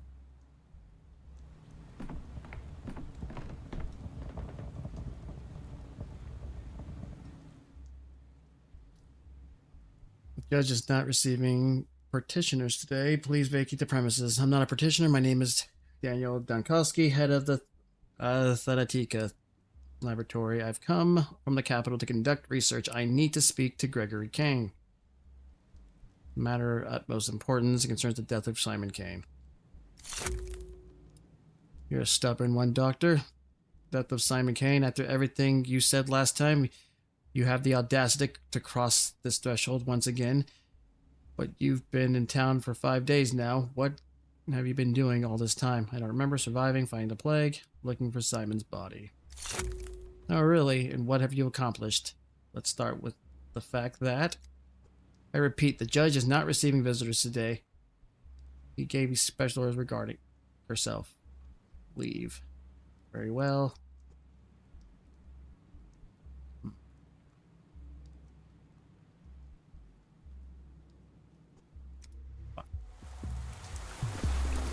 Right.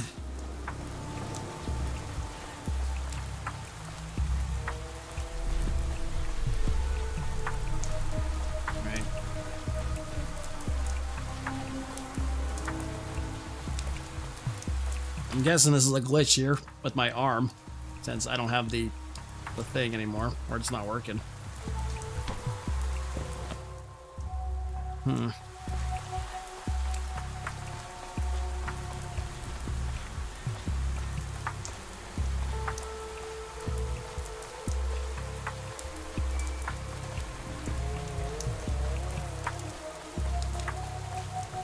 we go. Hopefully this one doesn't go cold.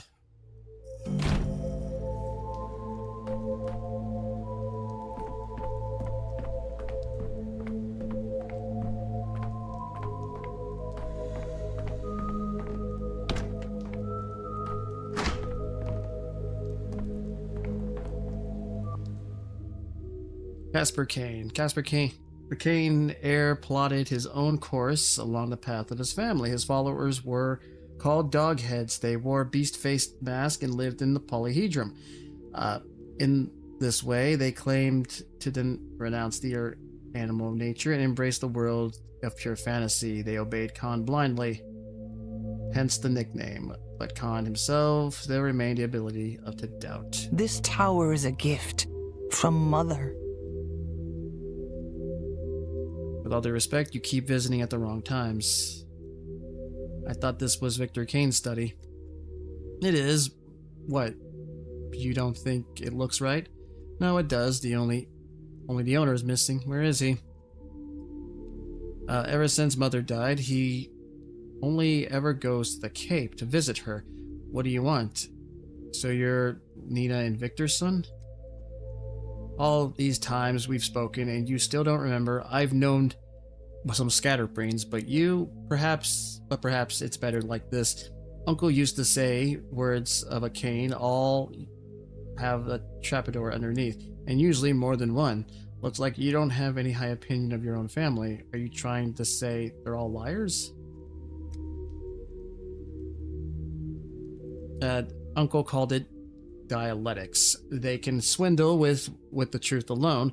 You know, the world is a deck of cards. I used to say, and the most important ones are always up someone's sleeve. Sounds like your uncle was a card shark? Which of your uncles are you talking about? A card sharp wants to steal from you. My uncle was the opposite. He didn't steal, he slipped jokers into the people's hands, then made things more interesting. He liked enhancing poor hands, giving the weak strength to see what they do with it. You're using past tense. You're talking to Simon about Simon, right? I no longer remember which of my uncles taught me to play cards. It might have been Simon, it might have been Gregory. I was little then, like a baby tooth. They taught me to slip jokers into my opponent's deck and play dead too. What do you mean play dead?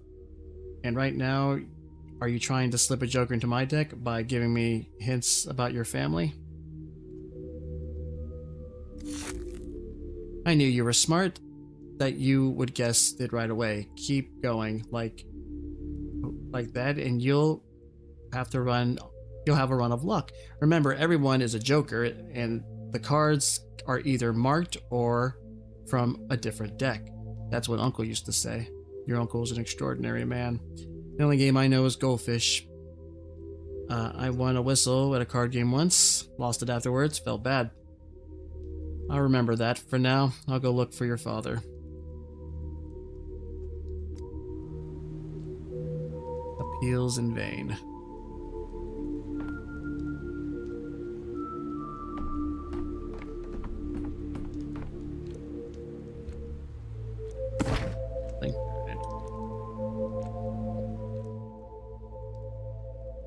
Righteous judgment threw me out of his workshop without a word. Appeals to vain. The Vanes are a strange family. Perhaps Victor, the only reasonable member, speak to me. And that is it.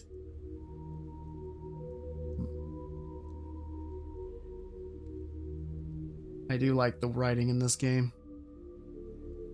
It is pretty curious.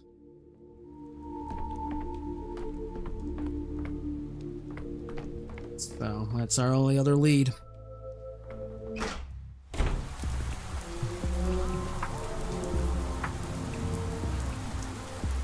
Here are you. There's some humanitarian aid being distributed around here. Have you heard anything about it? Unfortunately, I don't know. I'm not sure anyone does that at all. Be careful, it's not safe to walk around here. This is a disaster. Grief was the last decent person in this cursed town. What does grief have to do with this? He provided food for families in our district, handed out bread for the children. Now he's gone. We will truly starve. Alright. Huh. Alright, so where am I going? What have we found so far? He won't talk to me, obviously. She won't help me. This is, yeah. This is the only other place. And I am right here. Alright.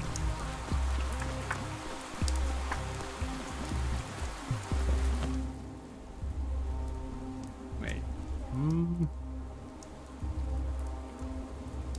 Then... yeah.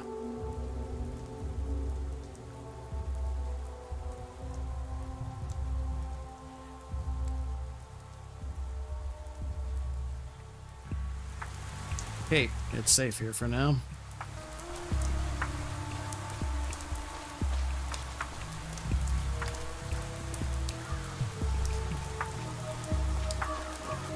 See if there's anything I can take.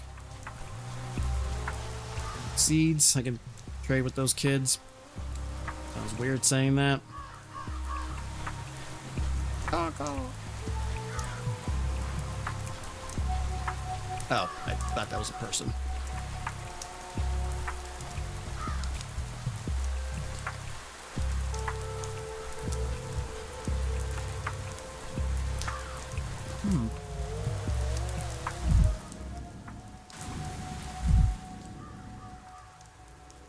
The hell?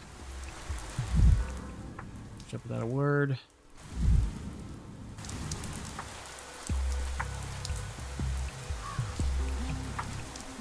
Hello? Victor King, pragmatist. A younger brother of Simon and Gregory. If the Canes are the shining mind of the town, then Victor is the hands that create bricks for buildings, castles in the air. All his life he made sure gears of fate in his unusual family turned in harmony with one another. Perhaps that's why he enjoys assembling clocks. It seems he was the only one who could rein in the impulses of Wild Nina, his late wife. Time flies? Never. I prefer time moths. Mox? Yes, I found a brooch this morning. I remember when we stood on the pier and you dropped it. I jumped into the water to save it. How prudent I was. Please don't say that. You know that Who are you talking to, Victor? There's no one here. I'm guessing he's talking to his wife. Oh, it's you. What are you doing? Haven't you had enough? Are you here to argue some more or beg forgiveness? If it's the latter, it's too late. It won't make a difference. It's never too late. If I insult you somehow, then I'd like to apologize. You know why I came to this town. That's what I'm here for, to speak to you about. I do. The question is, do you yourself know why you came to this town? Your son did warn me the Canes like to talk in riddles. I'm here for Simon, but everyone keeps saying he's dead. Can an immortal man die? I have a growing suspicion that I've been lured here on purpose. I don't... well... oh, curious. What for? I don't know. But this is no coincidence. To destroy the laboratory in the capital? To trap me in town, so the plague would get rid of me?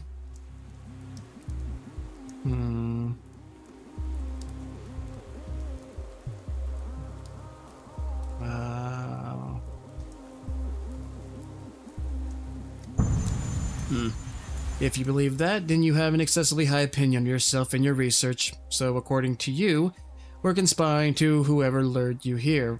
Why would we do that? I have no idea. I don't know you, Victor. You or your brother Gregory. Gregory, whatever.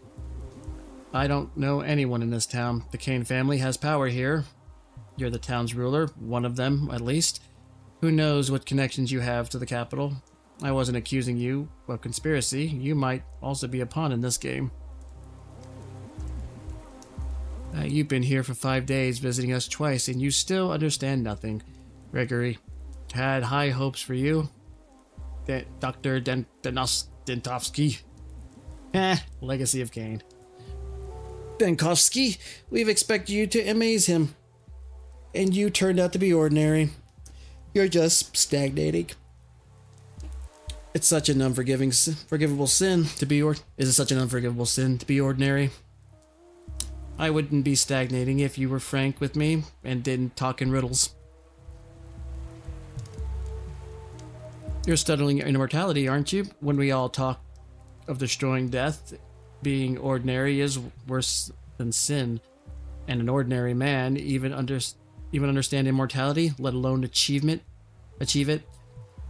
You know, I actually agree with you, Victor. It's the duty of the scientist to overcome the mundane.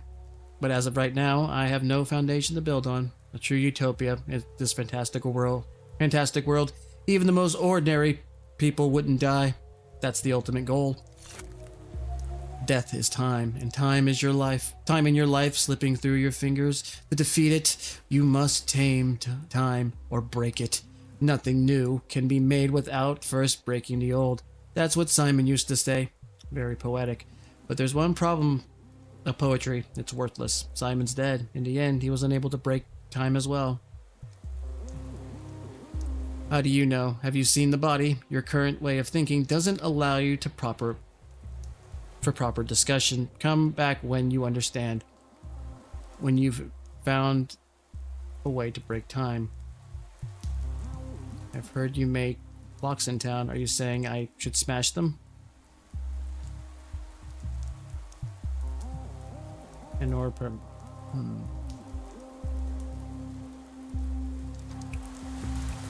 Dead end. Dead end again. There's no point. I've lost myself in the whole town. Ah, crap. The apathy has reached, and you will be... And the will to live fades. The last hope is to hold on to thought. My hand reaches to find a bullet. I will stop if I manage to gather my thoughts quickly.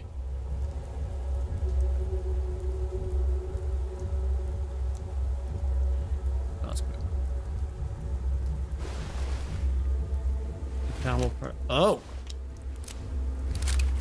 Who says... My profits. So says the logic. You abandoned the town. Oh, shit. I just have to keep... I reload it. Ah, crap. The end is never the end. You. What troubles you, Sainier? Your day is over. What is this place? Where am I? I just shot myself. Why are we talking? The day is over. That's that what you call a bullet in the head? Like a more depressing version of Majora's Mask. Where am I? Like a fair question. Your mortal body lies upon the ground, a bullet in its head. Your beloved, yourself beyond this flesh is nowhere. You're within the cradle over the abyss, a slip of feeble light between the ticking hand of blackened time. Could you be more specific? I just shot myself. Why are we talking? I stand inside the mirrored chamber. Look, one glass in which you shot yourself. More still with in which your life goes on. This place allows a man to choose among the possibilities. I don't understand. Your will to pick one in which you shot yourself, and end the story there. Or you can choose to defy death and give it one more try. Your business in the living world remains unfinished, no? I was looking for Simon, but I failed. There's not enough of me for this. I'm battling a sand pest, but I'm just not making any progress. There's not enough for me to deal with it. I'm needed here, but also at the capital at the same time, but there's only one of me, not enough.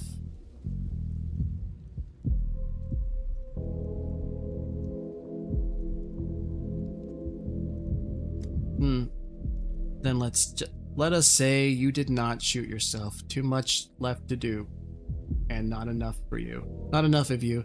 Your goal will pull you back to life. A hook lodged in your cheek. If you depart too soon, you would be there to bear this burden. Would you be there? Would you be there to bear this burden? What an unfortunate metaphor. This fate of a fish caught on the hook to be gutted, made into a bowl of uka. Who are you? Why can't I see you? Beings like you. Why are you hugging the clock? Uka. Veneer. What's that? Never mind. You said I could go back? Forget, you're not human. You wouldn't know. It's fish soup. Tasty, especially a bit of vodka in the broth. God, I'm hungry. How odd. It's common to see those who come here to complain of thirst. You're here because you can't decide your own fate. Are you a body lying, bleeding on the ground, or are you still at the still water, staring at the clock? What about the clock? Is it somehow special? The clock is as common as can be, but what you'll do with it is not. Just stand before it and watch the motions of its hands. How the hell does that work? It says I'm caught in the logic of a dream, but it all feels real. If it's really a dream, I'll be sorely disappointed. How the hell does that work? Can I travel between days or what? Am I stuck in a time loop? Does that mean I can rewrite the past now? Logic of a dream.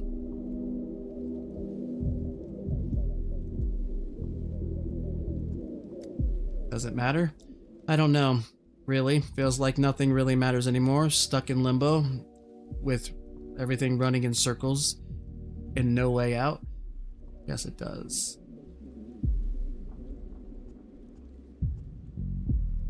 I must understand the underlying mechanisms. Am I in this town or in a memory of it? It's like I'm everywhere at once, both standing here and giving statements at the Capitol, acting and recounting my actions at the same time. And now it seems I can leap across days. What should I make of that? Nothing ever happens.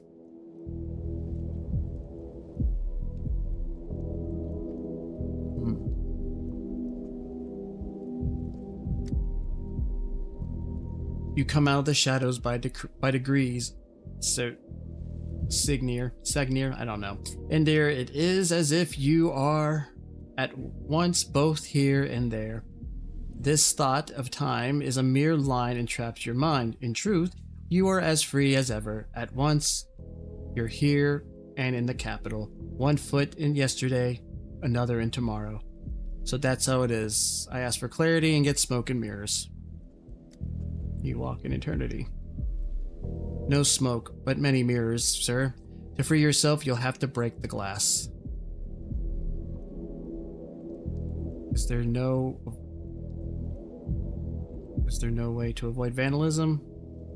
Why smash mirrors? By the way, what's the moving picture there? Makes me uneasy. Camera Lumina. One of Simon's ruminations. For now, pay it no mind. You'll understand in time. You're right about that. My head's spinning ahead, and the minute can't keep spinning with it. Condescension from shadow.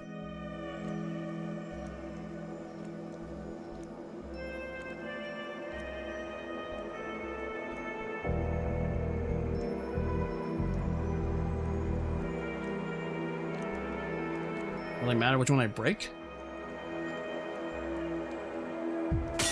All right. The broken ones don't lie. It's more honest now.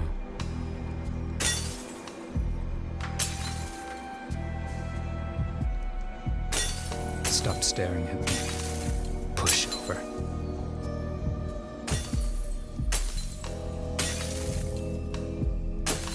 Optics, vision. Their answer is in mirrors.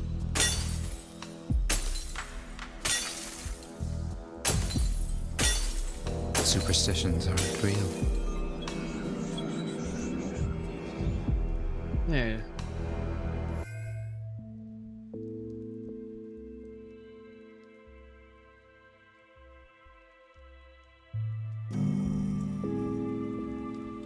All right. Where the hell am I now?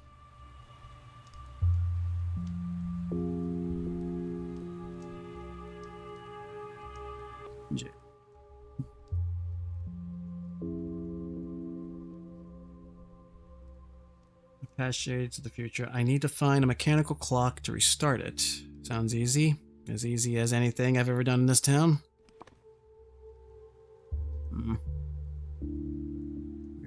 Here. I'm gonna assume it saved it. I think actually that's a good place to stop for today. So far it's not a bad game. I still kind of feel like I'm missing things, what's going on, but I do enjoy it. This game, it's actually pretty fun. So yeah, thanks Torch for at least for bringing the game up and, you know, I guess sort of giving it a suggestion. I am interested to learn more. Hopefully, you know, over the week I don't like forget how to fucking play, but that's a risk I'm gonna have to take because I work weekdays. But as always, Torch, Cap, thank you for joining me. I do appreciate it, and anybody else who may have stopped by. Like I said, I will be back again on Friday, and we can probably even delve even more. I know the game says about like what some of the thumbnails said it clocked around 6 hours. I'm pretty sure we're gonna be here a lot longer because obviously I'm kind of like I'm still exploring it. As you can see, I'm still trying to. Let's see. Goes into Russian steppe existentialism. Existentialism, whatever, blah, blah, blah, blah. And some very esotericism. God damn it, I can't read. And and some very existential stuff. Yeah, I can see that. Like I said, still kind of touch and go for me, but yeah, especially with the reading, because holy crap, I suck at reading. But yeah, anyway, I will be back. Like I said, I'll be back on Friday again, same time, either 8 or 8:30, depending. Usually depends how when I get off work, but I'll definitely be streaming. But I always say, I've been Joe. I thank you all very much for watching, and I will see you next time. Have a good night.